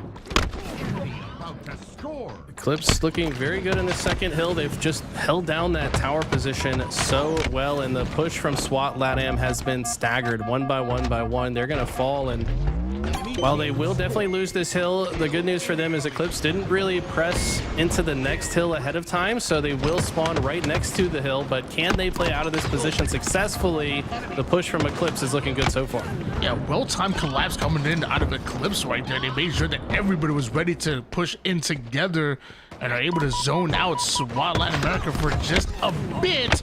But Juan wins a battle against Despiteful. Anthrax with a Cleto kill, and Sylvanic just a step too far behind. He's gonna be backing down with this S7 and gets chased down. It's a big pickup from Juan. See what he can do with his sniper teammates in the hill. He's gonna backtrack. Take a look to see if any members of Eclipse have made their way over here. Finds the Spiteful, but great cover shots. Looks like we will switch back in. It was Kratos that we were missing from the lobby last time, and this is going to be a fun matchup. That it is. I want to say King J was on the CLF roster back in Atlanta, and I want to say even at one point, didn't Complexion fill in for that roster a bit? But now Complexion on the other side of things, joining Kratos, Hative, and the kid who just happens to be nasty. This is going to be an exciting matchup. TLF going up against Underground. Very cool to see Kid Nasty on a roster like this. I feel like he's been kind of a standout performer on various rosters. Finally getting a bit more of a chance with a higher caliber team, and he's already 3-0, and he's getting hill time with the sniper. So guy's kind of doing it all right now, and he wants to prove that he deserves a spot on a team like this. Only 3 kills to his name, but his first death there soaks up a lot of hill time, but eventually TLF on the attack, and that's a quick 3 down for Underground, and look how quickly they take space. Huge. Jackson's also got the QT, and this guy's been climbing his way up the team ladders as well. We've always known him to be extremely talented. Does use the QT. The perfect time there, gets away from Gunplexion with some shots, but look at the aggression. Uses the portal to go right back. Gunplexion is ready for it, but still gets traded out. Snipers out here. Haynes good enough to get the assist, and more importantly, staying alive. Kratos still was able to take down Common, so Haynes topside the hill, at least momentarily, expects for the push to come in. It's a little bit late. Actually, no, it's coming from both sides. Gunplexion from the nest over towards green, sent back to the black screen, but here comes the nades. Here comes the cavalry. Underground not giving up on that play. This first hill has just been non-stop chaos, just everyone rushing at it. Looks like Team Lethal Fox will get the first cap, but they did not rotate at all to next, and I don't blame them. They didn't really have the resources to go early to the next hill. They're just going to play patiently and come up with a good push. Common with the sniper and QT looks to do some damage. 2v2 situation on the map. Looks like as long as they can get this last kill on the tower player, Team Lethal Fox come out on top. Yes. Or no, sorry, Gunplexion wins that, and now it's up to Common to win the control of the tower. Common with snipe over toward the nest side of the map, chucking that snipe off. Meanwhile, Camo spawned on the opposite side where Hative was there. You have presence on both sides of the map out of underground, and Common trying to figure out where Hative was with that camo. Hative being a bit of a sneaky beaver. From someone that doesn't know Halo, that probably looked like he thought the dummy was an opponent and just like lost his mind for a moment. But no, there was an invisible player walking around the dummies. But so far, Underground have done a great job to shut this down. Team Lethal Fox really need to play a bit more laterally, get control of the sandbag side before they can push forward. They just keep getting shot in the back every time they try to push across the map. And Gunplexion, guy just holding down top tower, just being a brick wall that they cannot pass through. It's a great answer back coming out of Underground right there, able to tie things up at one apiece, and more importantly, Nasty and the crew staying alive, and now presence over toward the A side of the map. It's up to them to zone out TLF, but the first kill belongs to them. Boys in red running through Underground, a quick 3 down, leaving Gunplexion by himself, and a part of a triple out of Action Jackson. Action Jackson, love that, dude. This guy is insane. So I've got a chance to spend some time with their coach Thug Nasty recently, and he's excited about this roster. He just talks about how good Jackson is, says that in scrims this guy gets running riots on the regular. I mean, this guy is just an absolute monster, and he's showing why. Already 5 kills, 6 assists as well, seemingly always able to apply pressure no matter the situation. Shows up at the right time to finish that kill, but Common's gonna finish the job, and looks like Team Lethal Fox just playing patiently here for this third hill. Jackson threaded the needle onto that kill, and like you said, Common with a huge cleanup, and now Underground having to come off the spawn, make a last-ditch effort to try to get TLF out of the hill. Both players weak, so hesitant to jump in, but eventually the 3 down leads to a 2-1 lead out of Team Lethal Fox. Gunplexion was the last player alive. They did not know that he was here, so if he can surprise them, this could be massive. Finds the sniper player and gets the perfect. That was actually a massive play from Gunplexion. Rest of his team were down. Did allow Team Lethal Fox to get the early rotation, but Gunplexion plays it in a way to give himself a tool to break the setup. 4 bullets to work with in the sniper for Gunplexion, and understanding that camouflage is coming up, so doesn't want to commit towards the left side of the map. Instead, wants that camo and one of the most deadliest combinations here at Halo Infinite. How much influence can he have? That's 1 snipe to the dome. The second one not going to connect. Common and Team Lethal Fox are still pushing up. There's 3 members. Make it 2. Make it 1. As Common now left by himself toward the tower side of the map. And I only imagine... Oh, he lives. For now. There it is. Gunplexion's gonna hunt him down. Yeah, I mean, Gunny getting a ton of value out of that camo sniper. Camo does dissipate. Sniper is out of ammo as well. And I tell you what, that was a cool sequence for Underground. Problem is they didn't get any hill time out of it. All the spawners of Team Lethal Fox have come off spawn and gotten some value out of their life every step of the way. Now finally it's Underground in the hill, but is it going to be too little too late? Yeah, it's really unfortunate. You do all that work to get the slays and don't get a single bit of hill time, but now on the secondary round of slays, they have the opportunity to get that hill. About 30% done with this hill at the moment. And Gunplexion with tower side control was nice, but his teammates have all died around him. All his friends are dead. Yeah, this is not a comfortable position. Like, yeah, tower is a great place to be, but if you have no support around the outside of your setup, you don't feel very comfortable here. He knows there's players in the hill, but not getting impatient. I like the patience here from Gunplexion, but man, whole team dying around you multiple times in a row. You can only be so patient. He finally gets taken down, and Team Lethal Fox have played this one to a T. Man, we still having that QT to work with. Sniper is out, and Kratos just barely avoids the headshot as he pushes over towards Nest. Body shot will connect and eventually cleaned up. Jackson, double kill onto the feed. More hill time being accumulated here by Team Lethal Fox, and this really should be their third hill. I don't think Underground can make it in time, or maybe they can. The major difference here was when Team Lethal Fox had control of the map. Look how much hill time they got. They're already almost done with the hill. Underground in a similar position got almost nothing out of it. So objective efficiency in question. This hill is not over yet, though. They have one last chance to stop it. And Jackson gonna slide in, take the battle against Kratos while trying to get that hill time, and eventually it's a bait and switch out of common that finishes it off. 1 minute and 34 seconds on the clock for Underground to try to put 2 in a row. At this point, with just 1.5 minutes on the clock, they can definitely start to think about playing time, but if you've got significant map control, you might as well just finish the job. They're gonna seek to hold that tower side as they do. If they have tower and sandbags, there's really no way into the hill. After getting cut down at sandbags, though, that should be the opening for Underground to move to top center. Gunplexion native over toward the camo side. There is a one-shot native, but Gunplexion putting himself as the shield to try to protect his teammate. Wow. Eventually, though, Rami slides on in. Gunplexion is the black screen. The same for Kratos. Kid Nasty may be getting kills on the opposite side, but it's not going to be enough as time continues to wind down. A one-shot native. Surprised still alive at this point, but he's not in the hill. Time is not on their side. Every time Team Lethal Fox have gotten in the hill, I think it's just been to reposition and get into better positions to get kills. Haynes, as long as he stays alive on this side of the map, he shuts down a primary entry point to the hill. But now that he does go down, Underground have control of that tower side. This is pretty big right now, but with just 30 seconds on the clock, they cannot afford too many more deaths.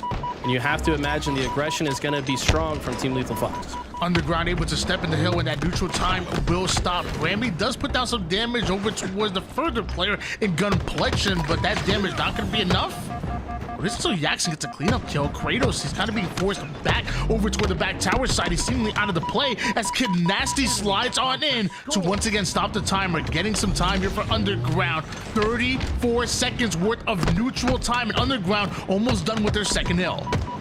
Look at how much attention Jackson has pulled off of the hill. How is he still alive? He's been one shot this whole time. They do still cap it, but valiant effort out of Jackson to just keep his team in it. You have to imagine if just a couple members of Team Lethal Fox attacked from the sandbag side, they could have stopped that hill, but nonetheless, they still need to get one more hill with perfect efficiency. 20 seconds on the clock, and Team Lethal Fox are in perfect positions to keep them out.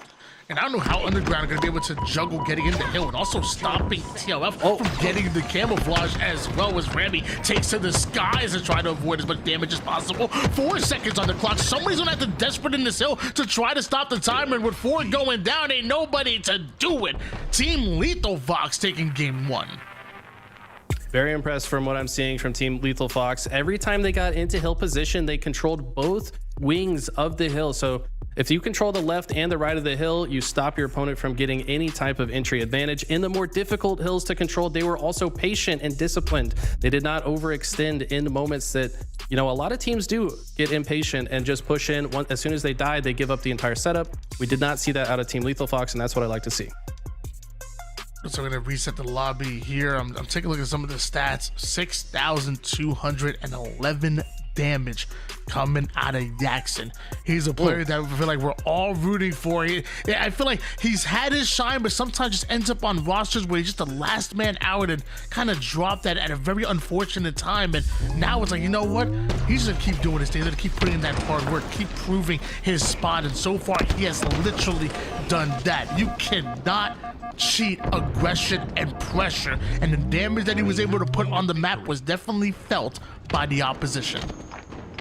Exactly right. We're switching gears here, though, to this matchup once again. Looks like SWAT LatAm able to win the live fire King of the Hill, now onto the Street Slayer, and it's a big lead for Eclipse. Probably in part due to sandbox controls. We see Despiteful had that Stalker rifle. When he gets shut down, though, ultimately did enough damage for 3 members of LatAm to get cleaned up by his teammates. So Eclipse still firmly in control of this game. Looney's 12-4 right now with 3 assists. Despiteful, 8 kills, 8 assists, and only has died 2 times right now. Eclipse, they're playing absolutely lights out right now. Meanwhile, SWAT having a little bit of a tough time here. Despite off the screen, was able to take down Johan, but that height control belongs to Eclipse Solar. We're going to switch gears over into our featured matchup, TLF and Underground. 1-0 still for Team Lethal Fox. This is one of those game types that I thought would get affected by the GAs the most, right? Like, we're not seeing the shotgun or assault rifle used anymore, but at that point, then it's like the team with more skill with the precision weapons is going to just run away with it. You know, the shotgun was a means to kind of level the playing field, but we might see even more Staketaculars on this game type because it was already pretty snowbally, right? But now without a comeback mechanic in the shotgun and assault rifle, it could be even worse. But we'll have to see if Team Lethal Fox can put their perceived skill edge to use here and win this game by a long shot as well. Jackson curb sliding his way over toward the back A side. Hative was hiding in the corner, and looks like Hative not going to get the jump on Jackson nor Team Lethal Fox. Kratos now kind of being left by himself toward the purple side of the map. Teammates are pushing up. Here comes the cavalry here for Underground. They are attacking the purple side. 2 members, Kratos and Kid Nasty, trying to infiltrate the A side of the map. I like this push from Underground. Always want to have a 2-man push through 1 lane. Apply pressure together, baiting and switching with their shields. They've done a beautiful job to do so. Gunplexion sneaking into the shroud screen is going to get 1. It's another one weak, but it's not going to be enough. Looks like Team Lethal Fox able to defend this area just fine. As Haynes and Common, the duo for so long, they know so well how to play together. They surround Kratos, make sure he has no way out. All the way back since the Oxygen Esports days, man. I remember that roster was swishing them. Man, brought me back a little bit there. 11-10 lead, still in favor of Underground at the moment here. Meanwhile, Haynes not allowed to pick up that shotgun. But he will be allowed to be in a 1v2 on the purple. Survive for longer than I expected, and long enough for Jackson to get away with the camo, but not get away with his life. Camouflage is burnt. 3 down for TLF, though. 15-14, 15-11 lead for Underground. The side effect of the GA as well on this map, in my opinion, is it kind of nerfs the camo, right? Previously, teams would just feed the camo player a shotgun, let him roam around, just find weak players and pick off opponents. But now with the camo, you've got to be a bit more creative. You've got to find better entry points. You can't just show up with a 1-hit KO weapon. You've got to be very intelligent with your route selection, and I don't think many players are going to find a lot of success with it.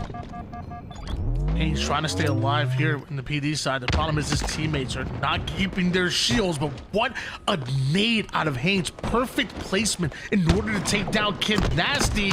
And that's the opening that they were looking for. Quickly to go down for Underground. And it looks like Kid Nasty, he's in a bit of a 1v1 toward the arcade side. He ain't playing any games, trades out his life, or he takes down Ramy. And still down by 1 is Team Lethal Fox. Haynes has to be careful here. His position wasn't known until he just fired those shots. Now there's going to be multiple members of Underground looking for him. The rest of Team Lethal Fox have to take advantage of this opening, though. Finds a kill onto Kid Nasty, and look at the collapse. It's a little bit late. Cleans up a couple of kills, but this has gone back and forth, Tony. This is a bit closer than I expected.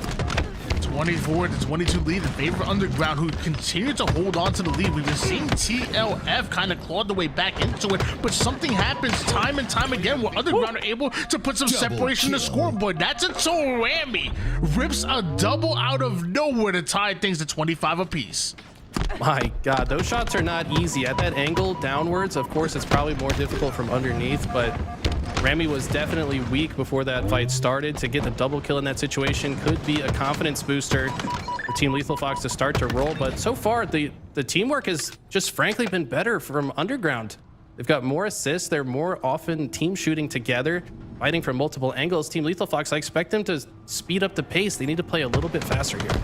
That's what we're talking about. Every single time TOF make a play to try to put themselves within striking distance, something happens on the other side of things, and a lead is just blown wide open once again. Underground, we're tied up at 25 apiece, now back to a 30-26 lead, but Kratos not able to capitalize on that camo. Luckily, Hayden there quick for the cleanup. Stalker rifle is still out. The challenge onto Common. Perfect shots out of Hayden, but the answer back coming in from Gunplexion. Back to a 4-kill advantage, and trades are once again happening on the mid-map. That Stalker so important now. It's really the last power weapon left to play for.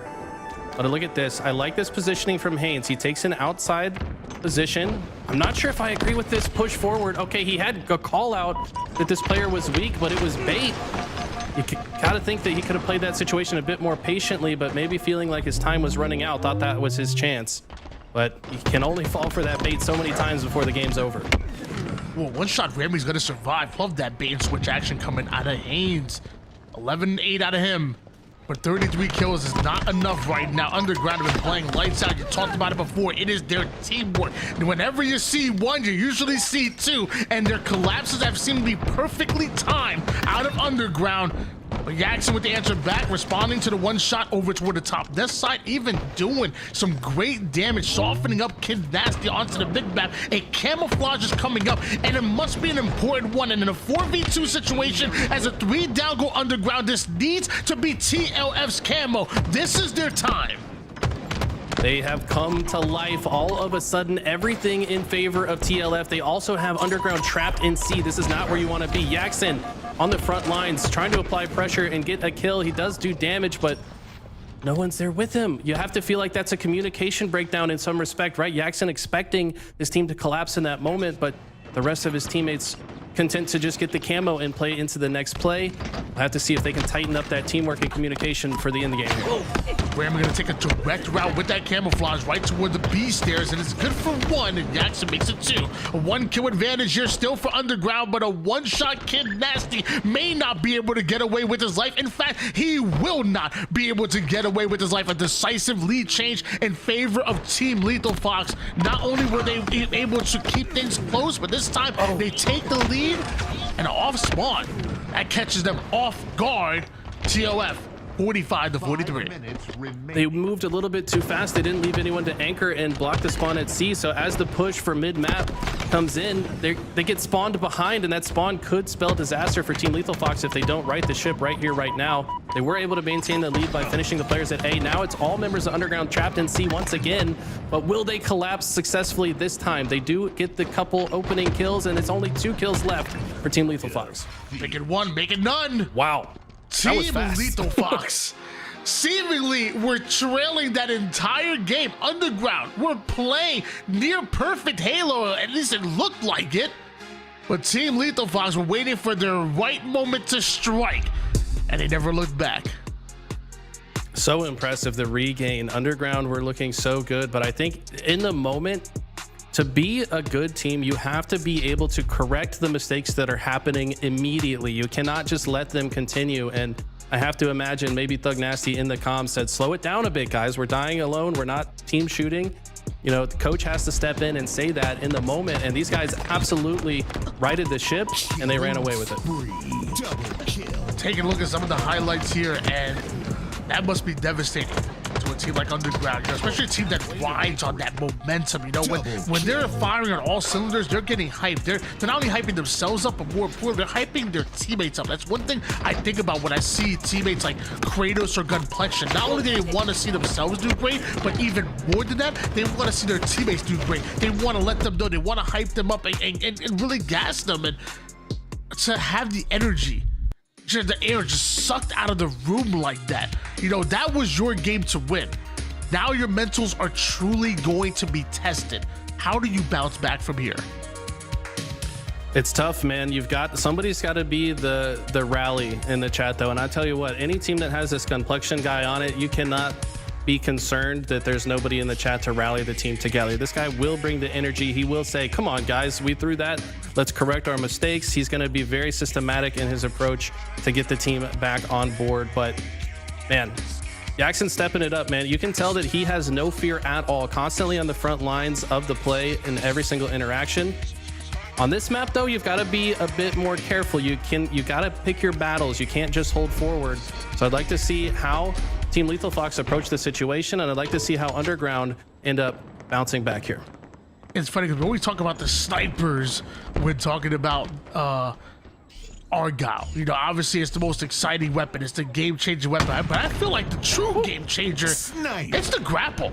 The grapple is really the star of Argyle. The slingshot plays are crazy, whether it's towards the mid-map or even towards the perimeter. Dude, if you've mastered that slingshot, you feel confident whenever you're flanking the enemy team and you go unaccounted for. I have to agree with you. I've been telling my students, and you know, if you're in some of those like gold and plat lobbies, like Tools is on your team, you're probably not gonna remember that the grapple exists. But guys, you got to use the AI scan, check if it's up.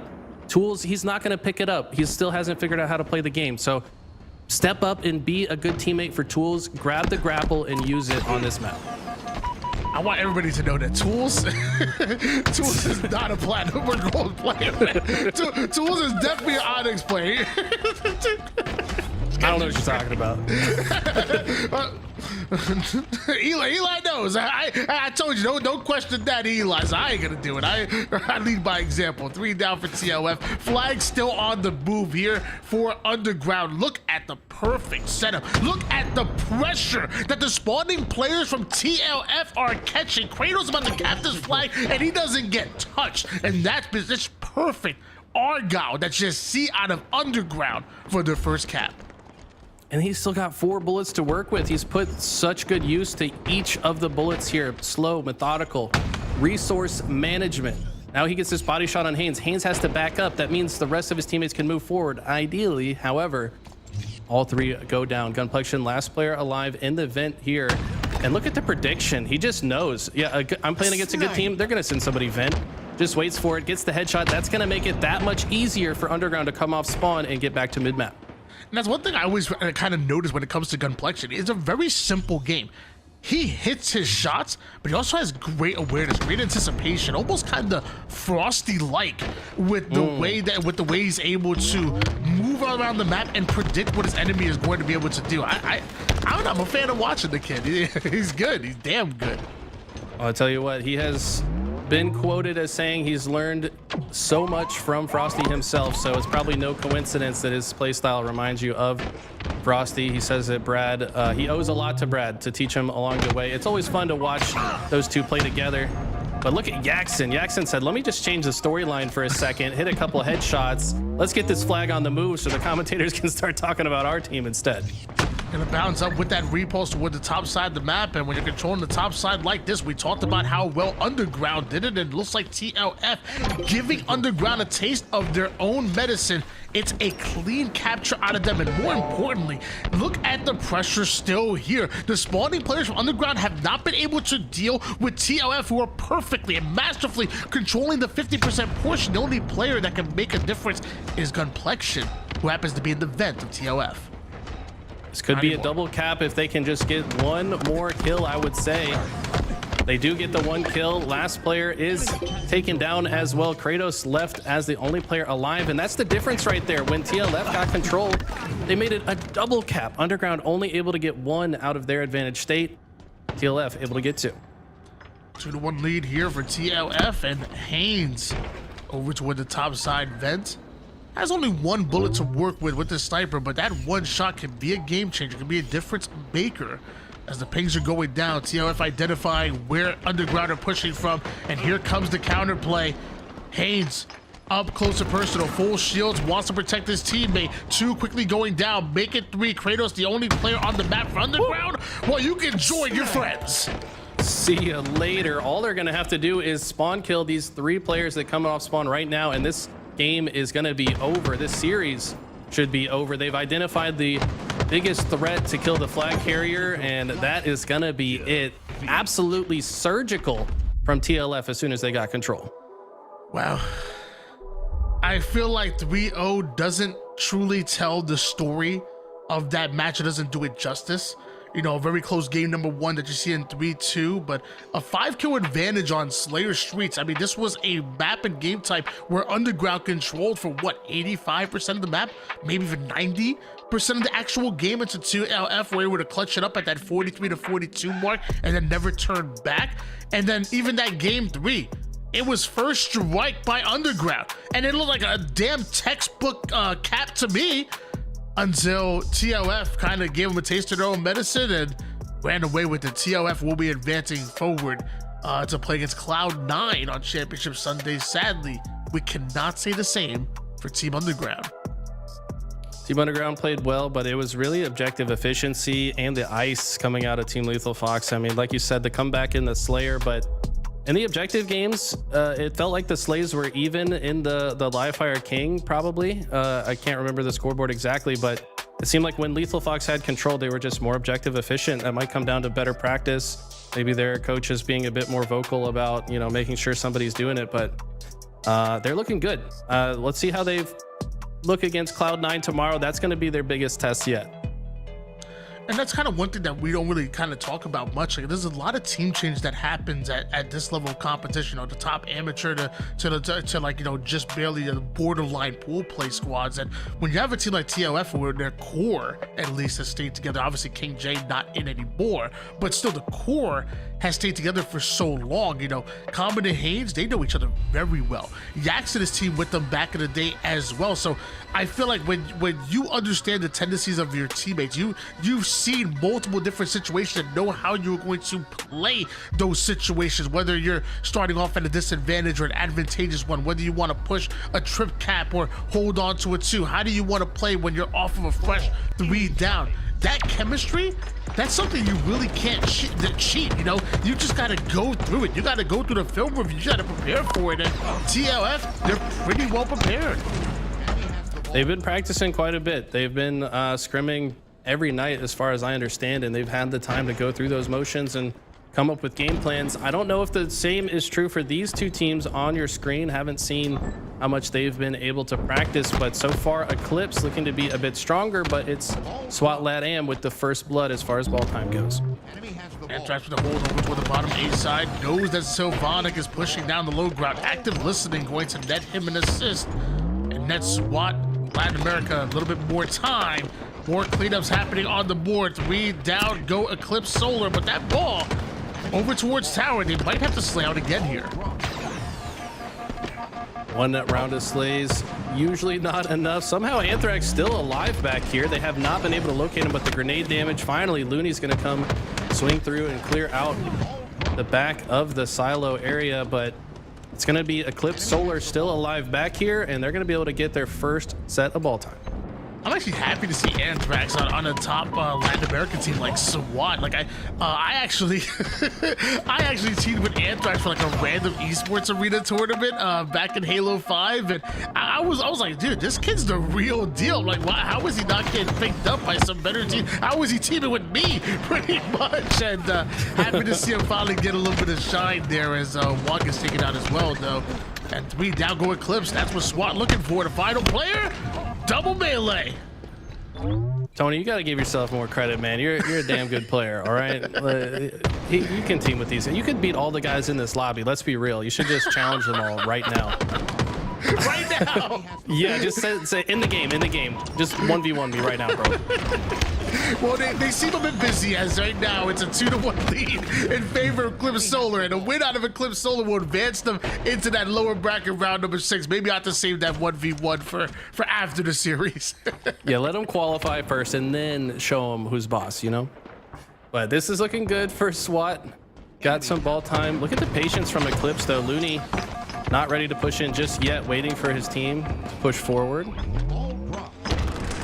Looney trying to stay alive, bottom center.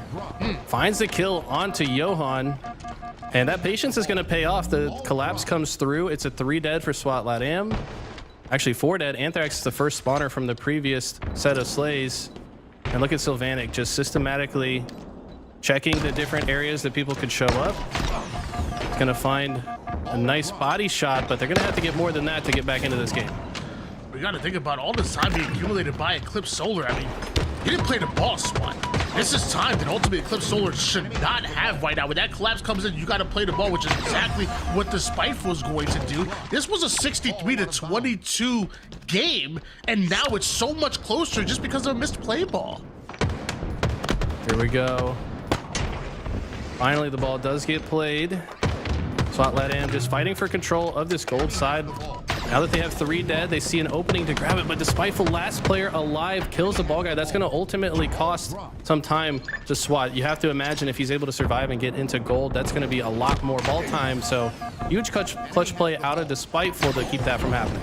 65-40 lead in favor of SWAT at the moment. Pelu ends up going down, and Eclipse Soul gonna get aggressive, but Bid Teachers doesn't win his 1v1. In fact, Juan is going to get a clean up. That's a double and almost a triple out of him, but the gold side does belong to Eclipse, which is exactly where they want to be. Juan, not patient enough to wait for his shields. Maybe didn't expect the attention to be on him, but Johan gonna be able to use the Shroud to burn the camo. Not gonna be enough though, and Eclipse are looking good right here. SWAT have to be careful. They can't just keep going down staggered. They've got to take their time on this next push here. Shock is out here for Looney. Johan just barely avoids it. Body damage not going to be enough despite being on multiple different players here. Sylvonic will get aggressive to try to clean up some of that damage. BR is out. It looks like Anthrax and SWAT are stuck over toward the gold side corner. The Spiteful takes advantage of that, immediately rotating it toward the opposite side of the map. Green gun comes out for Johan. That's a big kill. It's gonna open the push and make it that much easier for Pelu to push through. Ball gets played. 3 dead for Eclipse, but can SWAT Am quickly get this ball back? No, Spiteful gonna play gatekeeper here in the gold side. That's a heads up play for Eclipse. 1 second lead between the two. Sylvonic not able to survive over on gold. Looney sneaking through toward the camo jump up, and Pelu not able to watch this angle due to some well-placed grenade out of the remaining members of Eclipse. Here comes the push, but Pelu somehow still ready for it. Looney comes in quick with the cleanups, and Johan will be forced to back down. Active camouflage coming up very soon here, and both teams are fighting so well. Vanek has a precarious position here, top catwalk. Yeah, I didn't like that too much. You've got to just make sure you stay alive for the next push. LatAm could take advantage of this. The Spiteful has broken his way into the gold side, maybe using that as a distraction, but kills are being traded back and forth. Eclipse barely coming out on top, but +1 net outcome in their favor, and they're going to get this ball to safety. Huge kill out of Sylvanic as well. Yeah, double kill out of Sylvanic to try to deny access toward that camouflage from SWAT is going to pay off, because eventually that is a 3 down. Right now, this camouflage is being used as straight bait from the remaining members of Eclipse Solar, but eventually they're able to get a hold of camo. But will they give up will they give up the ball time? Will they give up the round in order to do so? Looks like it. Fine. Wow, I think the ball player was the one that just died at the last second there, but yeah, I don't know. Both teams honestly playing a bit chaotic. It doesn't feel like there's a ton of structure. There's just a lot of like chaotic ways to approach a situation that throw off the opponent. And I think if one team just starts playing a little bit tighter together, they should run away with this one. It's like Juan Anthrax playing heavily toward that camouflage. Juan's able to grab a hold of it, but ends up going down. Doing so, Bid with a couple of trade out there, leads to a 3 down for SWAT. Ball is grabbed for Pelu, but what are you gonna do with it? Because Eclipse Solar, they have every part of the map. Up gold. They've got long haul control as well. Looks like Looney's gonna find his way into A, but Johan must be in A as well. The push comes through gold into A. If they can shut down Bid, there should be some ball time for SWAT. Enemy has the ball. Slight lead for SWAT, but not much here. Little remote detonation attempt. Good enough for the assist, which is good enough for the kills. And that's good enough for SWAT to try to get into a bit of a setup here, as the remaining members of Eclipse are trying to push up despite being weak. SWAT are making them pay left and right. Eclipse started to break down here as nades at every angle being watched perfectly from SWAT, and might be another perfectly timed flank. The Spiteful goes down. So the weekend Sylvanic loving the way SWAT are playing right now. Oh my God, Anthrax with so much confidence and aggression. You have to think maybe he could just weaken that player and back up, but he said, no, I want the triple kill. Halo God's gonna have to stay alive with this shock. He cannot. That shock's gonna trade hands, and one of these two guys, Bid and Despiteful, both insane with the shock rifle. They're gonna play the ball early, it looks like. Johan's still back C. And looks like they were able to get the new ball, though, at the same time that Bid clears these players out. Next spawn should come out in A for SWAT. Looney started to go A, but I think his teammates told him no, that's probably where they're spawning, so he's going to take it somewhere else instead. Yeah, I was trying to tell if that was like a failed slingshot or if maybe trying to like change the direction last second. And yeah, dude, what a stick leading to a double kill out of Halo God. And with that play, Johan is able to grab a hold of camo. Johan needs to get some value out of this. Looks like the play ball is going to come through. It seems like Eclipse is very content with playing the ball, and they've been way more on top of being prepared for the next ball rotation. They're always in gold immediately after that ball gets played, as we see the Spiteful there in glass. But after he gets taken down, this looks good for SWAT to get a lot more ball time. But the melee gets missed, and that's a trade that should not happen. Yeah, he definitely wanted the back smack there, and like I said, a trade that ultimately shouldn't have happened ended up happening, and Vintage with a nice little win onto Halo God. Now you're going to see the rest of Eclipse Solar pushing up. Looney with the kill, a forced play ball at the 62-second mark, though. That's a lot of time for SWAT. Absolutely. Solar have not really been able to get any kind of control this entire round. They did win round one narrowly, but it's been all SWAT this round. Maybe some adjustments were made. Like I said, both teams played so chaotic the first round. Now SWAT playing with a bit more structure. Their timing's a bit better. Their team shooting a bit better this round and paying off in a big way. Solar do have the ball for now, but SWAT LATAM are still trying to shut it down. Lots of times, you know, your ability to problem solve is going to be tested, you know, doing the same thing over and over again and expecting a different result is the definition of insanity. So how well are you able to adapt? And so far, SWAT have done a great job of adapting here in round number 2 for their tournament life here. It's lower bracket round 5. It's really a do or die situation for them, and they just died a few times. 3 go down, and now spawning on the opposite side of where the ball is. All right, Sylvanic's got to stay alive here. This camo could be highly consequential to the end of this round.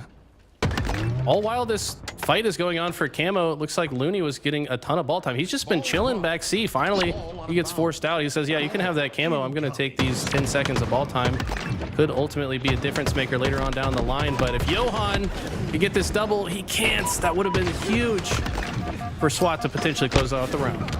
I saw in the kill feed that somebody fell off the map. I don't know, did he jump off with the ball? Or like, I don't know, mistakes were made, and you don't need those if you're Eclipse Solar. You're down by quite a bit here in round number 2. If anything, you need plays to be made at the moment. Pelu over toward the back gold side. Eclipse needs to get in here. They need to get the ball out of Pelu's hands. They're finally able to do that with a pseudo play ball towards the mid-map. Swap had the opportunity to bait out that ball, but they end up going 3 down. This doesn't look good for Eclipse. It was 3 down on each side, momentary 1v1, but time is burning off the clock. They're still down by 50 seconds. Eclipse have to get back on the board. They have to get a setup that lasts longer than just a few seconds. Seems like the aggression from SWAT has just been too strong. As, wow, Juan had no business winning that fight, somehow turns that situation on Sylvanic, and every time you die as the round is dwindling down, on the side of Solar, you've got to feel like your chances of winning this round are going down. Less than a 50-second lead here, but SWAT still have control. Like you said, a clean setup really needed for Eclipse to really start turning those seconds into minutes. Here as a double push out of Johan and Juan. Forces Bid Teaches out, doesn't have the shields in order to stay within that fight, and he's going to be taken out. Now you see Johan prioritizing grabbing hold of camouflage, a bit of multitasking coming out of SWAT, getting the ball out of the hands of Eclipse while also grabbing a hold of camo. Well played. I think the idea from Eclipse there was to rotate it towards C to have a better position to attack camo, but they lose a couple players in the process. Ball has to get played bottom mid. SWAT gets the camo anyways. It just feels like all the plays that Eclipse are going for have been shut down. Finally, though, 3 dead for SWAT. They've got the ball at C, and this is the best look they've had yet to get an extended ball time hold. Juan flies on to try to take down a one-shot. Bid teaches. It looks like he's able to get the kill and the assist. Multiple falling for Eclipse should lead to a play ball, as a one-shot player is going to try to get every last bit of that ball time. There it is. So Vonik plays the ball and himself jumping off the map there. A 13-second lead only here by SWAT. Really surprised it's even this close. They have made a massive comeback in this round. All the momentum has swung in favor of Eclipse. If the Spiteful can survive with this ball, they could actually steal the lead. Sylvanic's still alive, long haul as well. Big trade. That's not an easy one to get. Awkward 3 shots land and gets the melee at the last second. That's a huge trade to keep the ball just a little bit safer here. I can't help but mention, at one point in time, this was a 62-20 lead in favor of SWAT. One missed play ball opportunity, which they already had the ball as close as possible to the C side, led to a comeback out of Eclipse. Now just 2 seconds separate the two. Eclipse have been slowly starting to claw their way back into it, time and time again, and they've just taken the lead. 23 seconds of neutral time on the clock, but only 15 seconds needed here for Eclipse Solar in order to take this game. This should have been SWAT's round, but instead, they're going home. All of a sudden, everything's in favor of Eclipse, and I think that was their last chance. They just stole that round from SWAT. We're not able to close it out, and wow, the ice from this team, I was saying, like, this just feels disorganized. They're not setting up, and then at the end of the game, they're like, you know what? Yeah, we should maybe just set up a little bit more and get some more ball time. And Eli said we should set up. We should probably try it. Wouldn't you know, it leads to more ball time more frequently.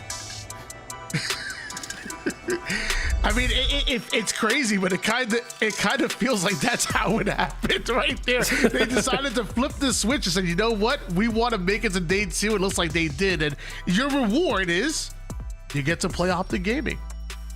Yeah, that's tough. The bracket, maybe not great for them, but hey, OpTic not looking like themselves. You never know. Anything's possible. You're going to have to play a bit more organized and show up with a lot of ice tomorrow if they want to move on. Because you gotta think OpTic's a little teed off after that, the way they lost that one. It's so funny because people keep coming into my streams over and over again, like, "Oh, what do Sentinels need to do? Like, what's wrong with Sentinels? What team change that happened?" I'm like, guys, the Sentinels haven't been doing the best as far as placement wise, but have you realized they've had the most ridiculous brackets over and over again? Like, I feel like everybody's now getting the Sentinels treatment. It's like, oh, hey, I just won and made it to day 2. What's my reward? Oh, in round number 1 of Championship Sunday, I run into OpTic. Oh, in round number 1, I run into SSG. Fantastic. I guess I'm having a short day. Honey, we're going out. Right, yeah. Go ahead and make plans for the rest of the night. Nah, we don't want to make it sound like they have no chance, but I would say the odds are long. If you're betting in Vegas, the odds are long for OpTic to lose much of anything tomorrow. I mean, these guys, when they have their backs against the wall, they make it to the grand finals more than anyone. So we'll have to see the OpTic bounce back tomorrow. On the other side, we got Cloud9 Team Lethal Fox. That should be a good matchup. And then still yet to see who's playing Space Station and Complexity. I think we're gonna have at least one of those matches to determine who those folks play. But before that, we're gonna take a quick break. Don't go anywhere. We'll be right back.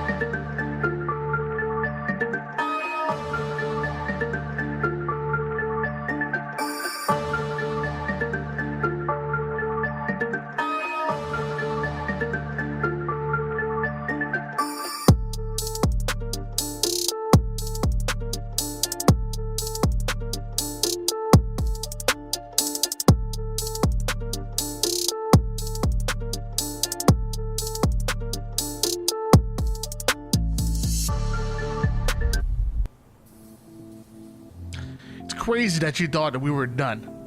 It's crazy that you guys in chat thought we were done. We got more action for you. Come on now. It's the HCS Open Series #2, that road to SLC. We got to pave the way to the final 2 spots, making it to that championship Sunday. Don't get tired on us. Eli, is it past your bedtime? Hey man, I know I'm 100 years old, but like I can at least stay awake with this cup of coffee to watch some more Halo. I've been more excited to cast in a long time for this, so this is going to be awesome. I've got a lot of people I like on the screen as well. We got Jaren, we got Blazement. These guys are awesome. Spent a lot of time with them at the ForceCon tournament, 2 members of our military.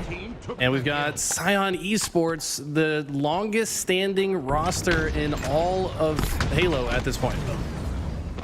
They've been grinding together. They've been getting better together, and I love this crew. I actually live real close to Tyus Reefer. Dark Matter, I play a lot of matchmaking with him, and he carries the hell out of me. And I even got the chance to interview Uzi as well. So just a bunch of great guys. Everyone always asks, like, who's your favorite teams in the league? I'm like, the ones that are just generally great people and just easy to root for, and they're definitely one of them. Scion Esports right now controlling this first hill, and looks like they might have just taken the lead as far as progression. This is looking good for Scion. These guys have been together so long. They've talked through every possible scenario that could ever possibly happen, and they have a game plan. And sometimes it just comes down to, do they execute it or not? I tell you what, they look to be executing their game plan right now. Game plan for Zuzi to trade this kill out. He's going to successfully do so, and looks like his twin brother is going to take his spot in the hill. And look at how confident Dark Matter is. He knows that Scion Esports are going to be able to take that hill #1, but they are not just happy with early presence towards the tower side here for Dark Matter. Leads to back-to-back kills onto Legion Gaming. The final player's one shot. Never mind, he's dealt with from hill #1 to hill #2. You couldn't draw it up more perfectly than that. This is absolutely clinical textbook Halo being played from Scion. Dark Matter, perfect place, perfect time. Top tower is exactly where you need to stay throughout the entirety of this hill. So much so that if your hill player or if your tower guy dies, the hill player should take his spot in the tower. So right now, looks like Scion just trying to identify where the pressure is coming from. That's a big kill from Dark Matter. He's the last player on the map momentarily, and he can comfortably finish out this hill. Legion got to start thinking about going for next. Just about done here. Legion not pushing past the 50% portion of the map. They're fighting for Camel. They're fighting for that 3rd hill. And right now they're fighting a bit of an uphill battle. Scion Esports look way too comfortable on the map. The way that they're moving, they barely feel contested right now and multiple times. And that's another time where they're able to run through Legion, grab a hold of Camo, and end up right in the hill. This has been absolutely unreal out of Scion. That was that last transition from hills 2 to 3 was Legion's best chance, but without taking enough map space, Scion just walk right through the door that's left open. They take the hill completely comfortably. They were up, and as far as slays go, over 2 squad wipes now ahead of Legion Gaming, and we're still early in this game. This could be a fast one. Yeah, only what 47 seconds worth of neutral time. 37. It's just barely any neutral time on the board because it just perfectly ran by Scion Esports, and they are putting on a clinic right now. Ladies and gentlemen at home, take out your pens and pads, take some notes, because ain't none of my damn matchmaking teammates playing like this. That is a fact. Your matchmaking teammates are holding forward and running into walls repeatedly, licking windows along the way. These guys are paying so much attention to every little detail. You got to imagine the comms are on point. Every single target is being dealt with immediately. Body shot. Uzi here trusting his teammates to finish that kill. Already positioning himself for the spawn trap on the A side. Now that he sees no one, should use process of elimination to know they could be bottom center coming through pillars. That's why he's going to rotate back. This is just textbook Halo, and they don't really feel a lot of pressure to get into the hill right away. On the other side, if you're Legion, you're kind of already in panic mode. I mean, you damn should be. I mean, you're barely look present on the map. At this point, if you told me this was a damn 3v4, I'd believe it. Because Scion Esports, again, barely contested on the map. You have 2 players that have 1 kill at the moment. You have 1 player with 0 assists. That was not competitive. I think that's the fastest live fire king game I may have ever seen, unless there was literally a 3v4 in matchmaking and someone quit out and we are just trying to end the game. Like, that was clinical from the side of Scion. Love to see it. If they can keep that level of structure, organization, trust, communication moving forward, they're going to be a force to be reckoned with. 1 minute worth of neutral time is all that was taken off of the clock right there. Less than 5 minutes as far as duration for that entire. It's just, I mean, that was just an absolute clinic. Well played by Scion Esports, and if that's any indication on how the rest of the series is going to be, well, I'm gonna make reservations at Chili's, as Wes would say, for 7 p.m. because that was crazy. Now let's find out what happens going into game number 2 Slayer, because things are gonna change quite a bit. We're not talking about an objective. We're talking about just straight slaying where you can change and control the pace. We've seen Legion Gaming time and time again, and we've definitely seen a better foot forward in the previous matches, and I hope to see that here in game 2. Tony, I agree with everything you said, except for a reservation at Chili's. Like, do people actually make reservations? Like, are they ever that busy that like you have to make a reservation? I've never been to a Chili's when it was packed, right? Like, there's always going to be an open table. Spare your breath and spare the hostess's time and just show up, okay? Yeah, I'm pretty sure you can't make reservations at Chili's, but hold on. I've been to packed Chili's. Don't be sleeping on the triple dipper. You know, like in fact, and Chili's doing the right thing. They've been leaning really heavy on like the social media marketing. They've been trying to take over TikTok marketing. They doing the right things. I'm telling you. Don't be sleeping on the triple dipper. Oh. Are they the ones with like the appetizer platter? It's got like 5 different appetizers. That's the triple dipper. That's the triple dipper. Okay, I'm sorry, man. It's been a long time. I thought that's what you meant. I was just clarifying. You know. Yeah, you gotta learn. I'm sleeping dining. On it. The Chili's is fine dining. Let me tell you, but practically most of them are probably Michelin star caliber restaurants. One of the best places I've ever been to, ever. Tony, you sipping on a fine Cabernet Sauvignon as you eat your triple dipper with your pinky out. Oh yeah. Dipping the egg rolls in ranch. Like, if by that you mean frozen margarita, yeah. Okay. Well, if they got margaritas, maybe I'll give them a better chance. Maybe we'll go to Chili sometime soon. We'll see. Game number 2 gonna be up to 50 kills. 12 minutes on the clock, and really up to Legion Gaming to prove that they belong in this spot. I mean, you were 1 round away from qualifying from Championship Sunday, and what we just saw in that game number 1 was not competitive. And I know for a fact these boys have more in them, and I want to see them play so much better on this game number 2. Obviously, Scion Esports, an incredible roster. I don't want to take anything away from them, but I know Legion Gaming have a lot more in the tank. They absolutely do. You got to imagine the comms were just not quite on point. The timing, not quite there. On the other side, though, was it just Scion playing that perfectly that everything Legion tried to do just got shut down every step of the way? If that's the case, you got to switch up the game plan a little bit. Make sure that you're communicating. That small talk is so important to get out of these situations. Right now, with camo in the hands of Scion, looks like Legion are playing defensive and patient, which I like. The fact that Zuzi's alive right now with this camo, the dude was 1 shot for like an entire minute toward the ATM side, and somehow emerges through the chaos with a kill there, an assist, and more importantly, stays alive. A 7-2 run here for Scion Esports. It just feels like they're taking their spots so flawlessly right now. They're not overstepping in situations that have the potential to overset. Look at this timing. Sliding through this lane at the same time. Once the pressure dies on the other side, they slow it down just a little bit. Dark Matter trying to cut an opening through tires. This might have been an overextension at the wrong time, but he could have also done enough damage for his teammates to pick up the pieces. Looks like for now, though, Legion playing pretty well off of this last spawn cycle.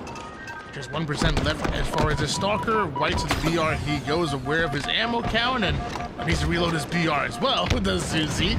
Staying alive. Meanwhile, off the screen, we see Dark Matter was able to take down Jiren, and Zuzi catches that spike grenade, well placed from Legion Gaming to put them within 2. Okay, Legion showing signs of life here. Wait a second, is this kind of loud? Hello? Did they agree to GA the GAs? I don't know what's going on here, but I'm pretty sure this gun is okay, here we go. Hey, we didn't want any surprises. Want to make sure you saw my message. I am agreeing to not pick up Shoddy and AR. Oh, but I will pick up the okay, it was all laid out clear as day. I respect that. I respect that. And Ty is like, hey, look, I won't use the AR, I won't use the shotgun. You ain't gonna tell me not to use the Disruptor. That's his gun. Hey, I ain't mad at it. Disruptor's a fun gun, and now with that damage over time returning, it really is viable. Like it'll get you trades that you have no business getting. It will keep an opponent weak to the point where they can't fight. It's good.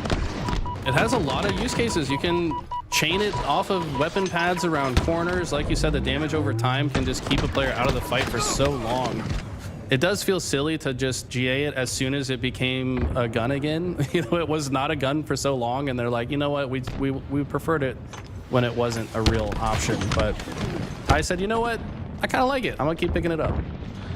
But for those of you guys at home that may be like, what the hell is going on? So when we talk about GAs, we're talking about the term gentleman's agreement, which I guess as Soul Reaper says, the first mistake is thinking I'm a gentleman. But it's literally an agreement made by the competitors before the match to say we're not going to use certain weapons or sometimes even mechanics such as drop weapon back in season 1. So the shotgun, the assault rifle, these are all part of those gentlemen's agreement. The question was the Disruptor, which normally is a part of it, but Ty's Reverb letting everybody know right off the rip. He says, I'm going to be picking it up. I won't pick up the shotgun, I won't pick up the assault rifle, but as far as Disruptor, he ain't gentleman enough for that. Fair enough. I will say that if the Disruptor and Stalker are allowed on this map and nothing else is, does that not give Cobra spawns a significant advantage because they get both the Disruptor and the Stalker on this side? Give him a BR to Commando too. Hey, I ain't arguing with you, but it's whatever if they want to play with it, I don't care. I'm gonna cast over it. Whatever they want to play with. Yeah, fair enough. But that does mean Legion also free to pick it up if that was the agreement and stated here. As we see, Jiren still taking some tick damage from the Disruptor, but ultimately it didn't make a difference there. Looks like Ty maybe wishes that he didn't pick up the Disruptor, because honestly in a 1v1 I think the Bandit still wins. I totally misheard you on that. With a 30-26 lead in favor of Legion Gaming. Legion Gaming looking so much better in this game number 2 than in game 1, and Chills almost gets away with his life, but ends up running into Zuzi, and that's a big trade. I mean, you obviously weren't prepared for that fight. You were trying to stay alive and still trade out your life there. As a 31-20 lead, still in favor of Legion. Here we go. Sion not looking as pristine as last game. Chills having a massive game, 14-7, kind of willing his team to victory. And this is a really tricky spot for Ty. He's not looking left or right, doesn't want his Bandit to stick out to one side. Looks like he's AFK, but this is by design. He is purposefully hidden in this moment, expecting a member of Legion to push through. They must have perfect positions kind of lined up on the other parts of the map as well, but this is definitely by design. Well, the question is, will Legion Gaming know? Because you know Legion Gaming might want to play through the PD side. Will they run into a backsmack? It looks like this is the moment they put down the damage, so that's the moment he's going to reveal himself, and the play is going to work out so well because it leads to a 3 down for Legion Gaming. They were within 1 kill. That's until Jukes makes some plays. Very cool strategy from Sion. I love watching these guys play because you know it's all intentional and by design. Doozy has the camo here. Probably doesn't have much time left on it, so needs to get into the action. That might be why he's pressing forward here. Also has teammates with him. And instead of shooting right away, he's going to wait till he has an opponent maybe in a more precarious position, but ultimately only able to get a trade out of the interaction, and that's going to be now a 5-kill lead from Legion. Yeah, things not working exactly the way they wanted to for Scion Esports, despite having the camouflage. Obviously want to take that one back, but still down by 6 kills. Legion Gaming looking very good in order to take this game number 2 and tie things up. A one-shot Zuzi will not survive, and now Jiren infiltrating the subway side off screen. Dark Matter goes down. There's one more player you got to deal with, and that's going to be Ty's Reverb. He's dealt with, and just about a double-digit lead right now going into their end game. This is not looking good for Scion. They got to play essentially perfect from here on out. It's now nearly a 10-kill lead for Legion. They've only got 8 kills to go. Double kill does come out for Scion though. And honestly, every time someone's picked up this disruptor, it's not really done anything for them. They might as well leave it on the ground. Well, I mean, I feel like he also tried to snipe the guy from like downtown with that disruptor there. I feel like it's a little bit maybe better used over towards the close range, maybe the close mid range. But yeah, Jiren's like, if you're gonna use it, I'm gonna use it and try to take it from there. I do think he kind of forced himself to use it just based on principle because of the situation, but ultimately doesn't find value. This next camo going to be highly important though. Placement in a good spot to contest it, but he gets caught out and shut down in a hurry. Neither team feeling comfortable to go straight for this camo just yet. Gonna want to secure a couple slays first. Now that that player is weak, I think Ty sees the opening. He will grab it, and he does somehow survive despite being hit by that grenade. This is only a 4-kill game, 3-kill game now. All of a sudden, Scion have come to life. Double kill. That they have. Ty has the camouflage and back within 3 kills. It was looking like Legion Gaming might be able to run away with it. It was 41 to what? 31 lead at one point, 32 lead, and now just 3 kills separating the two. And Ty wants to get more value on this camouflage, and he's the king of the disruptor. Let him show you how to use it. Oh, he does get the tick damage onto placement. So you think placement's probably hiding there for a bit longer, but unable to get a net positive outcome from that play. All kills were traded out, and it's still a 3-kill deficit for Scion. Just 2 more kills, making 1 more for Legion Gaming. Chills pushing right through the mid-map. It is 3 members of Legion Gaming that are quickly collapsing towards Subway. Ty might be by himself. Looks like Dark Matter gets caught. Perfect shots out of Jiren, putting his 9th on the board and the 50th for Legion Gaming. It's a big bounce back after a molly-whopping in game 1. Let's not beat around the bush. That first game was not even close, but Legion answered back in a big way with a game 2 victory on Streets. Heading into game 3, Argyle CTF, maybe favors Scion. Obviously, Scion been together a bit longer. I think that CTF is one of their better game modes, but I mean, Legion, if they can get control of the snipers, we've seen what that can do for a team success on Argyle.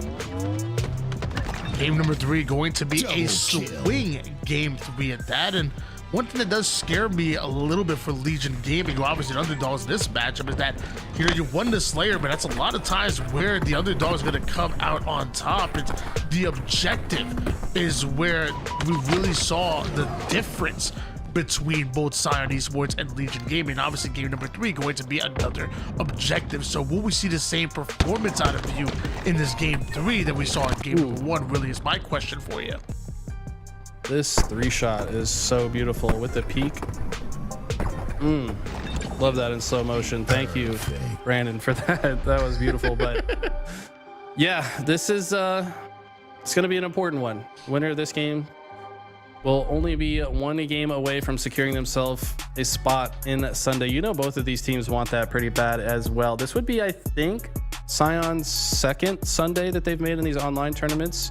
So looking to just, it feels like they're just getting 1 step better so frequently, and that's what happens when you stick together as long as they have. They're riding together, they're thriving together right now as Scion Esports, but is Legion Gaming still standing in their way. In this match, going to be really important is watch the sniper battle, but from there, the grapple, the quantum translocator, these are equipment a lot of times people will overlook, but they get value, and Jiren just barely getting away with his head. He said, you know what, I'm going to relocate. Look Look at they're mirroring each other. These snipers. Wow, Jaren wins it though. But both. Double kill. Oh my god, that was a disgusting no scope. I was about to say both snipers kind of having the same game plan in response to one another. Jaren coming out on top is going to lead to the push from Legion, but he's going to need to hit another snipe if this flag is going to go anywhere. Yeah, he definitely want. It's fun. The hard ones go down, but the easy ones sometimes will escape you. And sadly, wasn't able to hit the quick scope. The Jiren, and now sniper changes hands.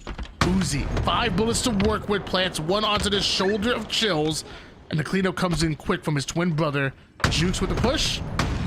No scope, not gonna connect. Oh, but that one will. 3 down for Legion Gaming. A little help from his teammate to get that player to one shot. Gets this player weak and burns. I think the last bullet is snipe. Maybe there's one left, but oh, there's a. Unfortunately, it looks like Ty crashed, perhaps, and we're gonna have to reset this one. But fortunately, nothing significant had happened yet. Yeah, I'm gonna assume a bit of technical difficulties there. So a very important game number 3. We're about to get on it, but why don't we go on a short break, ladies and gentlemen? Grab your snacks, use the restroom real quick, but make sure you get your butts planted into the seat when Capture the Flag Argyle starts.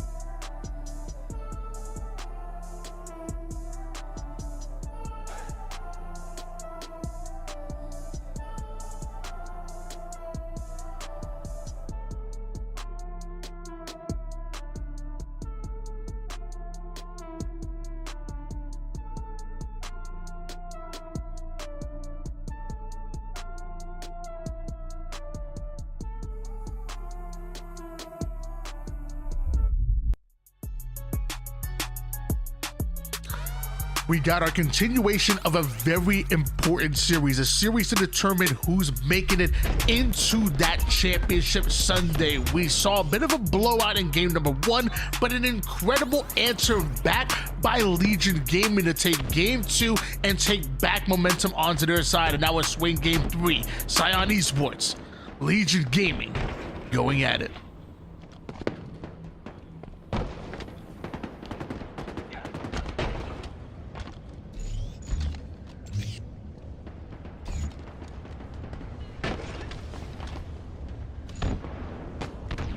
All right, looks like I'm unmuted now. Don't worry, guys. Tony got to hear that, but none of you guys did. Sorry, Tony and I keeping secrets now.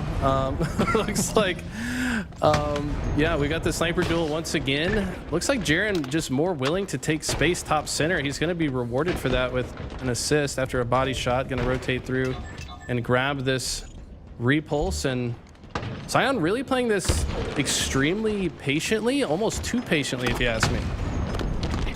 Yeah, I'm so happy to get back. I mean, dude, Eli was going crazy while he was muted, man. He was saying that he hates the chat. He was saying that he hates Scion Esports, he hates Legion Gaming. I don't know what was going on. It was crazy. Just like Uzi with the sniper, 2 bullets to work with. Oh! And, willing to jump off the map to connect on that no-scope. Well, no one's getting that final bullet, but pretty fancy play on Uzi. Uzi with the Andros play. Shout out to StarFox64. You kill the final. If I go down, I'm taking you with me. As he jumps off the map with the headshot. That was disgusting. Still no cap just yet, but Scion Esports do have a band advantage on the battlefield, and they will force Uzi to take out the high side. And what a challenge. Playsman wins that one, and Legion Gaming wins the map control. Uzi tries to get away. Jaren spots him out though. And oh, he actually survives that with the use of the QT. That was so huge. I think if he QTs even like a few frames later, he's dead to that grenade. Well played by Ty.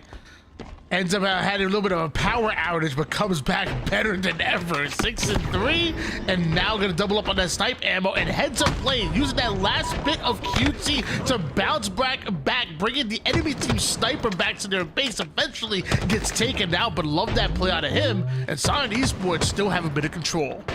Big brain quantum translocator plays out of Ty. Could be a difference maker. I don't know if Legion were able to find that sniper that he had stolen and portaled away with.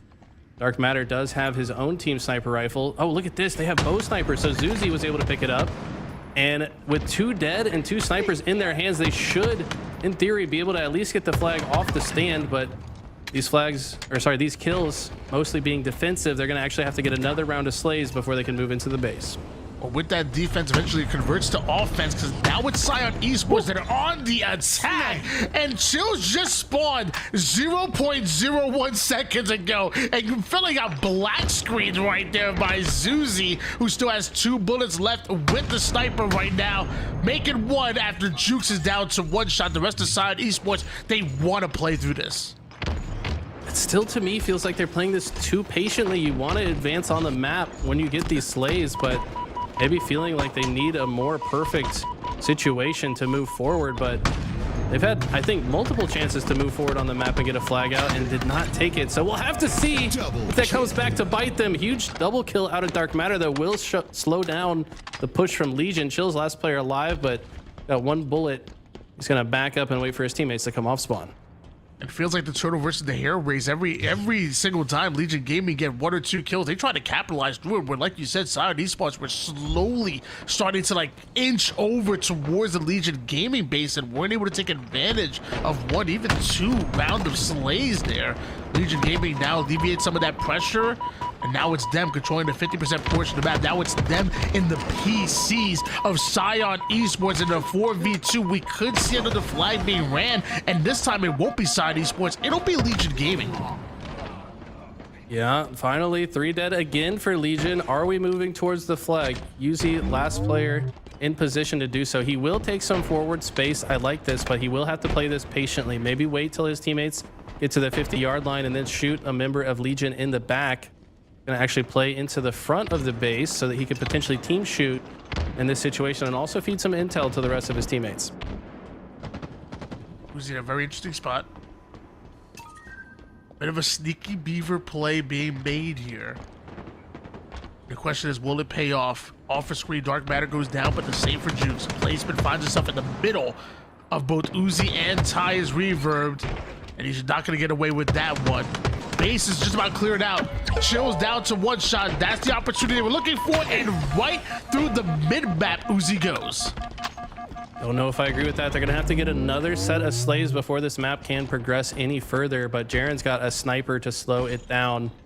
And Jaren has been on fire with this sniper and still is on fire. Hits the headshot onto Dark Matter. That flag is already returned. And Jaren's just trying to hunt down Uzi. Knows that he went somewhere around here. Look at this sneaky spot. But he gets spotted right away. How did he know he was there?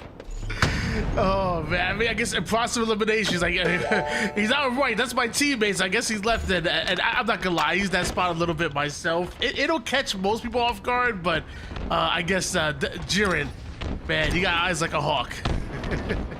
He's apparently seen that trick before because he spots it out in a hurry. And he is still going crazy with this sniper. Still has 5 rounds left to work with as well. Problem is his teammates have been dying, so I don't think they're able to get the flag out. Yes, Plasman does have the flag. And it looks like this one should go home.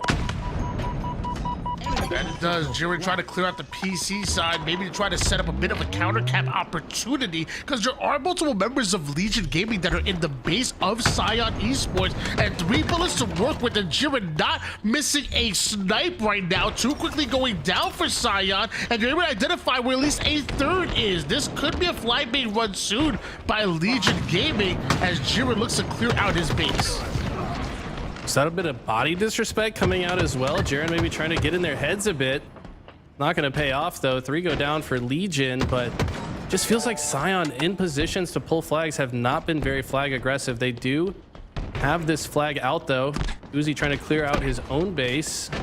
He knows that if he can get this kill and his teammates can kill one of the spawners, this flag should be able to get home. Flag is on the move. Juke's not able to get the long range shots that he was looking for, but eventually does connect onto one. But Scion Esports connect onto the flag cap. Another battle going down between Placement and Uzi refuses to be denied. Here we go, tie game, only 4 minutes on the clock. New set of snipers did come up at the 4:30 mark. Once again, it's Jaren. This guy has been the difference maker this game already. 10-7, but he's hit a lot of body shots that have caused Scion to have to back up. He's also stopped many pushes before they could really get any kind of headway on the side of Scion, and this is going to be a battle of the snipers. Looks like if one of these 2 teams can just land a couple of headshots, it could potentially get another flag out to win the game. Jiren finds the spawning tie. Also finds Dark Matter with the counter snipe, and body shots being traded out right now, but neither one of them are able to get the kill. Now we see in a tied-up game and a sniper battle.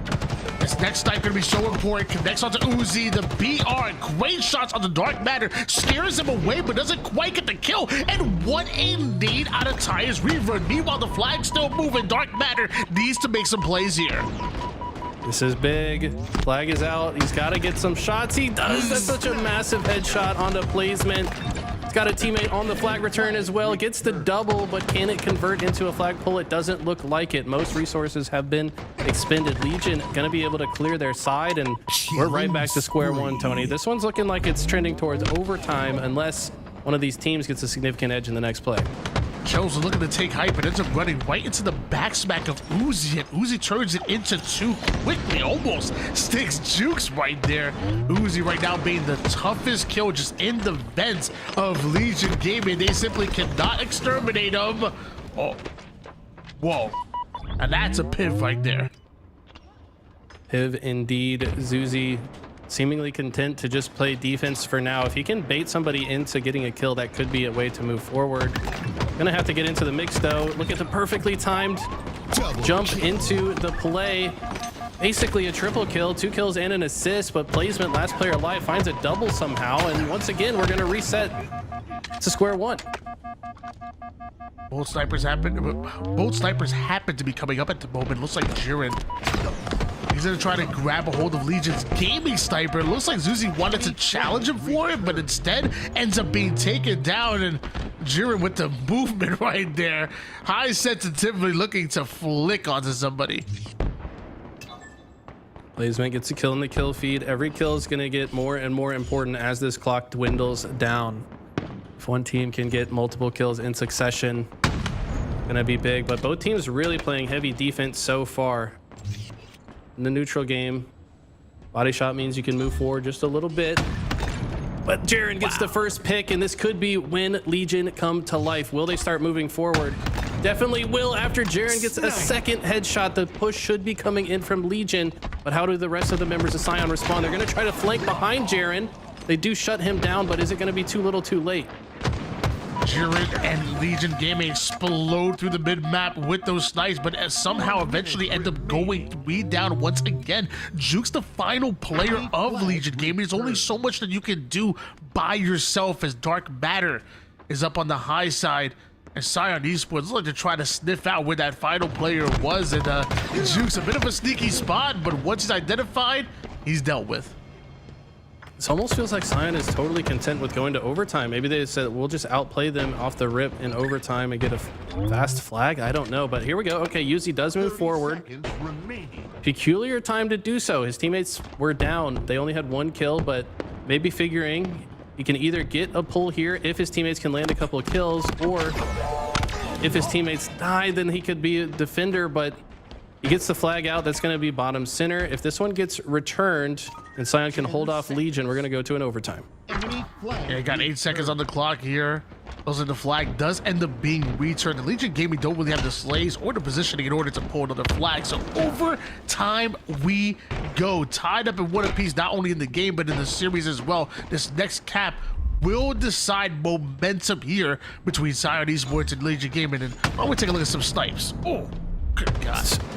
I feel like a majority of the replays are going to be Jiren hitting headshots. He's been on fire with the snipe, so thank you, Nighty Night, for choosing this man's POV. He has been putting on a clinic. If you're on the side of Sion, you've got to shut this man down. A full sniper in the hands of Jiren, but Sion Esports are able to get a snipe of their own, so another battle, but off the rip, you know, 1 snipe could really turn things around. 1 kill leads to 2, and it can be bad as Dark Matter takes down 1, and Uzi with the snipe from across the map will at least start this flag run. It doesn't guarantee it, but a slingshot from across the map all the way towards the mid side, making things even easier for Sion Esports to keep alive. They want to play through the slays. 3 down go Legion. There goes the second slingshot, not only to keep it alive, but to bring the flag as close as possible towards the front base. Jerry gets a snipe, but Uzi answers back with 2 of his own. 2-1 lead and the body disrespect.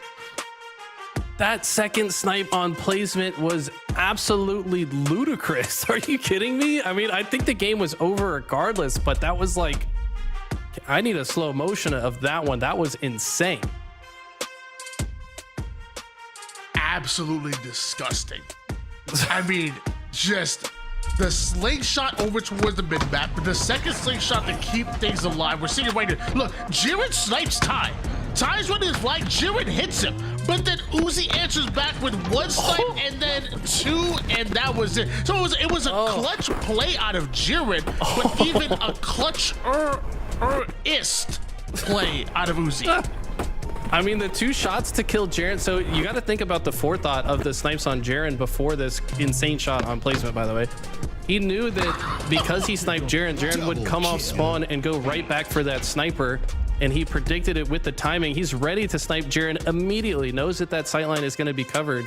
And then just, I mean, to add insult to injury, hits an insane, I can't even call it a quick scope. He was like being de-scoped as he hit the shot. If you're placement in that position, you're just like, okay, buddy, you got it. You know, like that was insane. You know, I keep telling people, man, the grapple is your best friend on Argyle. You know, lots of times, obviously playing with your team is really important. You want to push it together, but if you have that grapple, it is 100% worth it to just try to make a sneaky play to get behind enemy lines And when you can slingshot that flag, whether it's towards the mid-map or even towards the perimeter, bro, it's crazy. It's actually insane. I think I saw Collect hit it better than I've seen anybody else hit it. Collect's able to just literally get it more than halfway across the map in a second. By the way, that was the sick stick into teleport play out of Ty. Loved that. He was making some big brain plays, and I kept, you know, almost critiquing the way Sion were playing when it came to not moving forward at the right times, but at the same time, they just waited and they were patient throughout the entire game to make sure that the flag would ultimately get home before they made that pull. So patience paid off. Pays off in dividends.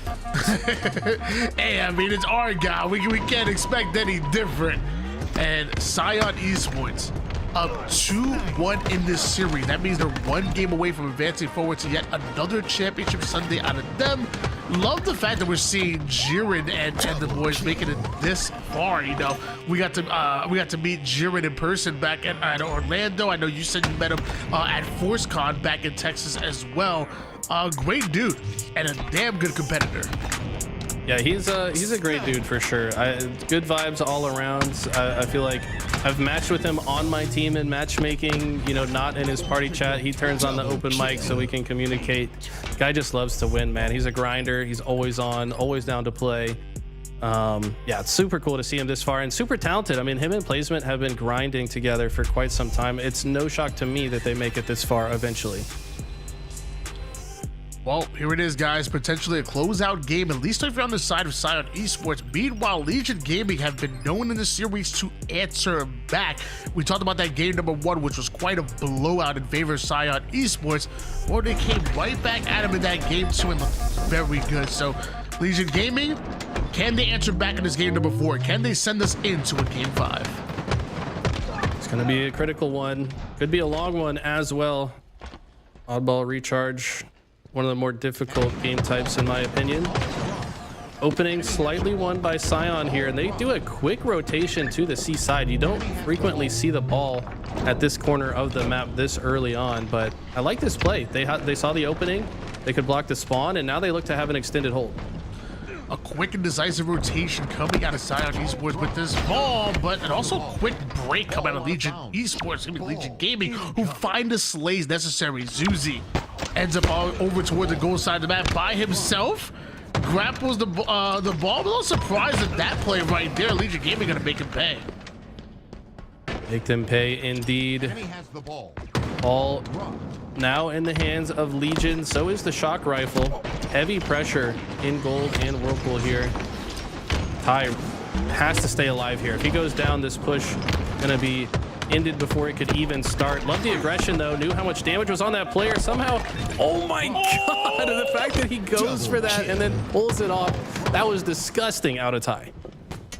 His boys call him Ty is ridiculous, because that was quite the play we just saw right there.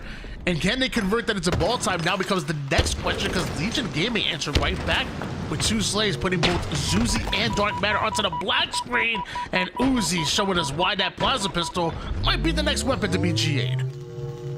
Yeah, I was kind of thinking about that, like, why is this gun not talked about? But, you know, maybe they respect it. It's got a bit more history than some of the other guns. Well, I can't even say that. There's always been shotties and ARs, but plasma pistol, I don't want it to get GA. This is one of my favorite guns. The GAs don't apply to me anyways because I'm not good at the game, so I'm gonna just pick up whatever I want, you know? I'm still trying to find out that everybody forget about the needler on Argyle. That's what I said. About one weapon that needs to be GA, and I'm like, if there's one weapon that is so anti-competitive, it is the freaking needler. Good God. All you need is a ping below 30, you're guaranteed at least a trade. That's what I said. I feel like 343 forgot the needler existed when they took it out of every other map, and now the pros forgot that it existed when they GA'd all the other weapons. It's like, are we just forgetting about the needler? I don't know what's going on with that. Fear the pink mist, baby. 27-20 lead in favor of Legion Gaming, and Juke, excuse me, trying to be a bit of a sneaky snake in that corner, but Dark Matter denies that, and with the 3 down, that's a play ball for placement. Legion Gaming do have the lead, but Sion Esports forced to play ball. Okay. Ball is immediately rotated back to C. This feels like Sion's comfort zone. So if I'm Legion, I'm kind of picking up on this right now and thinking to myself, let's just stop letting them go to C. Like maybe even go out of their way to control this side of the map or have somebody sneak here on occasion, because it's kind of what Sion wants, right? And here, Ty sees the ball being played. He's got the grapple in hand, waits for it to come off spawn, and now he's going to pay attention. Okay, where did my teammates spawn? He's going to rotate it straight to gold as soon as Dark Matter tells him his spawn location.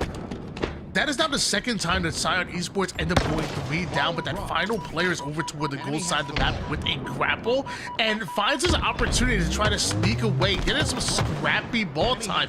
We saw, I want to say it was Zuzi with it earlier. That time it was Uzi that stuck away a few seconds worth of ball time. I wonder if it's going to be worth it, because right now it shows that Legion Gaming have the ball. They have a setup, and Sion Esports need a break. Chills. This guy's been impressing me, by the way. We haven't talked about him enough, I feel. This guy has been kind of on a bit of a meteoric rise through the AM scene at the very least. Wasn't familiar with his game until he started playing in like the Clutch Academy draft tournaments, and feels like, I think he's pretty young too. I don't know much about him. I don't know if you do, but I think he's kind of come up and shown that he's a very good player early on. I was wondering if it was the same player as Chilled. It was a CHILLED. I was like, are those the same player? No, I'm not familiar with this game, but I would definitely keep an eye out for the name. 9 kills, 7 assists, and a must-win game here for Legion Gaming. The man is playing lights out, but apparently so is Ty.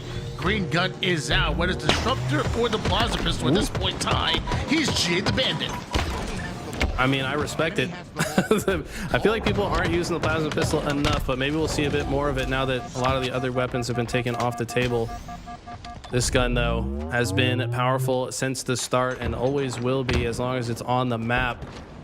See if Dark Matter can find a target. Love to see the reticle discipline. The reticle is staying at headshot level. Here, it's actually a little bit lower. I think he's prepared in case a player slides through this opening to hit the headshot, but after not seeing anyone for a while, deciding to switch targets or switch vantage points rather. But just look at the way he moves around. Every time that he moves it, it is going to be at head level in the position that he's looking. 69-61 lead in favor of Sion Esports. Dark Matter aggressive as it's a double push on a Sion, and that clears out all the way toward the A side of the map, and somehow Zuzi takes down at least the 3rd player of Legion Gaming from the gold side. And right now Sion Esports demanding control here on recharge. A camouflage comes up. I believe Legion Gaming were able to get a hold of that, but it's still Sion Esports with that ball in the setup and a rotation away from Whirlpool. Wow, big kill without trading out at Dark Matter. That means he's still going to be in this sight line to cut the players off, trying to get to his ball carrier. Look at the damage coming out. Uzi also rotates back. They keep the ball on the map, and that might just win them round 1. A few seconds coming in. Legion Gaming, a last-ditch effort to try to get the ball out of the hands of Sion Esports. Damage going down just a bit too late. Round number 1 goes to Sion Esports. One more of those, and they're going to Championship Sunday. Dark Matter, huge round, 14-7, and in my opinion, had the round-winning play to get that kill on placement in A without trading.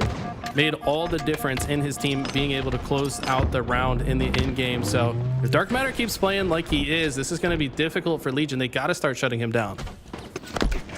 Ty making sure he goes right in for that shot. Can't exactly connect with the headshot, but does get away with his life. A tactical retreat out of Ty's revert, but teammates are dropping like flies right now. So he's going to continue to just back up, and hopefully steal a kill. Needs to stay alive here. I'm a little surprised he's even sitting that far out while weak, but confident he would hit the headshot if he was challenged there. Would also have the timing to survive if it took just 1 shot of damage. Gets a trade. Shock probably going to despawn unless Zuzi here goes straight for it. Looks like he will. He must know that Shock is sitting there. He's going to go for it in just a second. Yes, the communication is strong. Wait, no, maybe it did despawn already. So Shock Rifle off the map for the time being. Zuzi and Scion Esports were 3 down, and again they go for the ball, passes over to his teammate that spawns, his twin brother that spawns in toward the long haul side. Scion Esports very scrappy with that ball time. That is now the 3rd time I've seen him go after it when 3 down. They've just been on top of it. They said, yeah, we might be dying, but let's at least make it difficult for Legion to get any sort of ball time. But this is the best looking hold we've seen from Legion. They have a lockdown setup in A. How does Scion respond to this? They're going to want to push into gold and take Jukes out of the picture so that they can safely cross from tower into A. But look at the play from Jukes. Jukes predicting that he's about to get pushed, makes a sneaky route, completely avoids Zuzi, and he might have the back of Zuzi here.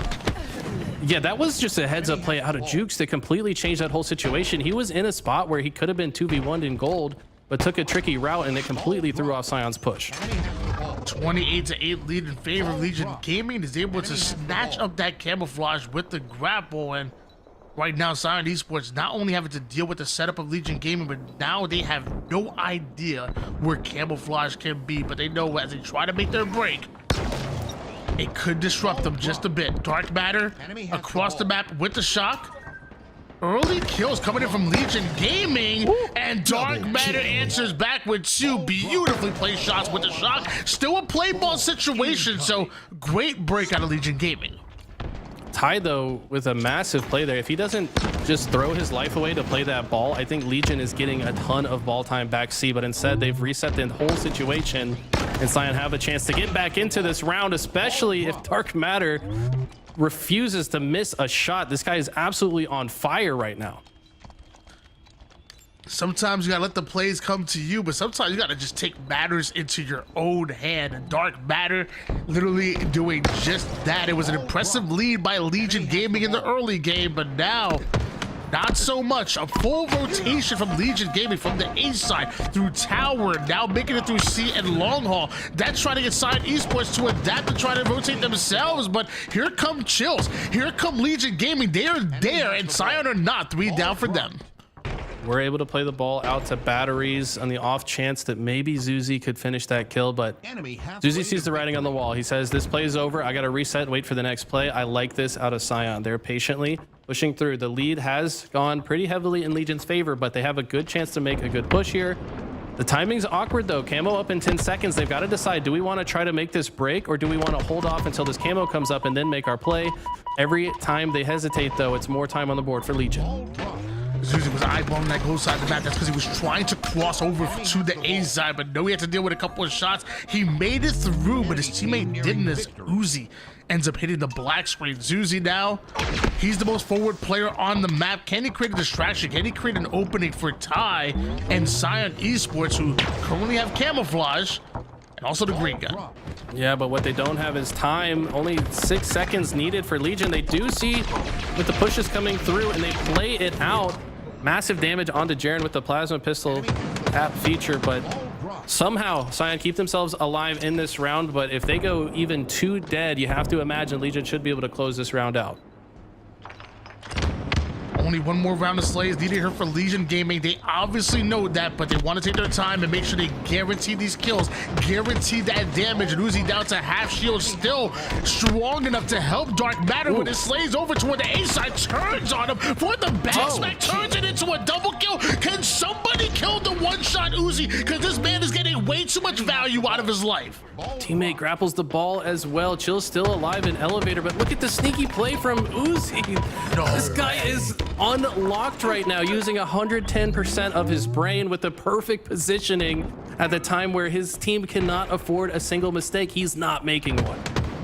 The former Fortnite player is putting in the work here in Halo Infinite. You gotta love what he did there. Finally, Legion Gaming are able to take him down. That was a must kill for Legion Gaming if they want to close out this game, because yes, they only need 6 seconds, but right now those 6 seconds have been the hardest as far as this game. Ty making a double count of his own. And once again, Scion Esports 3 down, but they will not give up. They are on the attack. They are fighting tooth and nail. Oh my god, every single member of Scion stepping up in a big way throughout this entire situation. Zuzi, every time they get a kill, they also get another player one shot. So players coming off spawn able to follow up on the previous play as if it's still going on. The fight has been, this is a war that's been waging for several minutes now. Finally some downtime in the fight, and that's gonna be more ball time for Sion. Are they really gonna make this happen? That's scrappy right there. That is getting every last value out of your life. Was it pretty? Absolutely not, but it was fun to watch. But eventually, Sion Esports do end up going 3 down. Placement house right on that ball, and a bit of a missed clamber allows Placement to grab that ball towards the Bangladesh side. But somehow Sion Esports are there as well. Sion Esports are everywhere on the map. This must be so frustrating for Legion Gaming. Oh my God, this all started with maybe a bit of overextending from Legion, and then it just snowballs into the most insane sequence that we've seen all day. This rotation into pipe's going to be crucial. 3 members of Sion here to make sure this ball player is safe, but 3 go down, and Zuzi, last player alive. Finally, Legion will close out the round, but you gotta feel like that's a lot of momentum for Sion going into round 3. And with that level of sense of urgency, you feel like if Sion Esports had that maybe at a few earlier times in some of those rounds, and even some like this would be over. Like Sion Esports just showing a sense of urgency, and it was crazy. They unleashed the beast right there. That was insane. Yeah, if they keep playing like that, I mean, would this round even be close? They just played so well throughout the end sequence of that game. Chill's going to be the one with the first shock rifle, though, and like I said, this guy's been impressing me quite a bit. I think you're about to see why. And love that shock and grapple combination. Get yourself in trouble and just get right out of it. Grapple that ball towards yourself, and imagine to trade it off towards his teammates. He has some heads to take off. Ty pushes through the gold side, gets the information that Chills is watching it with the shot. Chills has to get aggressive, but can't get the kill. 2 quickly going down for Legion Gaming. The 3rd one's going to fall, and there's no way that ball is making it out of gold. Intercepted and brought right back in. Look at this. Love the heads up awareness from Dark Matter. He says, okay, we have gold control. I want to block these A spawns. The easiest way to get into gold. But if he blocks the spawn now, Legion forced to figure out a way out of C. It feels like Sion maybe overextending toward this long haul side. Will they pay for it, though? Doesn't look like it. It's 2v1 now. 4 dead for Legion, and they've now rotated the ball toward long haul. I think it's going to go all the way to C, back into Sion's comfort zone. Sion playing really by the book right now. It was a 2-pronged attack on the side. Esports and one that pays off so well for them. Look at all that ball time they're able to accumulate now here from the long haul side to the C side. Sion Esports take back that control. The Dark Matter, that perimeter side player that Legion Gaming want to get through if they want to get access towards that ball. The problem is the man isn't known much for missing shots. Jiren though sneaks in a huge kill and gets the ball right off the bat. That's a pretty big play. Big play indeed. It's going to let Legion get control of the ball into goal. Dark Matter, though, going to try to use this camo. He's got a sticky grenade in his pocket, too. Don't forget about that. We might see that come into play unless Legion can spot him out. No, he does get out with his life.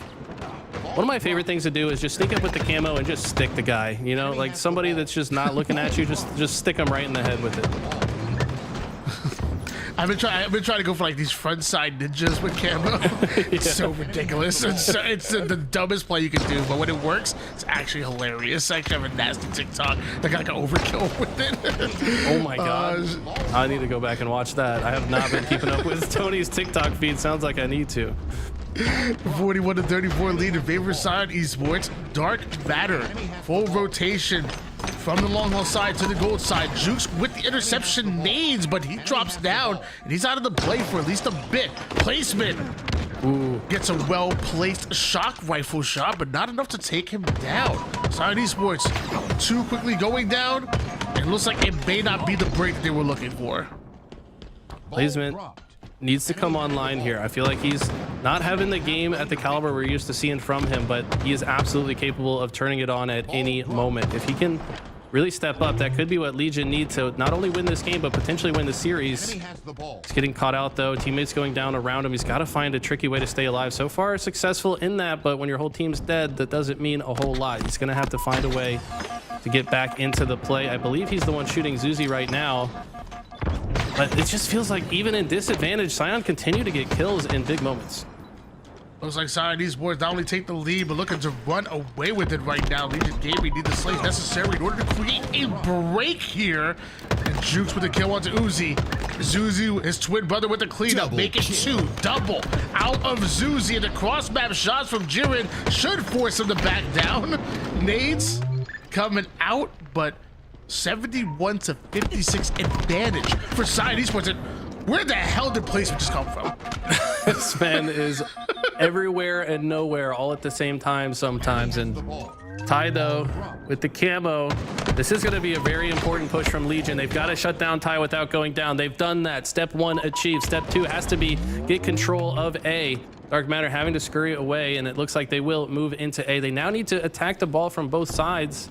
Ball is in the center of the map, but right now they're down by 20 seconds. They have to win this next fight, or else Sion could potentially run away with this one.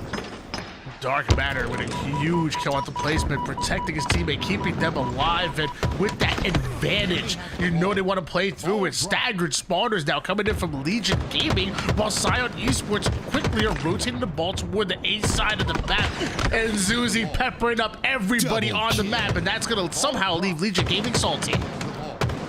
My God, the rotations have been so good out of Sion. Every time Legion look to have any semblance of control, the ball just gets tossed into the middle of the map. They can't do much with it. The spawners of Sion are able to contest the ball immediately, and that's why they are playing this way. Finally, Legion make a good push into gold. It's 3 dead for Sion. Uzi sees the writing on the wall, needs to survive and set up for the next play. He's looking through the grates. I have never in my life seen anyone do that, or even knew that you could see through that. That is insane. Next level information gathering. I promise you, information is power. We're going to see if it pays off for them. Well, he is the first one to end up going down, so clearly didn't see the play right in front of him, but too quickly going down for Legion Gaming. And Zuzi with some excellent damage, creating a flank opportunity for Tyus Reverb. 4 down, squad wiped. And look at that, he jiggle peeked just long enough to see that the spawners were at the seaside, calls him out for his team. Dark Matter, the hired gun, he's gonna be the man for the job. He takes 2 down, and I think that's the end of the game. Sion should be advancing to Championship Sunday. Final seconds are in. Sion Esports 3-1 is the series, and Legion Gaming, just like Chick-fil-A, I won't be seeing them on Championship Sunday. And that hurts. That also made me want Chick-fil-A. But anyways. Yeah, I'm hungry. Good job to Sion. They continue to push their storyline even further. The longest standing team in HCS competition. But we're going to switch over to another series of 2 very new teams. I like what I'm seeing here. Very interesting team from F1 here. Ezo, Piggy, Envor, Descendant. So much talent on this roster. Love to see Envor with his first chance at a top team.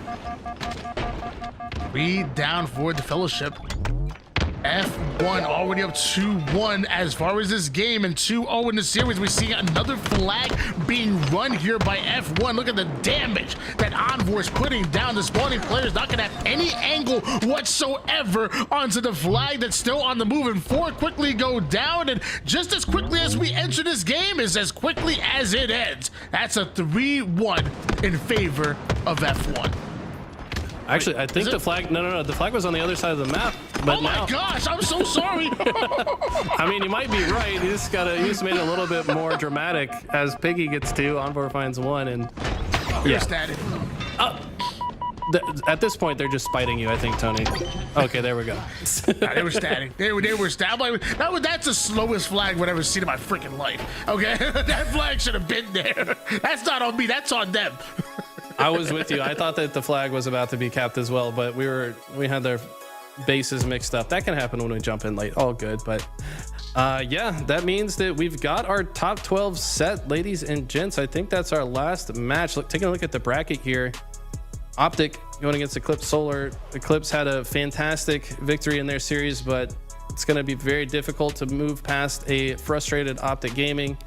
Cloud9 versus TLF should be a good one. Space Station against Sion. It's another story of like, yes, you won the series. Now you play Space Station for top 8. That's a tough one to swallow. And then F1 versus Complexity. That should be a very interesting series, I think. out of all of these matchups, which one's gonna be your favorite one to watch tomorrow, Championship Sunday? I'm really curious to see Complexity versus F1. I think Complexity has a high ceiling with breaking shot, but I also think F1 is a very hungry squad. Piggy's been on seemingly 100 different rosters. I think he's extremely talented and wants to prove that. And then you got Ezzo, who's one of the better up-and-coming players out of the AM scene, in my opinion, like finally getting a chance. You got Envor, who always brings the energy. I think they've got a good shot to beat Complexity, but it's going to be a tough one. Gonna be really interesting. I'm excited to watch Scion versus Space Station Gaming a little bit. Back at that Orlando land, we did see Scion Esports take a Slayer off of Legend and Bound. That wasn't their full team, so that's gonna be fun to watch. But that Cloud9 TLF matchup is really, I'm starting to pull my attention towards that. I'm like, for some reason, something in my head and my heart is telling me, watch out for that match. It's going to be a fun one. So that's the matchup that I'm keeping my eyes on. I think all the matches are going to be good, man. It's going to be awesome. I think that we've got a couple other casters opening the show, but Tony and I will be able to close it down. Brandon, what did you think of what you saw today behind the scenes? A lot of great competition. Obviously, the story of the day is the upsets here in the winner bracket. Space Station, I believe that's a mistake. I think it's a Game 5 victory for Liquid. They do knock down Space Station to the lower bracket. And then, of course, OpTic versus Native. We saw that on stream. Native Gaming coming through clutch in Game 5, knocking OpTic down to the lower bracket as well. So with that being said, right, we got to talk about the schedule for tomorrow. The first match that we're going to see of the day is Team Liquid versus Pure. That'll be at 12 o'clock Eastern. And then at 12:15 Eastern, the other semifinal will play. It should be Native Gaming versus Sentinels. And then, of course, while all that's happening during the at 12 o'clock Eastern, all of these matches will kick off as well. OpTic versus Eclipse, Cloud9 versus TLF, Space Station versus Scion, Complexity versus F1. So we will be keeping tabs on our teams that got upset, but I'll say that it's likely that people are easily going to try to guess this outcome, right? But nevertheless, right, we're going to do our best to keep tabs and get as many points of views in this tournament as possible. So before we bounce, guys, I'm curious.